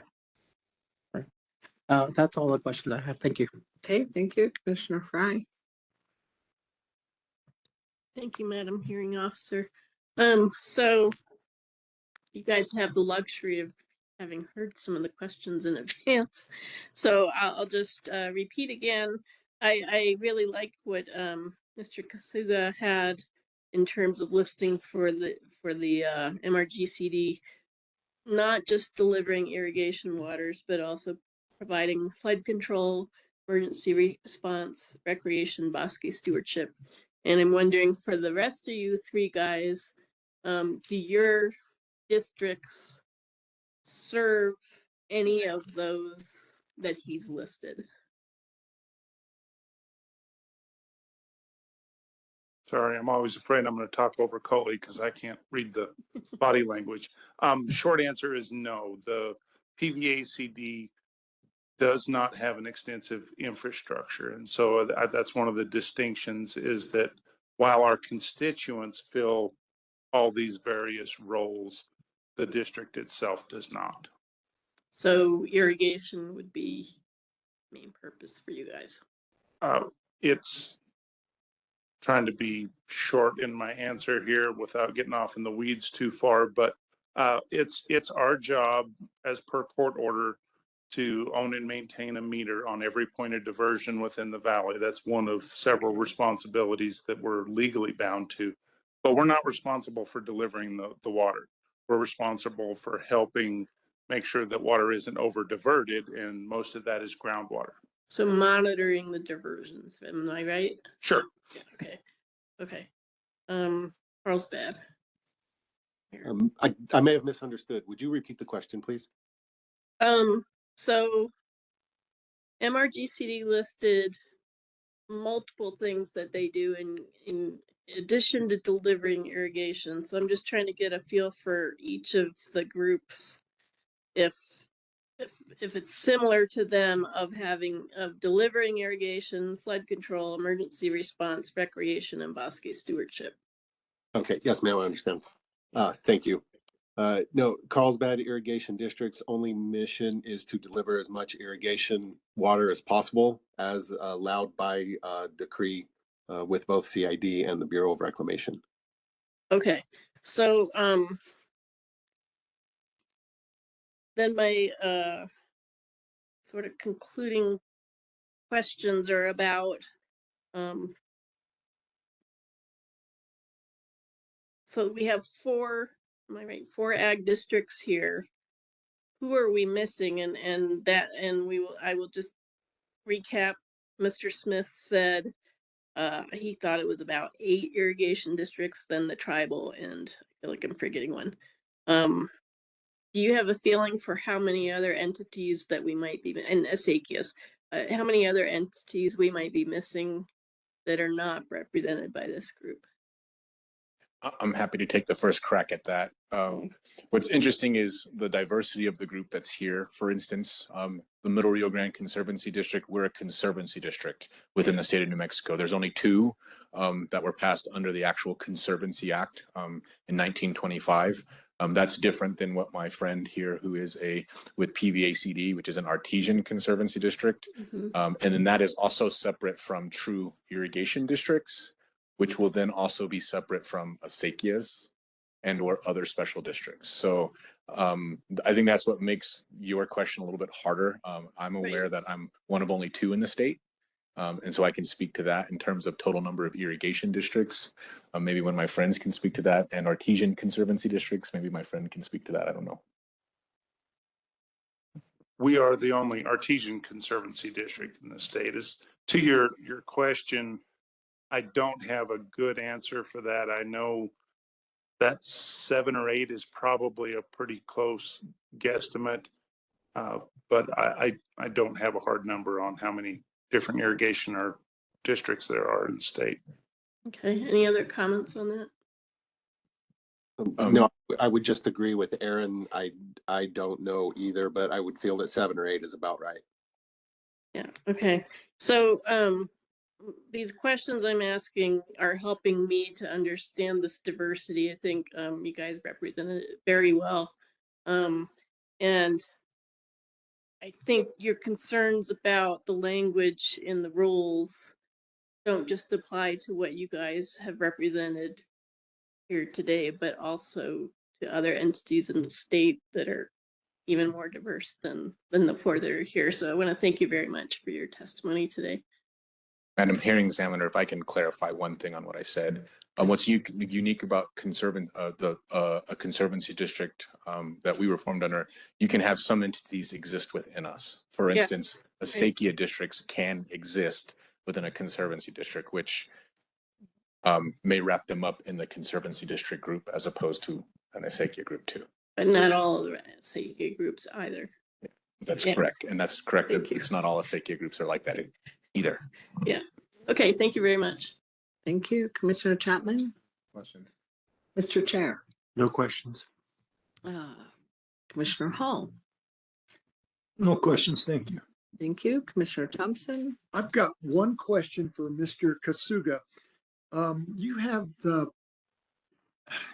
unique characteristics of being having a major diversion, the Isleta diversion, which is approximately 5 miles downstream from the Water Authority's Southside Water Reclamation Plant. And an interesting fact that everybody in this room should know and be able to cite is that this is the 3rd largest tributary to the Rio Grande.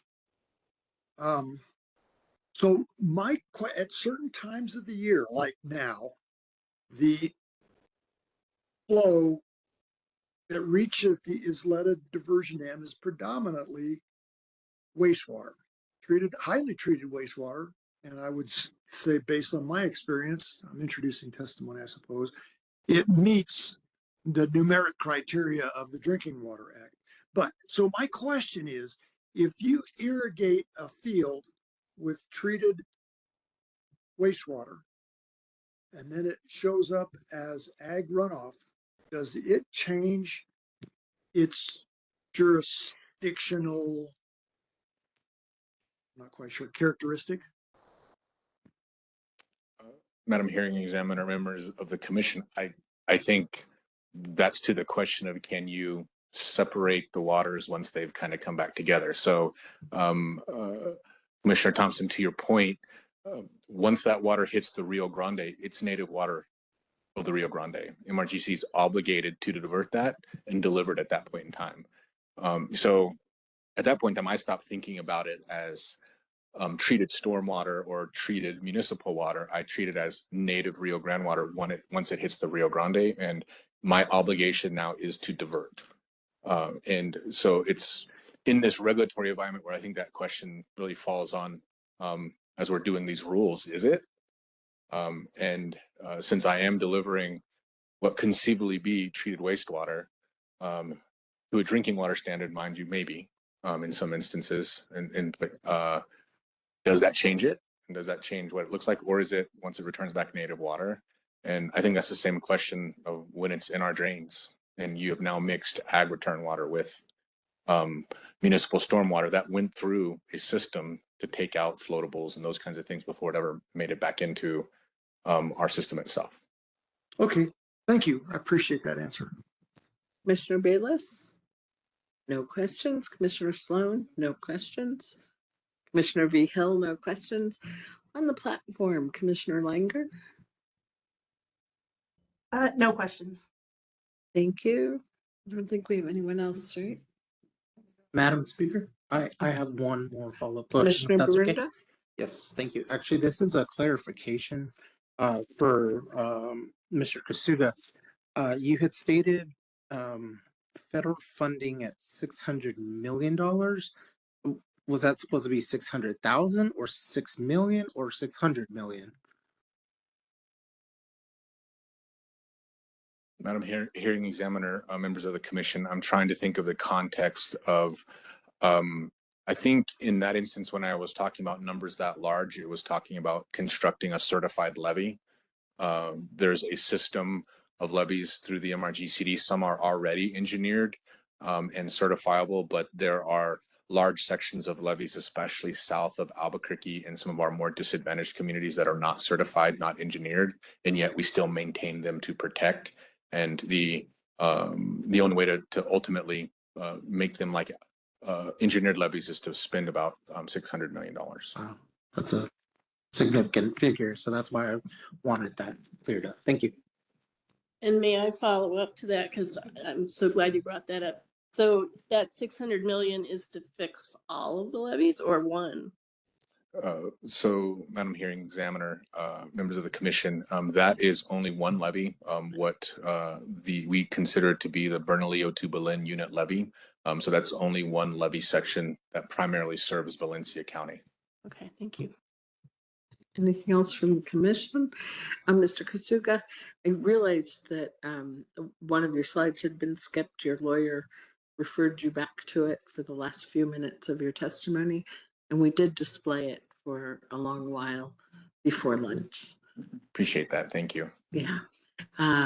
If there's nothing further, terrific. Thank you very much, all of you.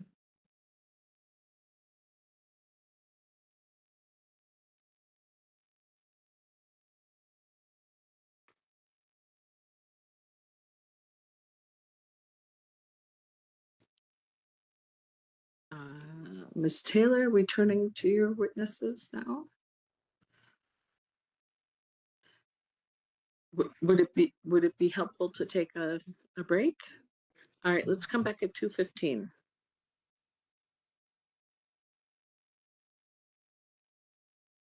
The break, please. Into details.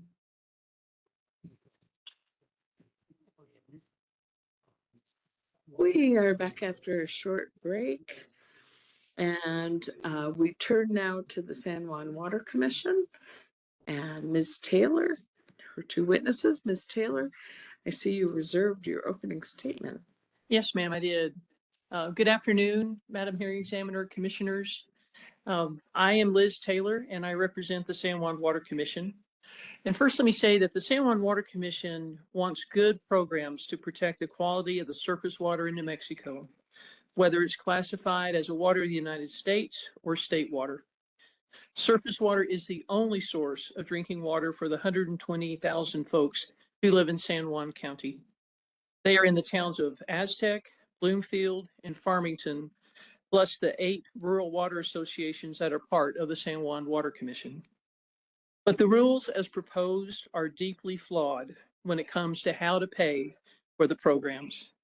The solution is for NMED to go back to the drawing board and to work with the legislature and the cities to do better. The fees are critical for the cities in San Juan County. They are projected to have to pay huge annual fees. Farmington at $111,407 every year, Bloomfield at $32,261, and Aztec at $18,405, or maybe Aztec at $40,532. The Exhibit 81 we received yesterday had that 40,000 number for Aztec's annual payment, which is like 3 times what we had calculated. And keep in mind that each of these cities currently pays $0 for its NPDES permit. Because the fees are so important, the San Juan Water Commission expert witness worked hard to understand the fee provisions, but with only limited success. The department failed to disclose or even to cite fully the EPA cost model it used to calculate the program costs. The fee rates are back calculated to provide the funding for the costs predicted by the model. But the fact that they are back calculated also was not disclosed in testimony. Even now, the model inputs have not been shared with the San Juan Water Commission or other parties in the case. The spreadsheets that were sent yesterday are the outputs of those calculations. They are not the inputs. The parties and the public need an Excel spreadsheet to check the formulas. We have found many of the formulas were incorrectly applied or wrong altogether. The formula for fees did not explain how to use the category cap in the rule itself. So first time around, our experts' calculations were wrong. The San Juan Water Commission asked for help in calculating the fees, but the help given was wrong. As Dan Connolly conceded, the category cap, needs to be included in the formula that's in the rule, but now it is not there. The NMED now admits that the fees are high, but in both their direct and in their rebuttal testimony, they said the fees were comparable to the fees charged in neighboring states, including Arizona, and that simply is not true. More important, the rules bake in a CPI adjustment to increase the fees and have no way to reduce the fees if it turns out that the NMED is more efficient than the model assumed.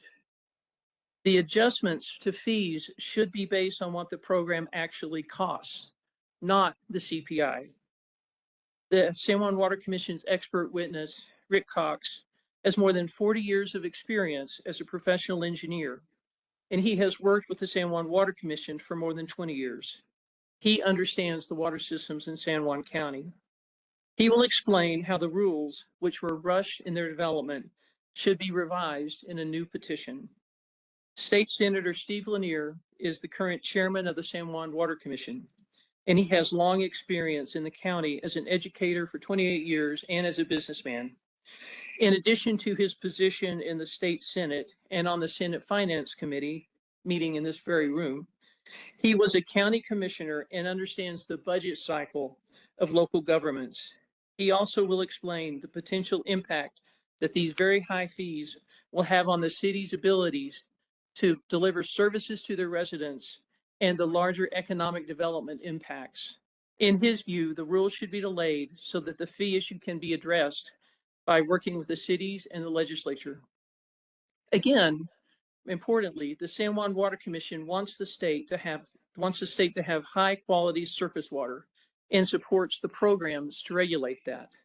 But the current rules are deeply flawed and need more work. Thank you.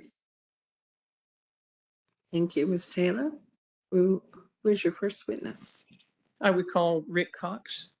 Mr. Cox, if you would please spell your first and last name.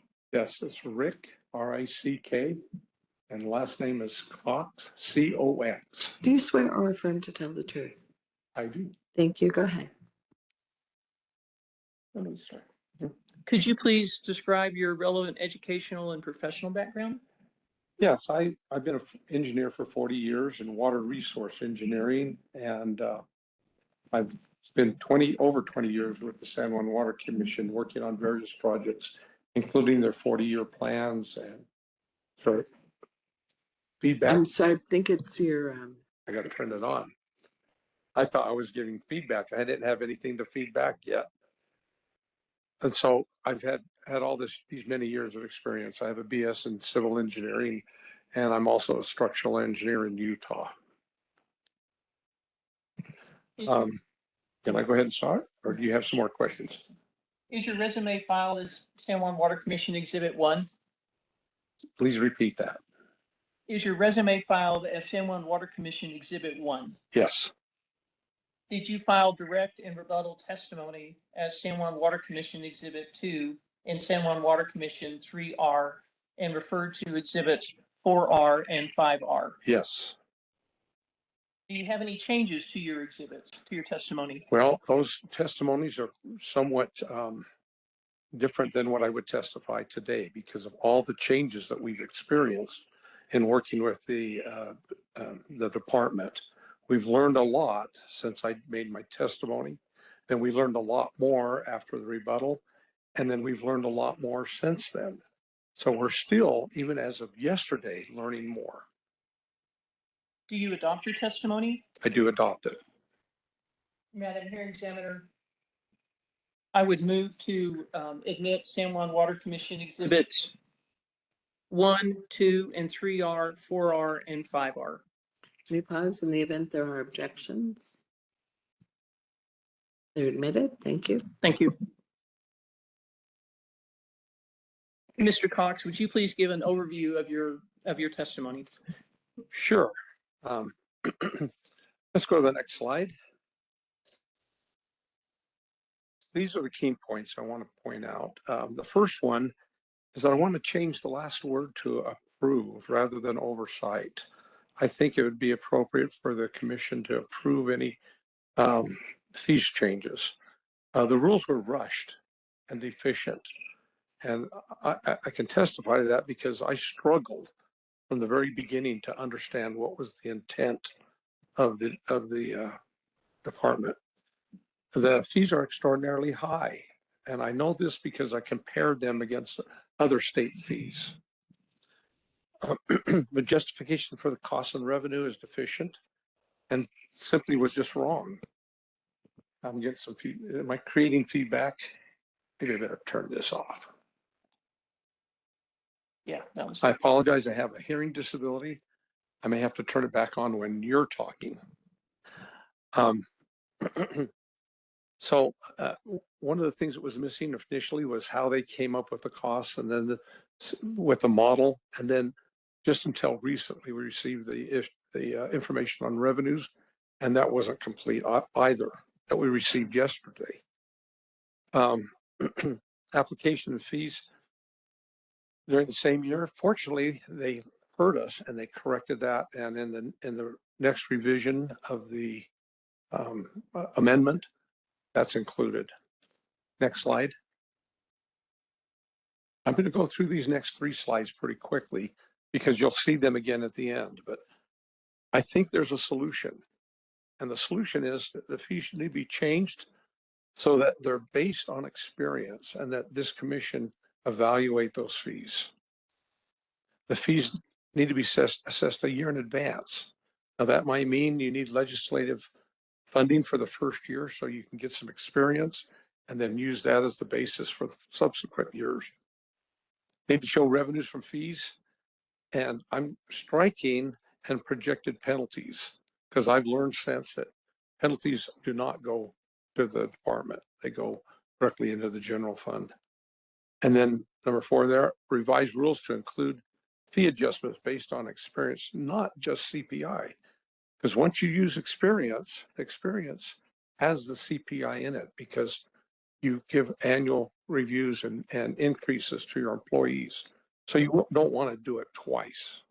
You don't want to use the experience and then add to that. Next slide. We would love for the department to acknowledge that existing permits require less effort than new permits. Our member agencies have existing permits, and it'll be easier to review them than a new permit coming in the door. And that should apply to all of the existing permits, not just ours. Listening to concerns and not be dismissive. We'd like them to hear what all of our concerns are and not just say, well, we can't do that. We want to see the fees correctly calculated. They have admitted that they were going to put the cap in the formula so that when we look at the formula, that's good. They said they're going to have a website where the fees will be calculated. As a consultant for the San Juan Water Commission, I would not recommend using their calculator. I would go right back to the rules and the formula to calculate fees. And then I'd like to see them correctly calculate or look at what other states have done and how they've accomplished the same programs with much lower fees than they're proposing. Next slide. We've talked about how fees should reflect experience, but they also should reflect the effort that's being exerted. For example, they use a 4.2 multiplier to get to the total fees that they need, and they put it all on the annual fees and none of that on the application fees.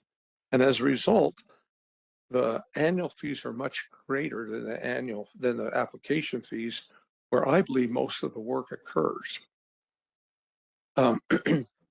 We need to provide a reasonable schedule. I'm going to take a drink of water. It would be good for them to give us a schedule on what they're going to do and have it be reasonable so that we can respond appropriately. The process has been chaotic with multiple changes. One of the things we looked at was groundwater fees, and that program has been successful for 20 years, and maybe it's deficient in funding, but it hasn't had the fees that we're proposing here. Next slide. So we'd like the rules to not be confusing. We've had revisions since March 13th. We had revisions on explaining the fees to us personally, and those were wrong. We had rebuttal testimony, rebutting my testimony, and they admitted that it was wrong. And then they had rules changes in June that are now just an attachment to this. Next slide. Our expectations is have definitive rules to address, not a series of rules. We'd like to have one set of rules and improve on that one set. We don't believe that the department has been transparent. They've fed us a little bit here, a little bit more, a little bit more. As late as yesterday, we got PDFs of Excel files, not the Excel files. We can't look at them and check them and see if they're right. And in fact, the results that we did look at, they don't look right. So we think that's important. Let's go to the next slide. We'd like to see a clear methodology. We think that the department hasn't been very clear yet. We've had multiple examples of conflicts, and I'll go through some of those shortly. We want to see fair comparisons with other states. And I don't think it would hurt for the department to spend some time with Arizona or Utah or other dry states, maybe Nevada, and talk to them on a one-on-one basis and learn from them. I've kind of struck the responsiveness one because They have been responsive. It just hasn't been all and complete response. So I'll strike that one. Let's go to the next slide. We learned a lot from the model that they provided to us late in the system. I believe we are the only entity who received the model from them. But after looking at the model, I realized that what we received was the model output and none of the input. For example, we don't know what the FTEs, how much they paid for them. We don't know that from what they provided us. The other thing that they do is they put in one-time expenses every year from now on, like going through these hearings and the development of the model and all these other efforts. That's a one-time cost, not an every year cost. Next slide. This one was pretty important to me because I added up the total program costs in the model and it came to $6 million, not the $8 million. And I think the explanation is, and I'm not sure of this, is that the wetland was not included in the model, the dredge and fill portion of it. There were no revenues calculation provided with the model, the EPA model. In fact, when we asked for the model, we asked for it because they talked about them using an EPA model, but they didn't tell us what model it was. So I went to my company and reached out to our experts and asked them, what model would they use? And we identified what the model would be and then went back to them and said, we want that model. We can't really comment on the revenue that they get from fees because we haven't seen the spreadsheet that has that in it. Let's go to the next slide. This is just one example.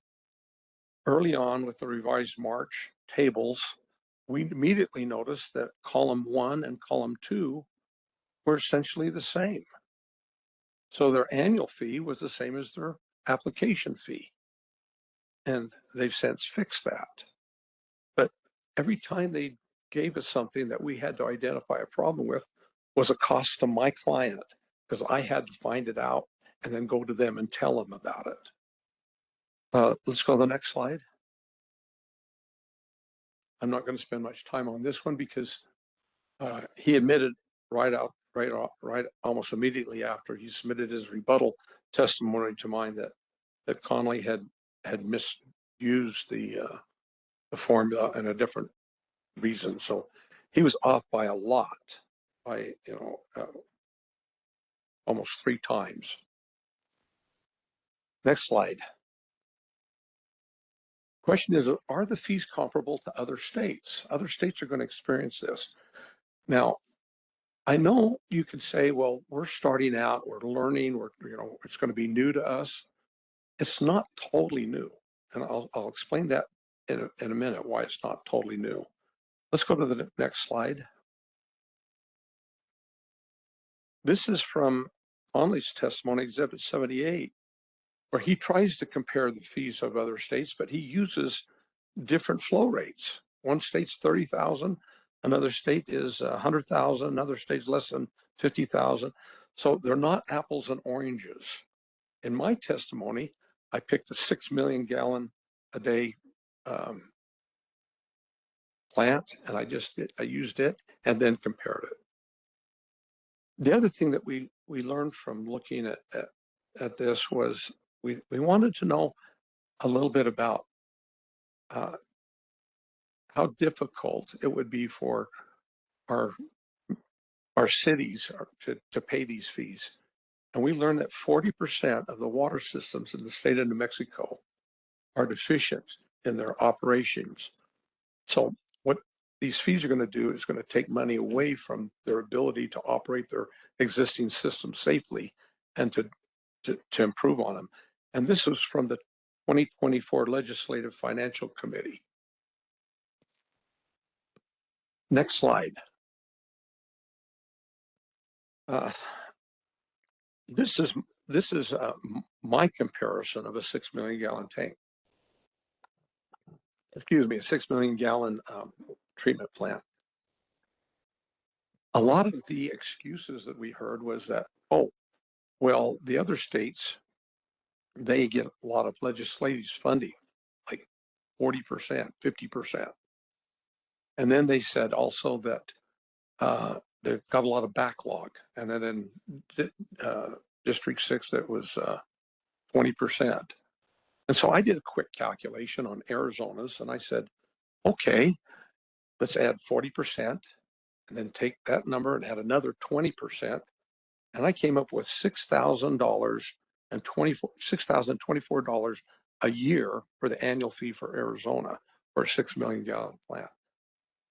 That's still like 14 times less than what we're proposing. Now, there may be a reason. Maybe there's a reason Arizona's that much lower, but we ought to find out. They don't know, and I haven't taken the effort to go talk to Arizona and find out. But it just, looking at all the other states, it just seems like the homework has not been done. Next slide. We think that your groundwater program has been successful.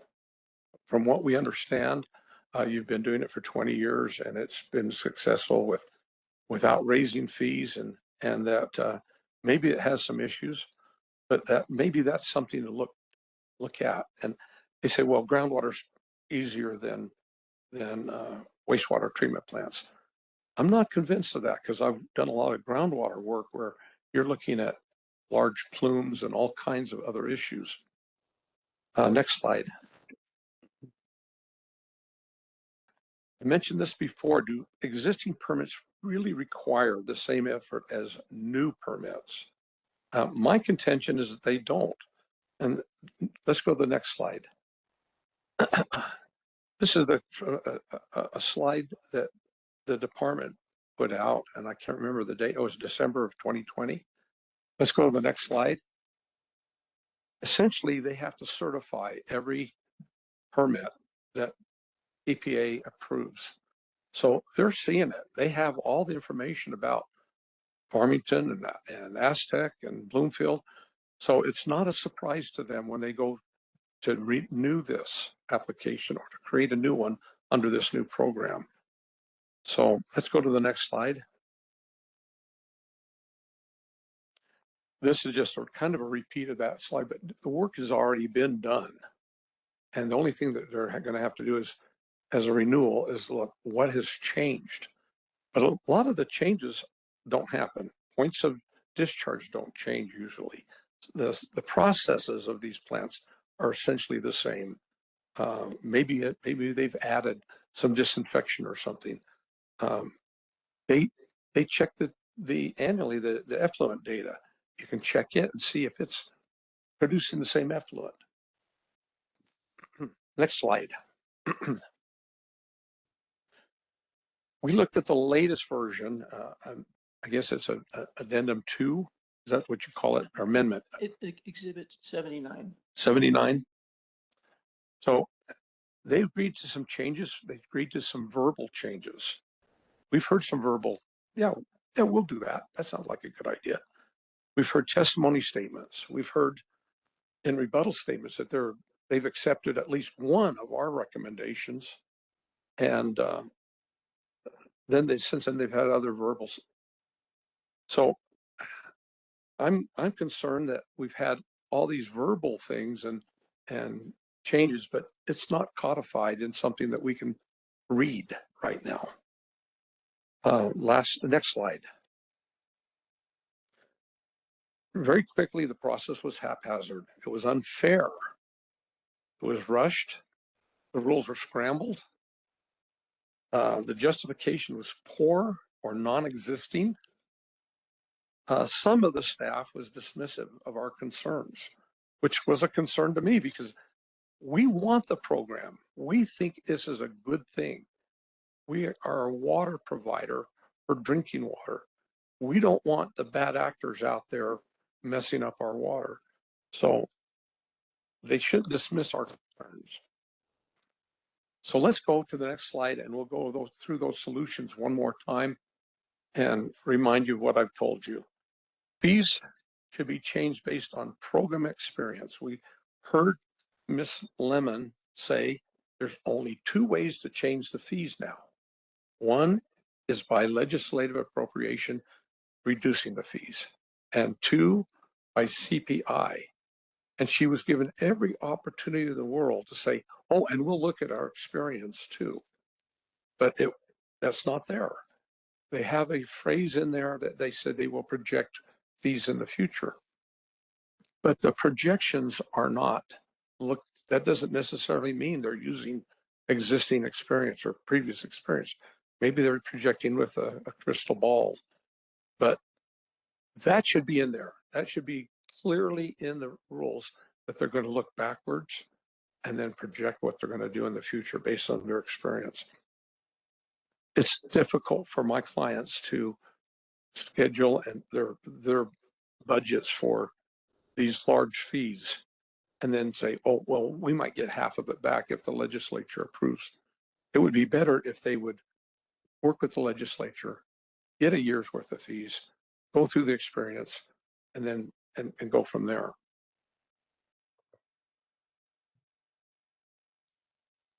They're starting to show the revenue from fees. I would like to see the spreadsheet. I would like to see why, when I calculate it using their formulas, I get a different number for Aztec and Bloomfield from what they gave us yesterday. And I get the same number that they got for Farmington. I don't understand the difference. They need the rules revised to include the fees adjustment based on experience. But like I said before, it needs to be, the CPI needs to be out of it. That's just not a good way of managing this program. This next slide. I'd like to see them acknowledge that starting this program is going to have some pain, but the pain is not a pain caused by our existing permits. Our existing permits are things that are going to help them to get this program started. They're not starting from scratch. They have these existing NPDES permits. We would love to work with them on our concerns and make sure we get the best program we can get. We want to see the fees shown correctly. We want to encourage them to speak to the other states and see if they can find out how they're doing it so efficiently. We heard that from Mr. Conley that Arizona is doing it really efficiently. Well, we should too, as best we can. Next slide. I personally would like to see the fees reflect the actual costs of the effort. So I don't like this 4.2 multiplier at all. I think if they're going to do this, they should evaluate what it's going to take to do a permit versus the annual costs. Because when you put 4.2 all on the annual costs, that's an each and every year event for my client. Number 10, let's do this over and let's do it right with a good schedule.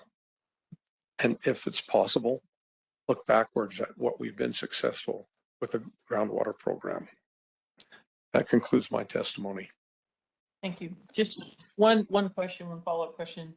On if they do use a CPI escalator, is it clear in the rules how the CPI escalator applies to the formula?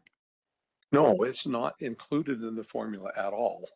And so what I assume, now I have to assume it, is that they would make the calculation for a fee and then look backwards 3 years at the consumer price index, add those numbers up, and then multiply the fee that they calculated by 1.6.3 or whatever, or 0.63. But I'm assuming that it's not in there. Thank you.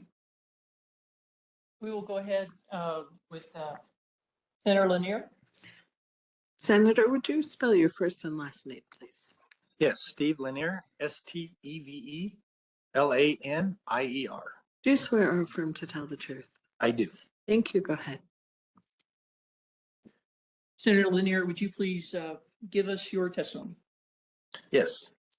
First, I'd like to start off by thanking all of you for volunteering your time in here. I mean, it's not a highly paid job to sit in that sandstone chair. Those are like the hardest chairs in the world. I don't know. Because I do have the privilege of sitting there. I am a state senator from District 2, and I sit on the Senate Finance Committee, and I do sit in that rock hard chair for hours and hours and days, just like you have. So I wanted to start out by making sure that you know how much I appreciate that. On next slide, please. So just kind of an overview, you can see there, again, you can see that I've sat in those chairs because the print is big enough that you can see it from there. Not only am I a state senator, I grew up on a small farm in northern New Mexico at Cedar Hill. We had 2 ditches that run through our property and the Animas River. And so being an old farmer and rancher, I know how important water is. Even as a kid, we were taught exactly how important water was going to be. So budget concerns, I'm not going to go into a whole lot of different things. I'm going to keep my scope very narrow for you because I know it's after lunch. And I'm going to try to be very, very pointed, give you our take on things, and hopefully you can take that in even in the afternoon. Next slide, please. All right, I am the chairman of the San Juan Water Commission. I also sit on the board of for CRUA, Colorado River Waters Association. And so I'm proud of those 2 facts. So you can tell that I am engaged in a lot of water issues. On the Senate floor, I have people come to me all the time, ask me water questions about all over the different parts of the state. I was a former county commissioner. That's when this bill was kind of coming up. We knew it was going to be around. And so we want to protect our water. Almost 70% of all water that flows through New Mexico comes through our county. And so that is the height of our awareness. We want to make sure that we are good stewards of that water and that we protect that water. As a retired school teacher, I did, as Liz said earlier, I taught school for 28 years, so I know how tired you are and your attention span is getting smaller and smaller. One of the main focuses in my area, I taught at Aztec High School, and we always had a water and an environment section in my class. And I think that's very, very important to teach our young kids how important water is going to be, and our conservation and our environment. We have to be good stewards of all of it. And then if I get loud and obnoxious, that's the coach in me. That's the last slide there. You can see. So if I start talking game plans and things like that, you'll understand where that's coming from. All right. So then slide 4, next one, please. All right, San Juan Water Commission's statement. Our mission statement is to protect use of future and existing water rights and water resources of its entities. So we have 5 different entities in our water commission, and they are all represented. And we are very engaged. Our commission is very engaged in all of the water issues that come through the state of New Mexico. That's why we're here today. We are not the type of commission that just sits back and doesn't pay attention to the rules and the laws that are coming out of Santa Fe. So we try to be up and on front of that. Our executive director, he serves on everything. Aaron Chavez, he is sitting here today.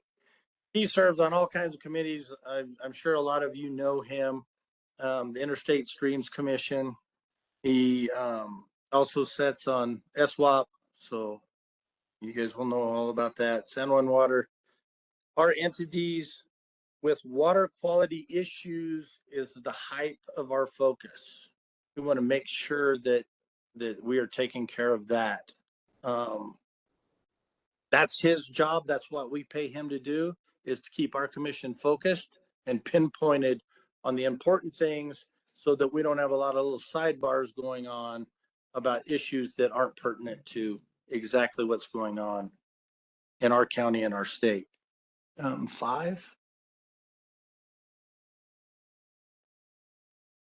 Our biggest issue right now is the fee increase. And you've heard Liz and Rick both talk about some of the fees. I just pinpointed 3 of my district towns and cities so that you could see what we're talking about here. So the city of Farmington pays 0 right now. 0. And if you look at that graph, it's $30,335 for the application every single year. No, just the original. And then 111,407 for the annual fee. That's a huge increase. Now, the city of Farmington, if you've been there, we know that they have a metropolitan area that may be able to absorb that. And so I put in Bloomfield and Aztec, which are smaller communities. They mirror, I know you guys are from all over the state, so we'll give you some other ideas. They mirror the same size as Tubuncary, Silver City, some of those smaller communities like that. Socorro is actually bigger, Blinn, all of those areas. That kind of gives you the idea of the smaller cities. That increase for them is obviously going to have to be passed down to my constituents, to their customers. So it is going to be a tax. It is going to be an increase for the citizens in those 3 cities.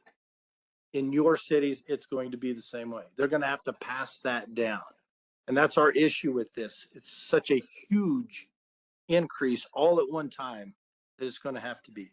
We also had the discrepancies there a little bit where we're talking about like the city of Bloomfield. The numbers that we got yesterday was 12,205 and 36,261. So each one of those were exactly 3,000 increase.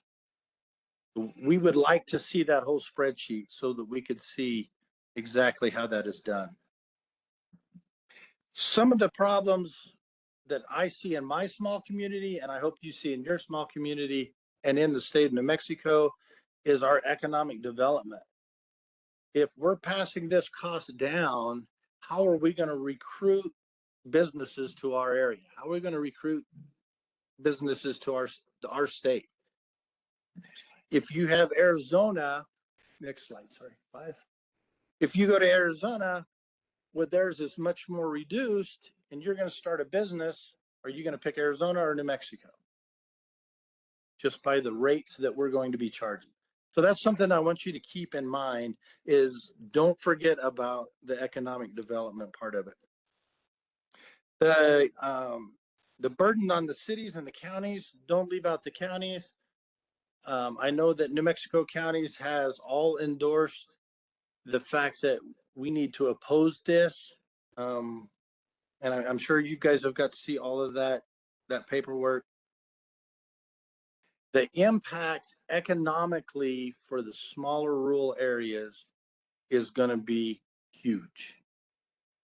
And we're not asking that you don't have the fees.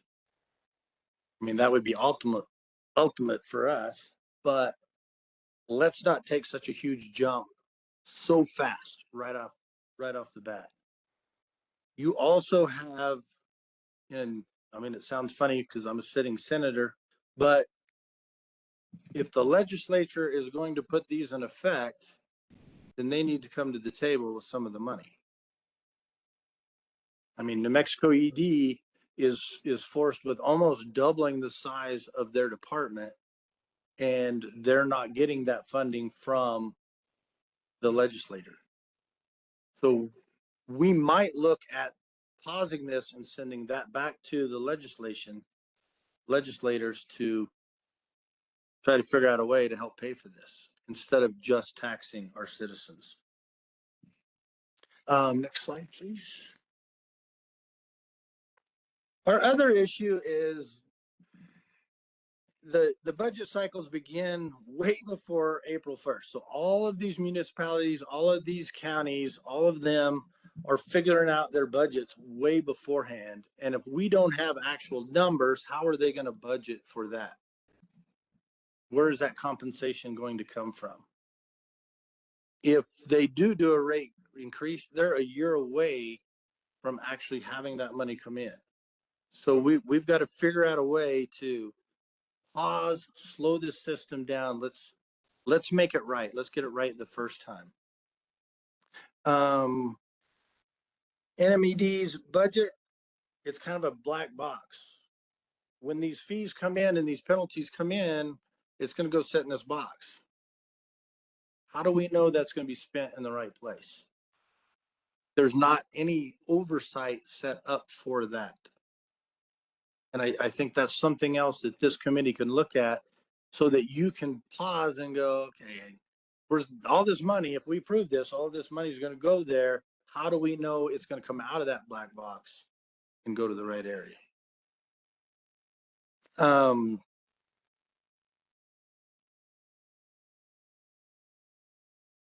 Tracking the money, it's kind of all in the same thing. We need to be very, very careful that the money is earmarked and going to go to exactly what it's supposed to.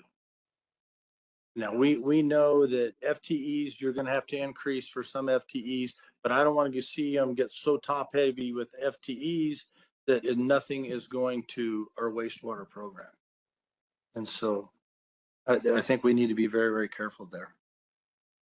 Again, I just want to make sure that we delay this, go back to the legislation and look at that. There was a lot of conversation in SB 21 and 22, but now that has been passed, I think it's time to go back and see if we can't fund some of this from other places. Best solution for us is eliminate the fees completely, keep it exactly like it is. Next slide, sorry. I'm not sure that that's possible, but that would be best case scenario. The decision that this commission makes is going to be very important and is going to be held in high regard of how the state legislator handles this and looks at this. So your decision is extremely important. The groundwater fees are reasonable and predictable. The application fee, one fee for lifetime. Once you pay that fee, if you can just pay that for a lifetime, that would be so helpful to those municipalities and those counties. Where else? What else we got? The WQCC should have oversight through the reporting from the programs. You should have that reporting should come straight to you where you have that oversight, where you can make those decisions and make sure that this program gets rolled out correctly in the way it should be. And I think that's it. That's all I have. Thank you very much. Thank you very much, Senator. We'll begin with party questioning and then go to mission questions. Mr. Bootsier, do you have questions of this panel? No questions. Mr. Stom? No questions, Madam Hearing Officer. All right. Mr. Parkhomenko? I see him on the platform. Yes. He may have stepped away. Mr. Brooks? Mr. Brooks said no. Ms. Richards? Questions? Thank you. Ms. Dolan? No questions, Madam Hearing Officer. Thank you. I don't think we have Mr. Maxwell or Mr. Weatherby. Mr. Kermsey? No questions. Ms. Miller, I see you on the platform. I have no questions, Madam Hearing Officer. Thank you. Thank you. Mr. Micklejohn? No questions. Ms. Fox? No questions. Ms. Udall? No questions. Thank you. Thank you. And Ms. Scott? Okay.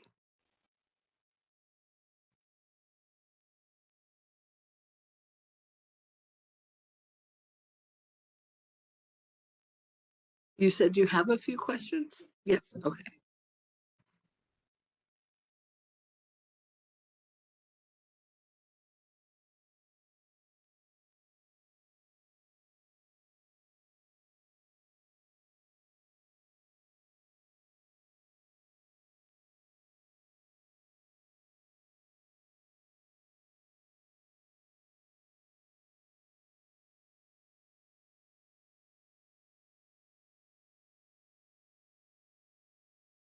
Good afternoon, Mr. Cox. Nice to see you. I'm Brecken Scott from the New Mexico Environment Department. I have a couple questions for you. Have you ever written a NPDES permit?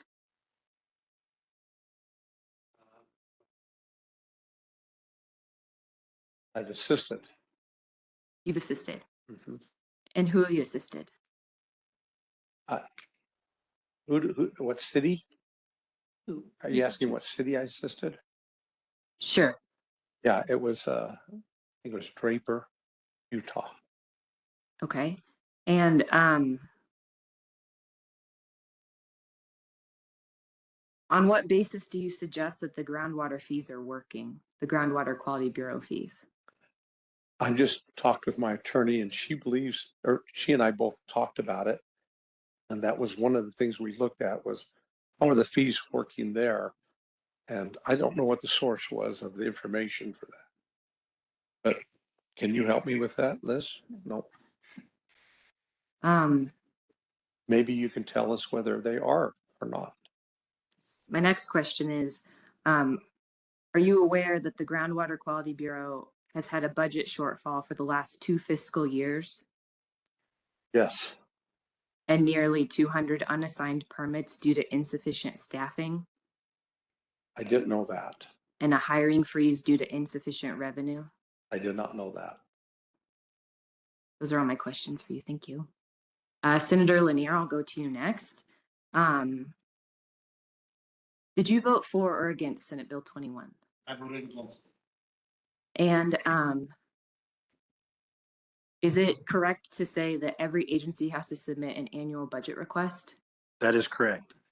And do you sit on the Senate Finance Committee? Yes, ma'am. And as a Senate Finance Committee member, do you have the highest level of oversight over agency budgets? Highest level in what way? In terms of those budget requests? In budget requests, yes. Okay. As a committee, yes. Okay. Those are all my questions. Thank you, Ms. Scott. We'll go to commission questions. We'll start at that side. Commissioner Vehil? None. Commissioner Sloan? I think I just have one. I'm not sure to whom it's directed, but just for clarity, your only issue with the rules is fees. You're good with everything else. No, we had some other editorial comments that we put in my testimony and also my rebuttal. Only one of those were accepted by the department. Thank you. Commissioner Bayless, no questions. Commissioner Thompson. Yes, thank you. And thank you for your testimony. I have a number of questions.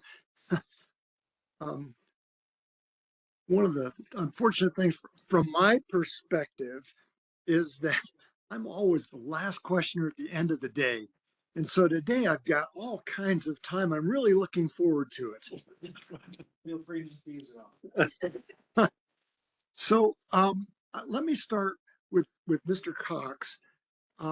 You requested a copy of the model that Mr. Conley used. Is that correct?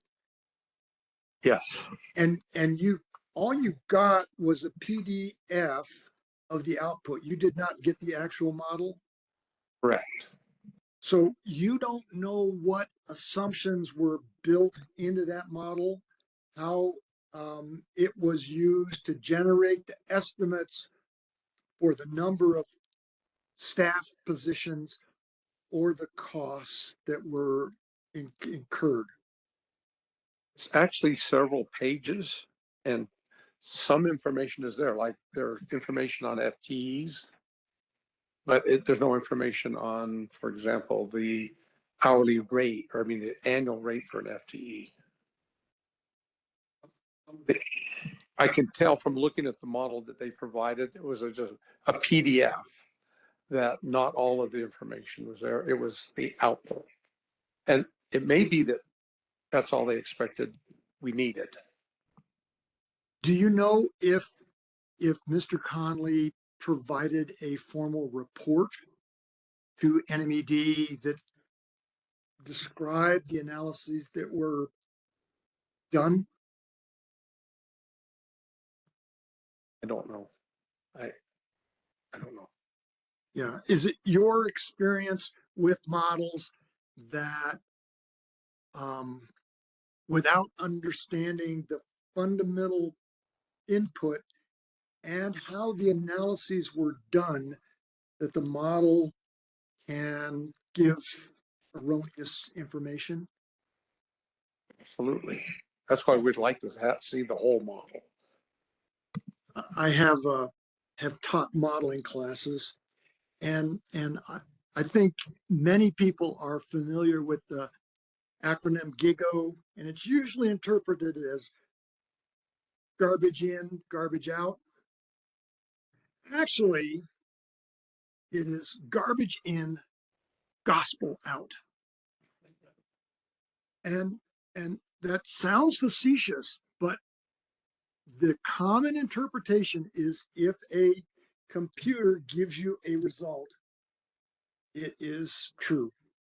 And I think, yeah, I think that's unfortunate. Yes, please. Just with the output, we had plenty to chew on. Yes. And in fact, I haven't seen the model, but I was going through the calculations, and in my earlier question, there are a couple of errors in the proposed Exhibit 79 that have been noted. So it troubles me.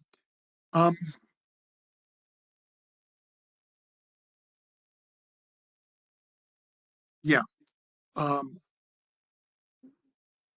One last question for you, Mr. Cox. There is a fee schedule in the proposed rule. And I assume that the way it's contemplated now is every 3 years, that fee schedule will be adjusted based on the CPI, but also based on the actual costs of the program. Is that your understanding as well? No. My understanding is only CPI and legislative appropriations. And that's what Ms. Lemon testified to yesterday. So it would only be, let me just rephrase, it would be based on the CPI and legislative appropriations, and it would not reflect the actual costs incurred by the Environment Department. The code actually says they will project next year's I can't remember the word exactly, but they will use a projection, but they don't state what's the basis of the projection. Okay, I can live with that. Um, what my concern is that this fee schedule is in a rule, and so I wonder. I'm asking you. You're not the right person, I suppose, but if we revise the fee schedule next year or the 3 years from now, that will have to come back to the Water Quality Control Commission for our approval. Is that your understanding? Yeah, that's what we want. You want it to come back to the Water Quality so that every few years we'd have to revisit this rule? At least the fees. That would be a burden. Okay, I'll move on. My next question is for Senator Lanier. And while you were giving your testimony, you gave us the calculated fees for farm. This is slide 5. So the calculated fees for Farmington, Bloomfield, and Aztec. Yes. And they are remarkable. What's even more remarkable is the other day, NMAD Exhibit 81 summarized their calculations for those same discharges. And bear with me, these are a lot of numbers. The fees for Farmington, the application fees were essentially the same. Application fees for Farmington was $30,000. Annual fee was $111,000. And that's essentially the same as in your testimony. For Bloomfield,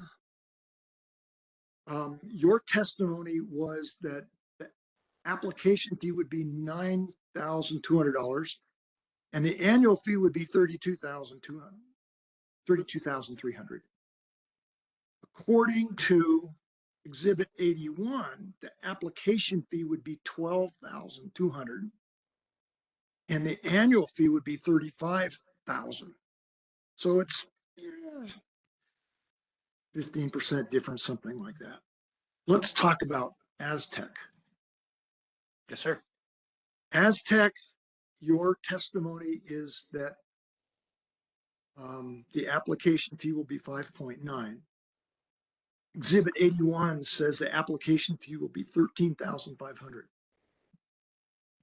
Your testimony says that the annual fee will be $18,400. Exhibit 81 says it'll be $40,000. And I'm not asking you to explain where that came from, but it suggests to me that there's still some problems with the spreadsheet. And so I will be asking NMAD, I'll get to you in a second.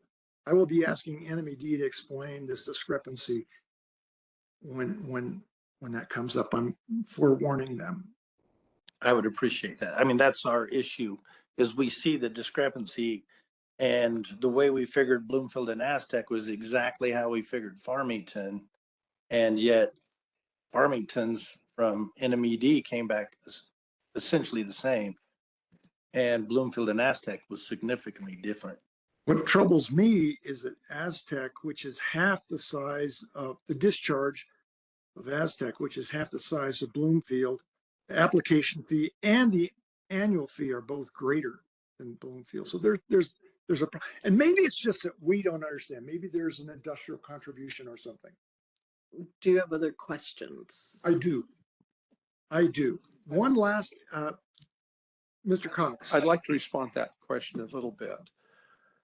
We got that PDF yesterday and we looked at Aztec and Bloomfield and saw they were wrong. And I told our people that possibly we were using the wrong design flow. I don't think we are. We went back to the NPDS permit for those two entities and used the design from that. The other thing that we saw that was unusual is that there was two or three other cities that had the exact same annual fee that we did.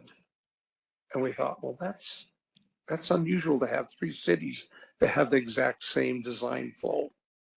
It's unusual. Well, we'll clear that up. I don't think that's fatal. Like I said, I think you just agree with me that it looks to me like there's some kind of a misunderstanding. So now my last question is for Senator Lanier. Again, I made the comment at the beginning that my questions are always at the end of the day, and I'm rushed. So I asked the other day, and it was very poorly phrased, and it was called to my attention that it was problematic. I said, what would happen if we don't pass this rule? And that was poorly phrased. If I was to ask that question better, I would say, what would happen if we delayed passage of this rule until we had a definitive determination from the legislature about their willingness to help pay for it? And so you're a member of the legislature, a very effective legislator. So Senator Lanier, what would happen? How would, and this is asking for speculation on your part, how would the legislature respond to the request for funding if the commission said that we are reluctant to pass this at present without more funding from the legislature? Well, that is an impossible question to ask or answer. But I would say that the more bold the decision is in this committee, the more the state legislatures are going to have to act on it. In other words, they pushed this bill off on the state, SB 21, without funding. And if I remember right, and I apologize, because some of these fees were supposed to go to different funds, and I don't have the list of those different funds. But if you were to not pass this now and say we want to visit it later, I think the committee, the Senate Finance and Appropriations on the House side, would have to go, okay, how are we going to fix this? How are we going to help fix this? Even in the bill, I remember there was a piece in there that told them exactly how many FTEs they were going to need, down to the millions of dollars that it was going to take to get the program set up. Yet they didn't want to fund any of it. So I think that's a question that does need to go back to them.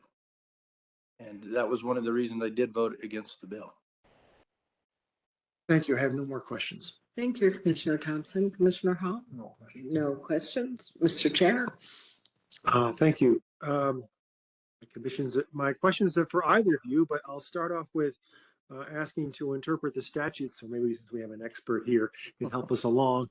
The provision in the statute reads, the commission shall adopt a schedule of fees to support the cost of implementing the program. And I'll ask you what you think of two words in that provision. Shall adopt. So if this commission goes forward this year and adopts these regulatory programs, does that assume then that the legislature expects us to have a fee schedule in that regulatory program? I do, to a point. I mean, Mr. Chair, shall, as you know, in legislation, definitions matter. And that's one of them. It says you shall, but there is no sunset on that. There's no timeline for you to have to do that. So to kick it back to them, I think would be completely appropriate. Okay. So the second word is shall adopt a schedule of fees to support the cost of implementing the program. Now, the word support, does that mean fully fund or could be partly fund the cost of the program? That again, that's another question that is almost impossible to answer because it is in the interpretation of it. Obviously, NMED's interpretation is they're to fund the whole thing, and by doing that, they're going to raise and increase the fees. I don't think that's fair to the citizens of the state, and so obviously, I'm in favor of kicking it back to them and making them make a decision. And I think you've answered it in your testimony, but it seems that you're more in support of something that looks more like flat fees rather than a whole fancy formula. Actually, part of my testimony was I did not like the flat fees for applications for some of the individual items. Right. Other states use an hourly rate for some of those other permits. Yeah, I think there should be a formula. I think it should be based on the size of the facility. Okay. And I'm asking this because while you presented really detailed testimony, you didn't actually all propose your own new fee schedule. So yeah, trying to figure out exactly what you all are wanting here. The fee schedule is okay, but if you read what it's based on an incremental application of the fees using the formula. They start at 10,000 gallons per day, and then 50, and then 100, and then 1,000,000, and so they've simplified it by using table 1, and so it's helpful. All right, and I think Mr. Thompson already asked this, and you already said you would support then a fee schedule adopted by the commission that effectively has a sunset date to it. That would force the Environment Department to come back and justify the fee schedule, say 3 years from now. I haven't thought that through, but I don't know why you couldn't use, and maybe you can't, but use the previous year's experience to reassess the fees the next year and then apply it that way. One of the concerns that we looked at is the first year, the fees are high because they don't know. And so if you're in that first 20% of POTWs, you're going to pay the maximum. But then the next year, maybe this legislature contributes half of it. So they're going to pay half. There's no provision for the first 20% to get a refund. Well, now that's not a fair process either. Thank you. Thank you. Commissioner Chapman? No questions. Commissioner Fry? Thank you. No questions, and thank you for your testimony. Commissioner Burnda? Yes, I have one question. First off, thank you for your testimony. It was very clear, concise, so I appreciate that. But my question to Senator Lanier, you mentioned budget, meaning, we budget way ahead, cities and that so forth. So I'm curious, what is your budget cycle for San Juan? Is it fiscal? Is it calendar? What is your fiscal period? Or what is your budget? It is physical. It's physical, right? So usually budget starts up preparations, usually fall, October, November, somewhere in that area. And then you work all the way through the new year to get for the next fiscal. Is that correct? Yes. Yes. Thank you. That was my question. Okay. Commissioner Laney? No questions. No questions on the platform. Commissioner Langer, do you have questions? No questions. Thank you. Thank you. Do we have Commissioner Zemlich on the platform? Okay. Is there anything further for this panel? No? All right. Thank you all very much. So I understand we turn to Mr. Gaines now? Is that true? Alrighty, so let's just take a 10-minute break and come back at 3:40, 3:45, and then we'll get to Mr. Gaines.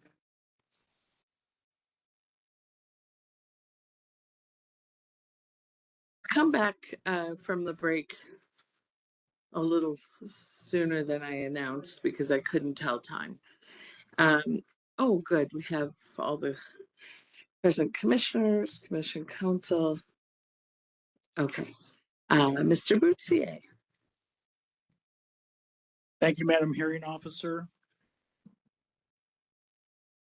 Mr. Chair, members of the commission, thank you very much for accommodating Mr. Chad Gaines' travel schedule. He will not be available tomorrow or the following day, so we appreciate the accommodation of being allowed to put him on today as the Natural Resources Partnership's first witness. Mr. Gaines, could you please state your name for the record? And if you would spell it as well. Yes. My name is Pleasant Chad Gaines. You can spell it PLESANT Gaines GAINES. Do you swear or affirm to tell the truth? I do. Thank you. Go ahead. Mr. Gaines, what is your current employment status? I'm employed by Peabody Natural Resources at El Segundo Lee Ranch Coal Mine in Grants, New Mexico.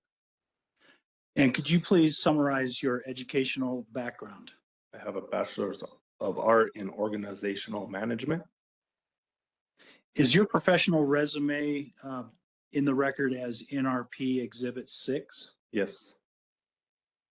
And what is your professional work experience? I've spent 20 plus years at Peabody, working from surveyor on up to technical service manager for the departments overseeing environmental and engineering efforts. Can you please briefly identify what the topics are that you will be addressing today? The fees provisions are difficult to calculate. What the estimated fees may be under the assumptions of the fee schedules, unreasonable annual fees imposed on Peabody in relation to the administration of these programs for industrial wastewater. And Mr. Gaines, did you offer advanced direct written testimony? Yes. And is that NRP Exhibit 7? Yes, it is. Do you have any corrections or amendments to offer for either your professional resume, which is Exhibit 6, or NRP Exhibit 7, your advanced written testimony? I do not. And do you adopt your written testimony as part of your testimony in today's proceeding as reflected in Exhibit 7? Yes, I do. I have additional questions, Madam Hearing Officer, but at this time I would like to move the admission of NRP Exhibits 7 and 8 into the record. I apologize. Thank you for that. 6 and 7. Let me pause for a moment in the event there are objections. Exhibit 6 and 7 are admitted. Mr. Gaines, could you please describe a little more about who you are, what your role is, what you do? Yeah, I work at El Segundo Lee Ranch Coal Mine. They operate as two separate entities under Peabody Energy. We have individual MPDS permits for our industrial wastewater, and we also have stormwater permits associated with both facilities as well. I oversee the mine itself as mine planning, production support, reclamation planning, and environmental compliance. I work with OSM, New Mexico Environment Department, New Mexico Mining and Minerals Division, and the EPA.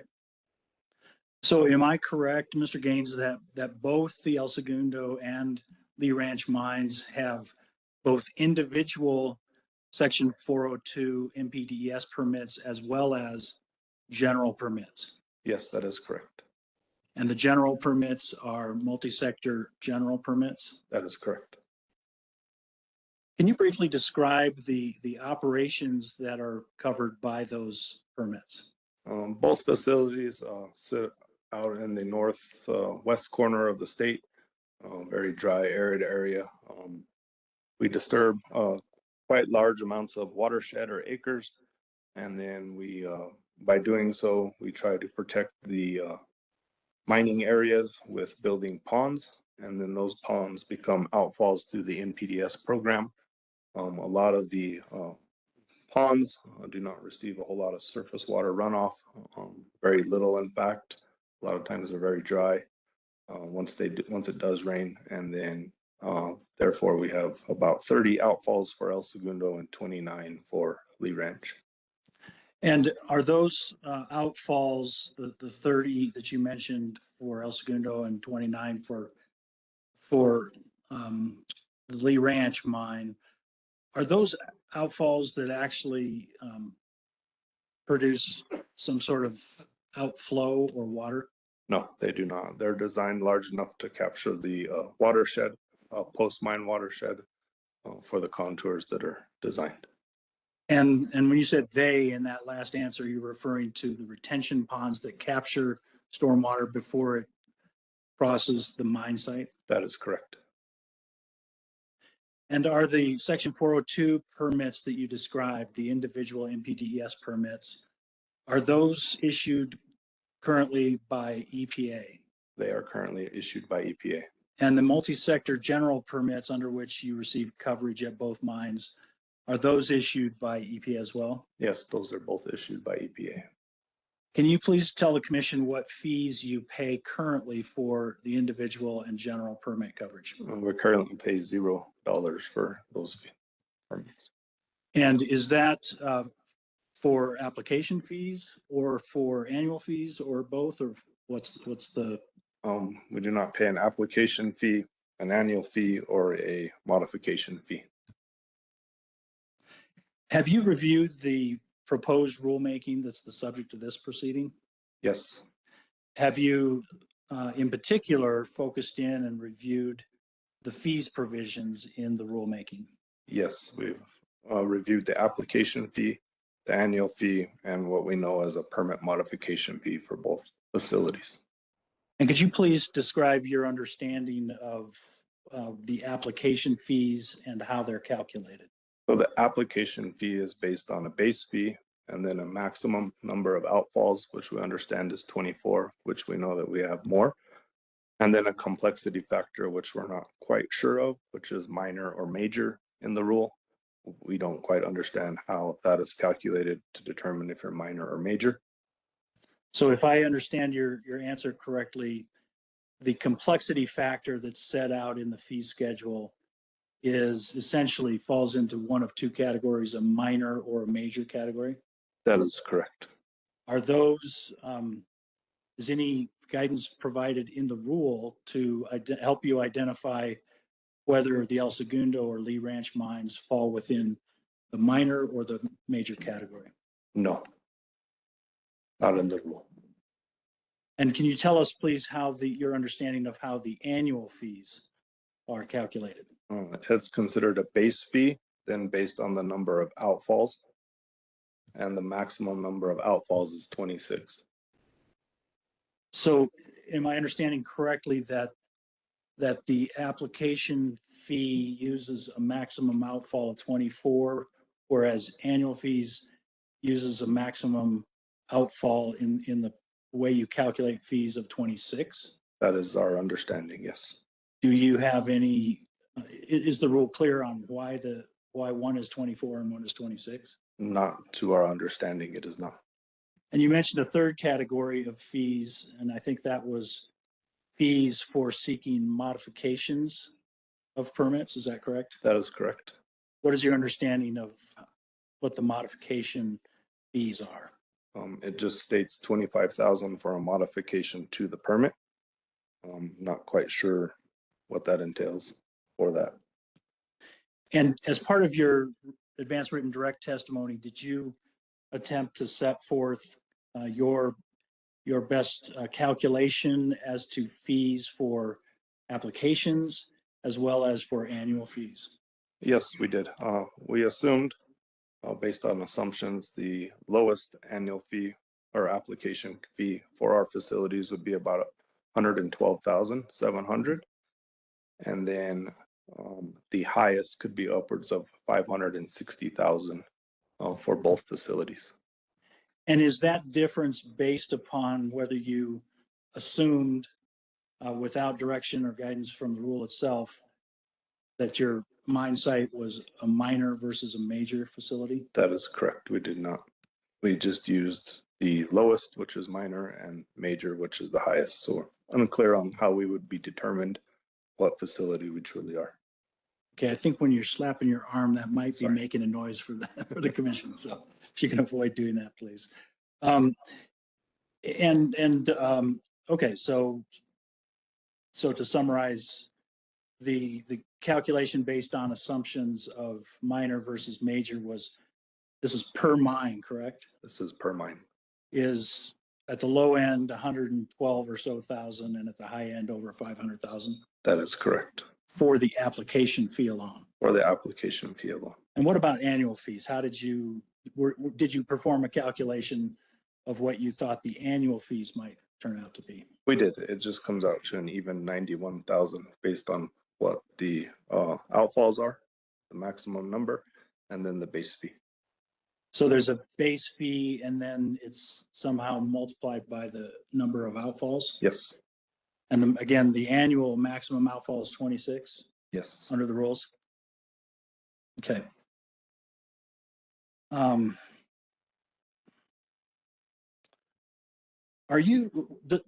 let me ask this. Does Peabody Natural Resources have mines in other states in the United States? Yes, we operate in 7 other states and 5 states that have primacy.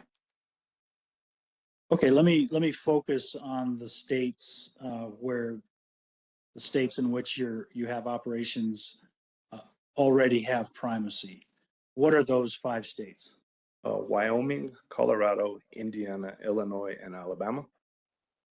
And are these operations in these other states similarly coal mines? They are coal mines, surface coal mines, yes.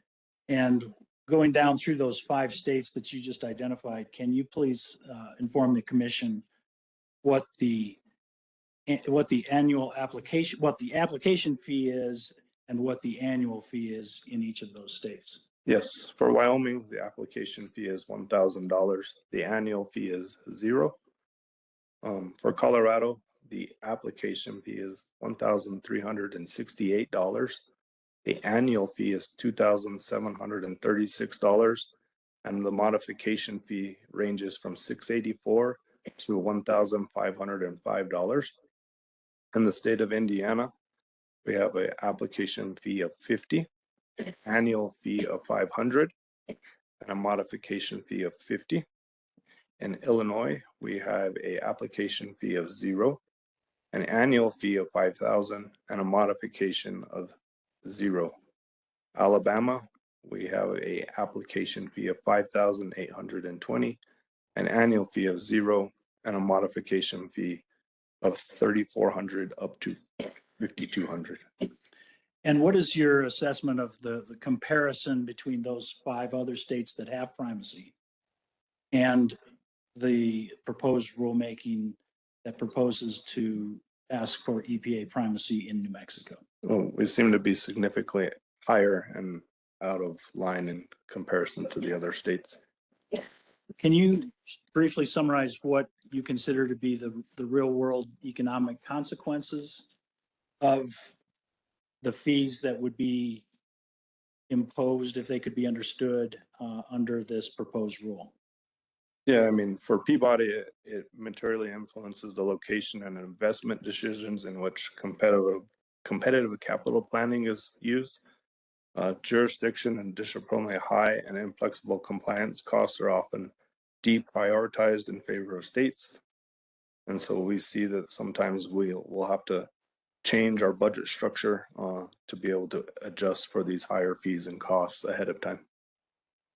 And can you give us an idea of how the range of 112,000 at the low end or 500,000+ for application fees in New Mexico under the proposed rule, how that compares with other aspects of your budget for the Lee Ranch mine and the El Segundo mine?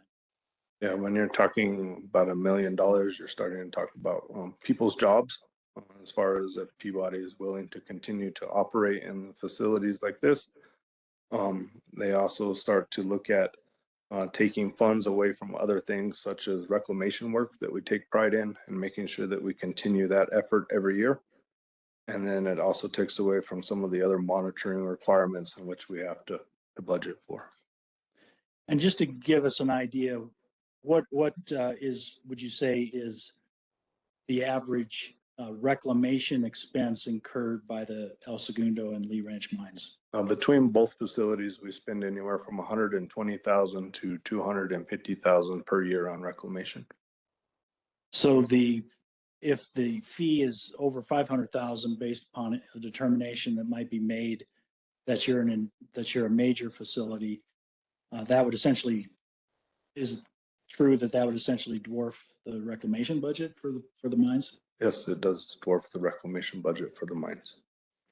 And again, these permits that you have, the individual permits that you have from EPA are permitting Section 402 Clean Water Act discharges and imposing effluent limitations on any discharges from the facilities, correct? Correct.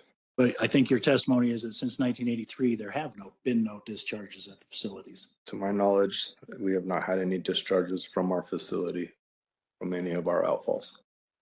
And was the decision to go ahead and seek permits from the EPA, was that a company decision, or was it a requirement imposed by EPA itself? It's strictly a company decision based on the risks associated with the mining aspect. Okay. That's all the questions I have. I'd make this witness available for cross-examination. Thank you, Mr. Boutsier and Mr. Gaines. I am going to read that same list.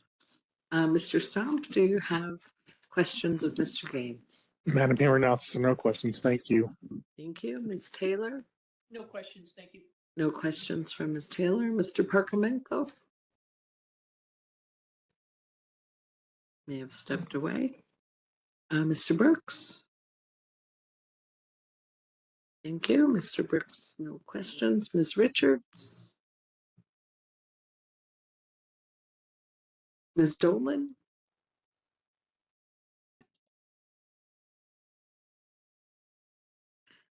We don't have Mr. Maxwell or Mr. Weatherby at this time. Mr. Crumpsey? No questions. Ms. Miller? I have no questions of this witness. Thank you, Madam Hearing Officer. Thank you. Mr. Micklejohn? No questions. Ms. Fox? No questions. Ms. Udall on the platform? No questions. Thank you. Thank you. And Ms. Scott? No questions. Let's turn to the commission. I'm going to mix it up a little bit. I've had complaints. Mr. Chair, would you like to go first? You're supposed to go last. That's what the vice chair said. Despite the fact that once upon a time I was the chief regulator of the El Segundo and Lee Ranch mines, I have no questions. Oh my, all right. Commissioner Thompson, you wanted to go next? I have no questions. Thank you. Oh my, all right. Commissioner Chapman? Commissioner Hall? No questions. Commissioner Fry? No questions. Okay. Commissioner Bayless? How about an order of magnitude for your operating budgets for the two mines?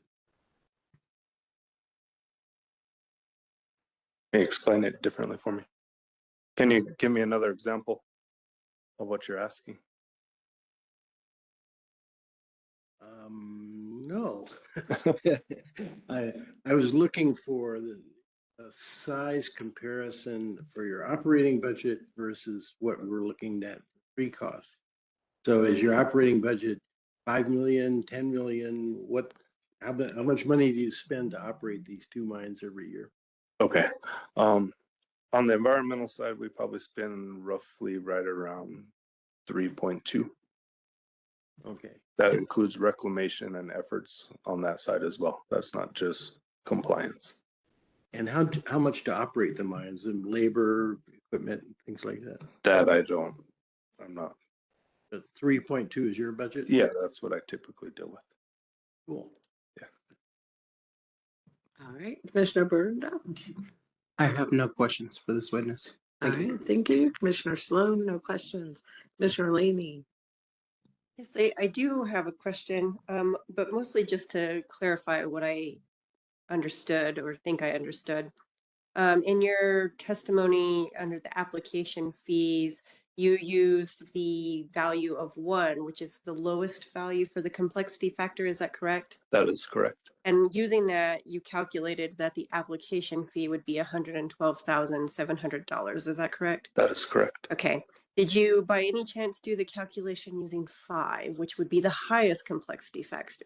I think it's 500,560. Okay, so your fee range is potentially between 112,000 and 560,000 for one permit Yes. for the application. Yes. And you're responsible for 2, El Segundo and Lee Ranch.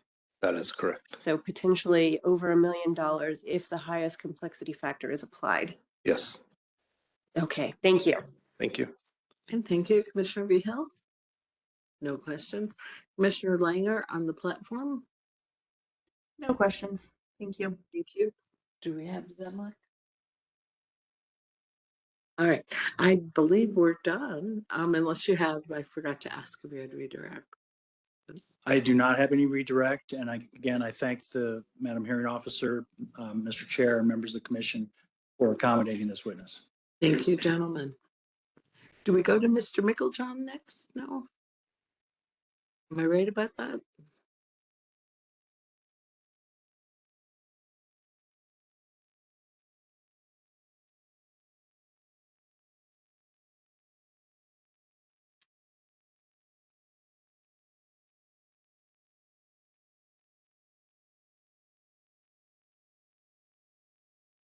If you would please spell your first and last name. Certainly. First name is Douglas, Douglas. Last name is Micklejohn, M as in Mary, Eiklejohn. That's all one word. Thank you. Do you swear or affirm to tell the truth? Yes. Please go ahead. Thank you, Madam Hearing Officer, Commission members. I filed both primary testimony and rebuttal testimony, as well as my resume, and I adopt all of those, except that on page, I think it's page 8 of my original testimony, I cited a figure saying that according to the census, 35% of the households in New Mexico don't have internet access. That figure should be 25%, not 35%. So I apologize for that error. As is indicated on my resume, I am an attorney. I'm employed by Conservation Voters New Mexico as an advocate on water quality and land restoration issues.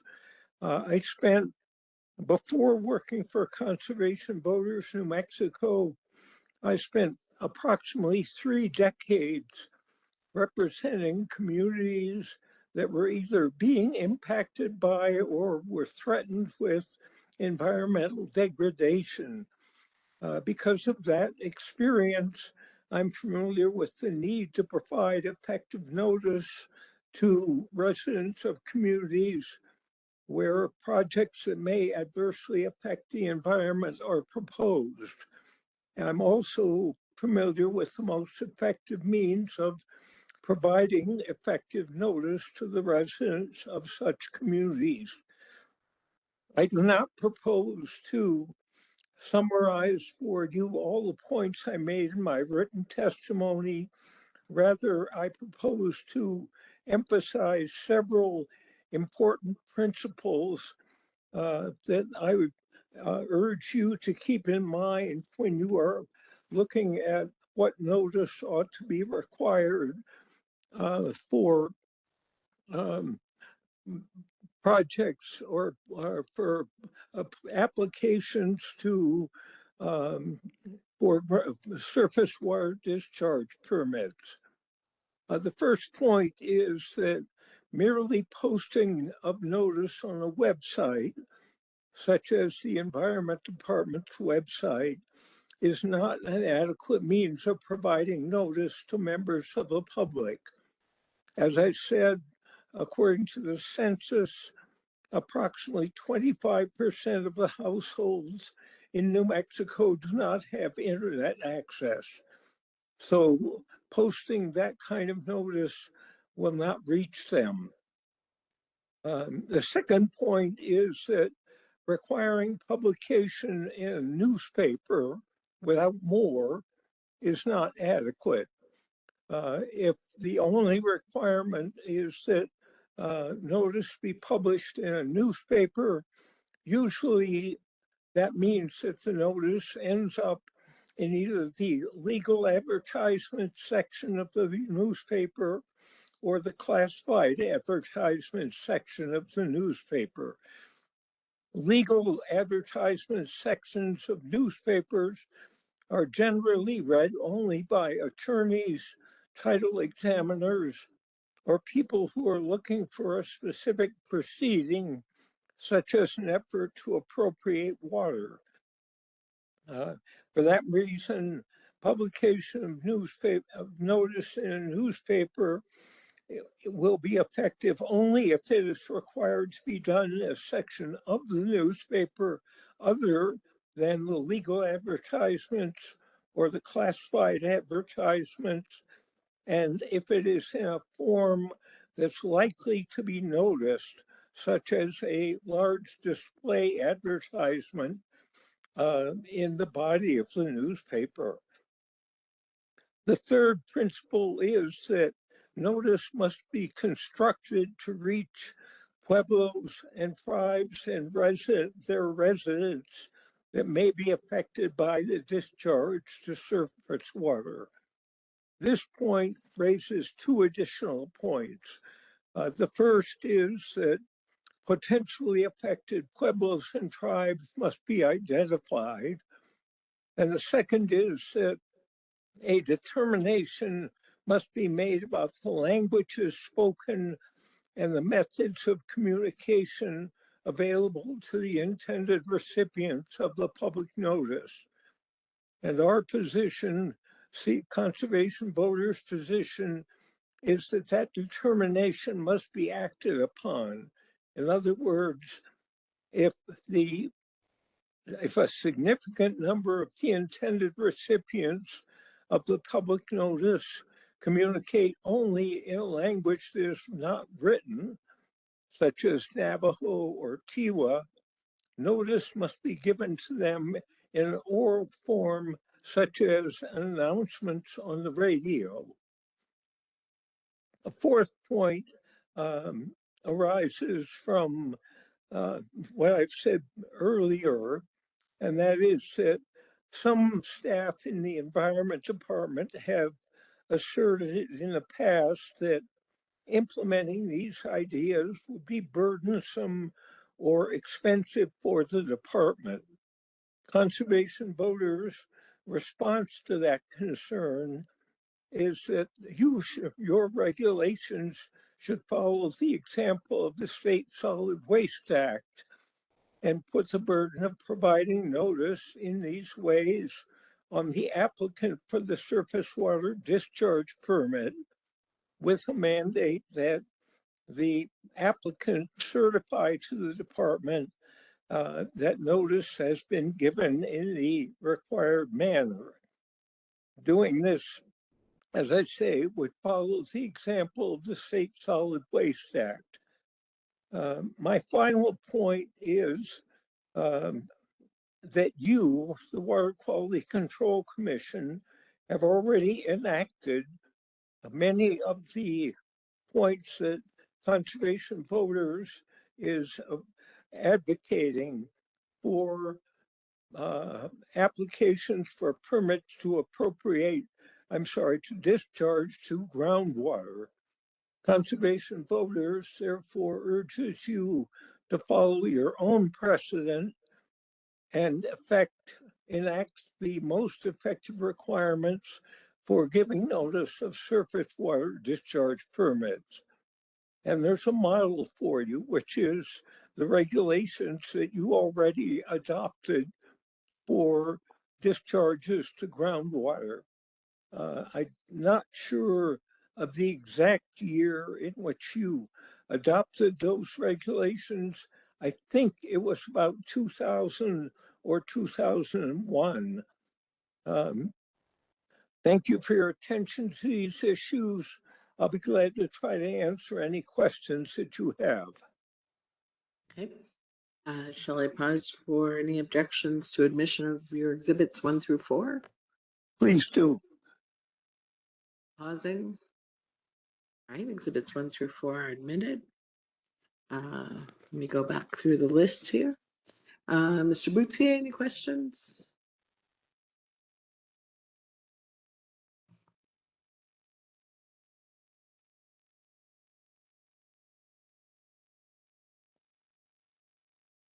Thank you, Madam Hearing Officer, Mr. Chair, members of the commission.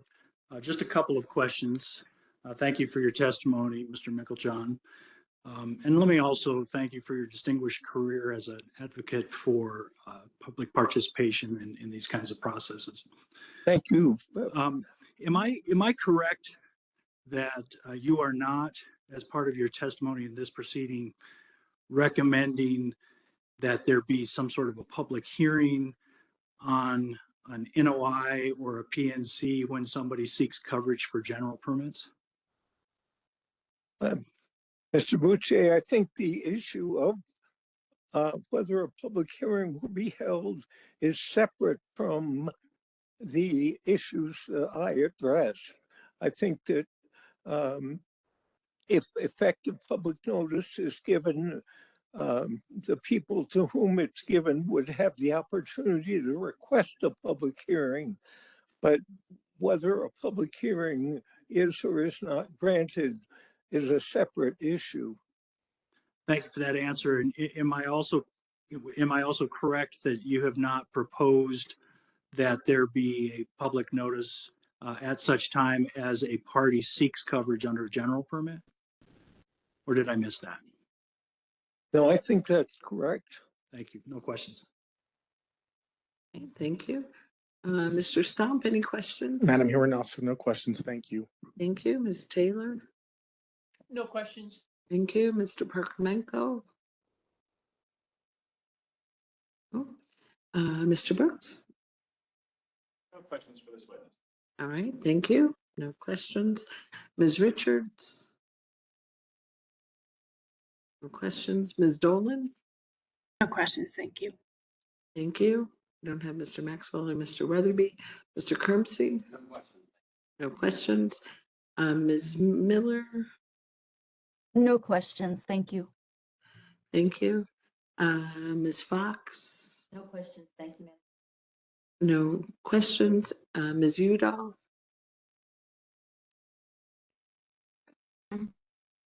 Thank you. And Ms. Scott? All righty. Let's go to the commission. Commissioner Vihel, any questions? No. Commissioner Sloan? No. Commissioner Bayless? No. Commissioner Thompson? Thank you. Thank you for your testimony. It's not clear to me when public notice is required. Would that be when an NOI, notice of intent, is filed? And would that, so let me just stop there. When is a public notice required? Thank you. Under the Solid Waste Act, notice is required when an application for a permit is filed. And my view is that that's appropriate because that gives the most, I guess you could say, warning to interested persons that an application is being sought. Okay. And would it also be required when the there's an application for permit renewal? I would argue that it should be, yes. And are you only recommending this public notice for applications for individual permits? At this point, yes. And so we would not have to have a public notice or an application under the general permit process. I don't believe that my testimony addressed that question. I mean, in retrospect, I think probably notice ought to be required then.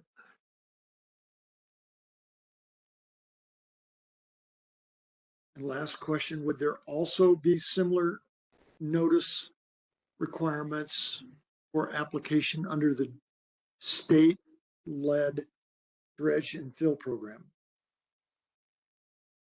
I don't believe I addressed that in my testimony. Okay, thank you. Thank you, Commissioner Hall. No questions. No questions from Commissioner Chapman. Commissioner Fry. No questions. Commissioner Barunda. No questions, ma'am. Commissioner Laney. Just one. Part of your discussion was the rebuttal testimony that NMDA presented that this would be burdensome to the department to fulfill. Do you have an estimate of how much it would cost by any chance? Commissioner, I'm sorry, I do not have such an estimate. Just curiosity on my part. Thank you. Commissioner Langer on the platform. No questions. Thank you. Thank you. Is there any reason not to excuse Mr. Micklejohn? No. Thank you very much, Mr. Micklejohn. Thank you, Madam Hearing Officer, Commission members. Am I right that we get all the way to Mr. Stomp at this point? Yeah, because I don't remember a witness for affordable solar or water or Weatherby or Maxwell or Triad or NNSA. The agricultural districts have already presented. I don't believe Sandia had a witness.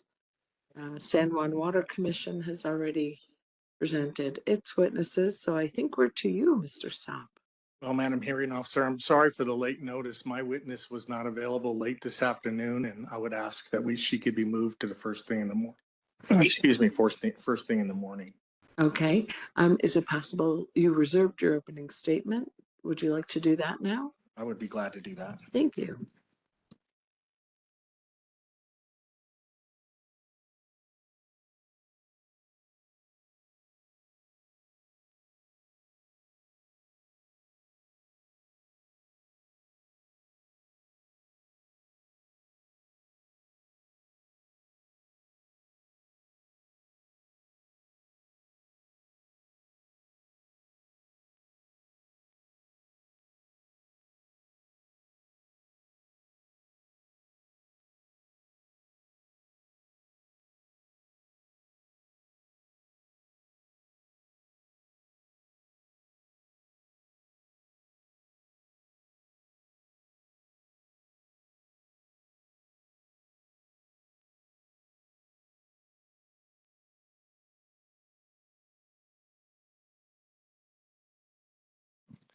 Thank you, Madam Hearing Officer.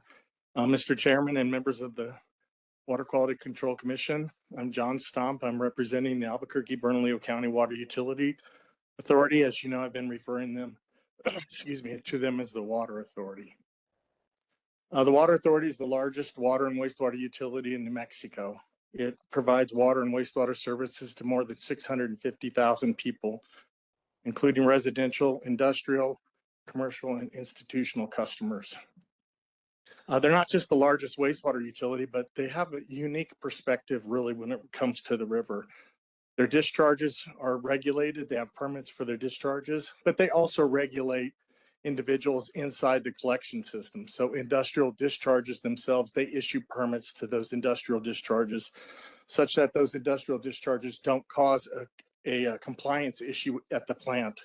And so that they monitor those and have reporting requirements for those. And then the Water Authority also diverts surface water from the river. So they're very concerned about the quality of the water upstream of their diversion, just like everybody else is very concerned about the water quality upstream of their diversions.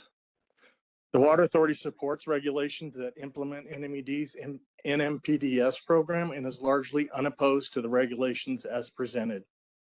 We also support the state filling the void left by the ever-changing federal landscape regarding the waters of the U.S.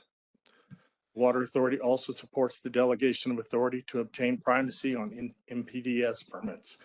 However, we do have concerns about various technical portions of the regulations, the proposed fees and the fee structure, and the implementation of the NMPDS program.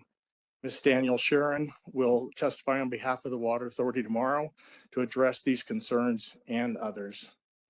Our technical comments are based on decades of permit negotiations, discussions with various stakeholders, and experience working with EPA and NMED. The majority of the Water Authority's proposed revisions are intended to provide clarity on the definitions and to reduce the potential for confusion and conflict in the future. We have proposed revisions revisions and request that NMED and this Water Quality Control Commission consider those revisions. The Water Authority is very concerned about the proposed fee structure and the high cost and burden placed on the Water Authority customers. NMED's expert on the proposed fees admitted that the Water Authority's proposed fees were increased to cover administrative and other costs in the permitting programs. More importantly, the fees proposed for the Water Authority have no nexus to the amount of work necessary to issue and administer the permits. The percentage of additional financial burden that was placed on the Water Authority was not provided and is really, I'm not sure it's known. The Water Authority requests that the fees be based on the actual amount of water that's discharged and not on the design capacity. Fees that are based on the amount that's discharged encourages water conservation and reuse of wastewater effluent. And we think that's good public policy, and it's also consistent with the state's 50-year water plan. With respect to the overall fee program and the proposed funding, the Water Authority strongly encourages the Water Quality Control Commission to provide more transparency by adding annual monitoring and reporting in the regulations. The Water Authority also requests that the Commission consider a phased-in approach over a period of time to implement the NMPDS program. EPA will continue to issue NPDS permits during the phased-in period and will not change and will not charge for the wastewater discharge permits. The additional time will allow the opportunity for the legislature to provide funding for the program, for NMED to have the time to hire the appropriate staff, and for public comment and WQCC review of approval of the many guidance documents that have been talked about in this hearing. In summary, the Water Authority is largely unopposed to these regulations, but requests that NMED and the Water Quality Control Commission consider approving our proposed revisions, address our concerns with the fee and the fee structure, and provide for a phased-in approach for the program. Fee structure should be fair and equitable, meaning that should be based only on the amount of time and effort it takes to administer the program, and not some arbitrary or some increase in percentage to cover additional administrative costs outside of what the Water Authority's actual work that's required to administer a permit requires. Finally, we request that the Water Quality Control Commission phase in the program to allow the legislature time to fund it and hire the staff and to complete all the work necessary to submit the application to EPA. Thank you, Madam Hearing Officer, Mr. Chairman, and the Water Quality Control Commission members. And I'm sorry that I was a little nervous there, so I apologize. Thank you very much, Mr. Stomp. Let me ask then if we're going to hear from your witness, Ms. Shuren, in the morning. I know NRP has 4 witnesses remaining, including Mr. Pierce, who I see on the platform. Is it worthwhile trying to fit another witness in this afternoon?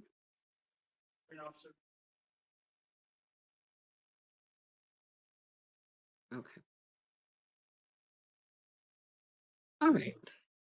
Is there any other business we can do, or should we end early today because we started early today?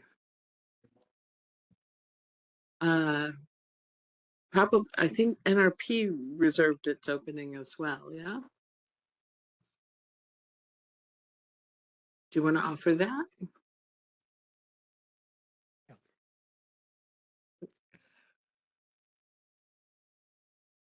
We're starting with short straw. Okay. Mr. Mullenberg looking very summery today. Mr. Mullenberg.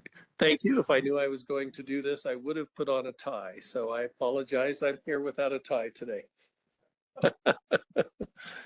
Madam Hearing Officer, members of the commission, the National Resource Partnership appreciates the opportunity to appear before you in this very important proceeding. NRP is composed of a number of entities, and I've mentioned them before, but let me go over them again. We have the New Mexico Mining Association, the New Mexico Oil and Gas Association, the Dairy Farmers of America, Dairy Producers of New Mexico Farm and Livestock Bureau, and the New Mexico Cattle Growers Association.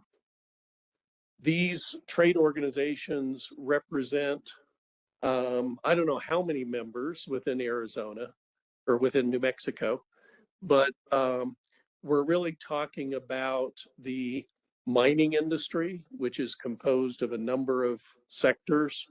Coal mining, you've heard from Mr. Gaines, copper mining, potash mining, aggregate mining, uranium mining, and a number of other commodities that are produced in New Mexico and support many, many jobs, many products that go into other industries, such as copper for wiring and electronics,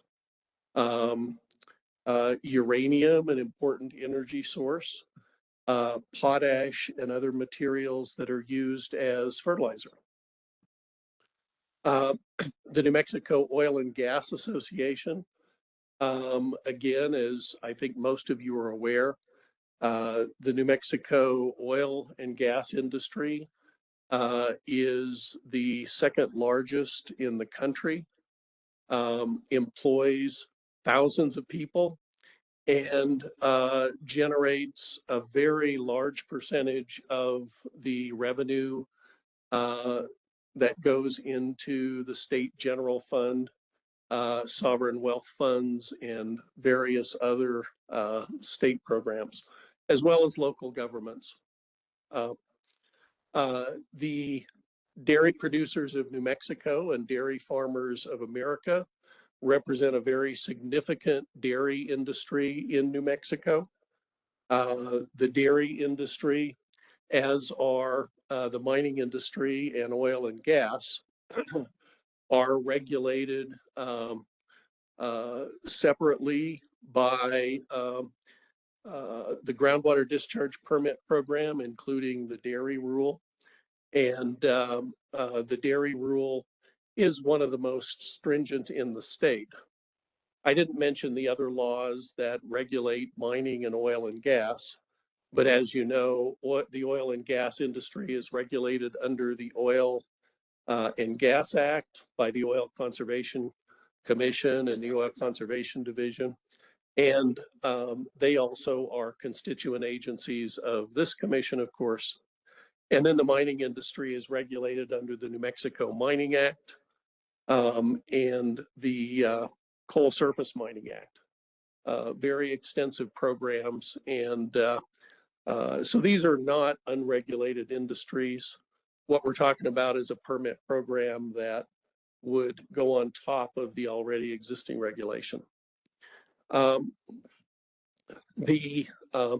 New Mexico cattle growers, as you know, represent a significant, both current and historic entity, lots of property owners, lots of small ranchers, and regulation on them is particularly burdensome. And then we have the New Mexico Farm and Livestock Bureau, formerly known as the Farm Bureau, that represents pretty much the rest of the agricultural industry, plus, of course, the dairy and cattle growers that we've already spoken about. So that's the interests that the National Resource Partnership represents, a very large component of New Mexico industry, many workers, small farmers and ranchers, and others with obviously diverse interests. All of them are interested in clean water. And in fact, all of them are regulated to a large extent to ensure clean water already. The main issues we have, you've already heard from NRP's witness Chad Gaines about the fees issue and the significant burden that the proposed permit fees will impose on New Mexico industries when they're required to have permits. A very significant issue we've raised in our motions is a lot of uncertainty that the regulatory community has with the scope of the permit program and the permit requirements. We've heard from the department that they can regulate more stringently than the federal government regulates under the Clean Water Act. And that may be true as a matter of law, but I want to point out that the commission, this very body, really is the one then that has the ability and the responsibility to put reasonable limits on the scope of regulation. Because without that, there may be a floor, at least for NPDES purposes, but there may be no ceiling on the level of regulation that the department can impose under the rules as they have proposed them. So we would urge you to consider areas where there really is a need for a ceiling.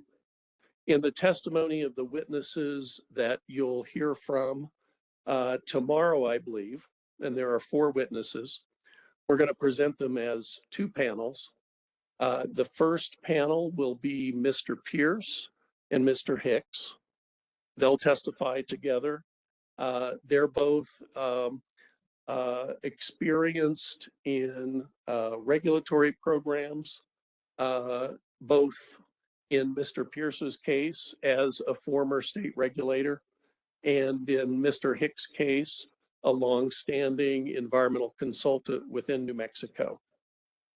Then our second panel will be Mr. Lindenlaub, who is particularly experienced with dredged and fill activities under the Army Corps of Engineers Section 404 permit program. And then Mr. Tom Shelley, a county commissioner, rancher, environmental consultant, a very busy man with a lot of experience, and he'll be speaking primarily for the cattle growers. In terms of the ceiling issue that I spoke about, what they've testified to is that the best way to create a ceiling is to align the rules with the existing federal programs that are well understood, governed by very long-standing rules, and covered by a lot of technical guidance that's well understood and that covers the kind of situations that we're likely to encounter under a new surface water permit program. We think that is a reasonable ceiling, a good way to provide reasonable regulatory certainty to the regulated community. and a way to avoid reinventing the wheel. We haven't really heard that that wheel is broken, but we have heard a lot about the intentions to regulate more stringently than that. Again, our approach is let's align the program with federal programs that are existing, well understood, and working. We have a lot of comments on a lot of other issues as presented in the witnesses' written direct testimony and exhibits, and we'll be going over those and taking questions on them. But those are the key points that we're focused on and that our witnesses will be prepared to testify on tomorrow. Thank you very much. Appreciate your time, and we look forward to presenting our witnesses and having them hear your questions. Thanks. Thank you very much, Mr. Mullenberg. I think we're probably close enough to 5 at this point. Let's break a little bit early, Ms. Scott.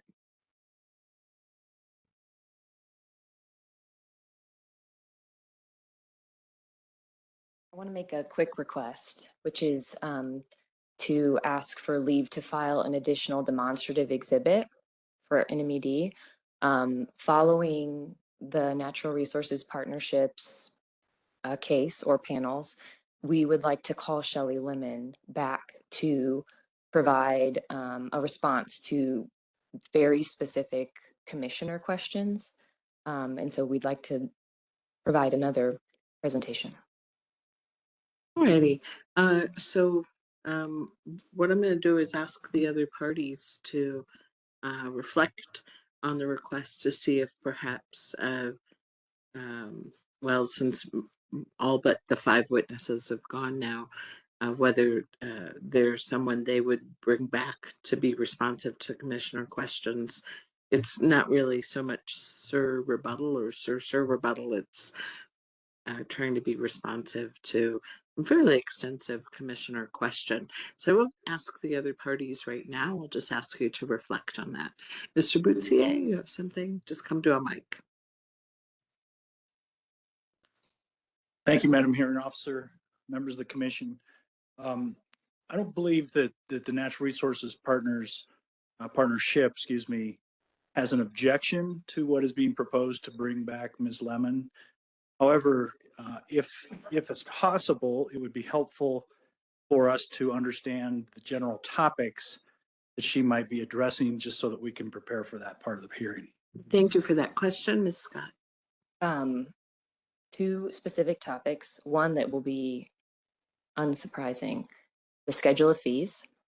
And the second one being providing more context and overview of the application process to EPA for delegation and primacy.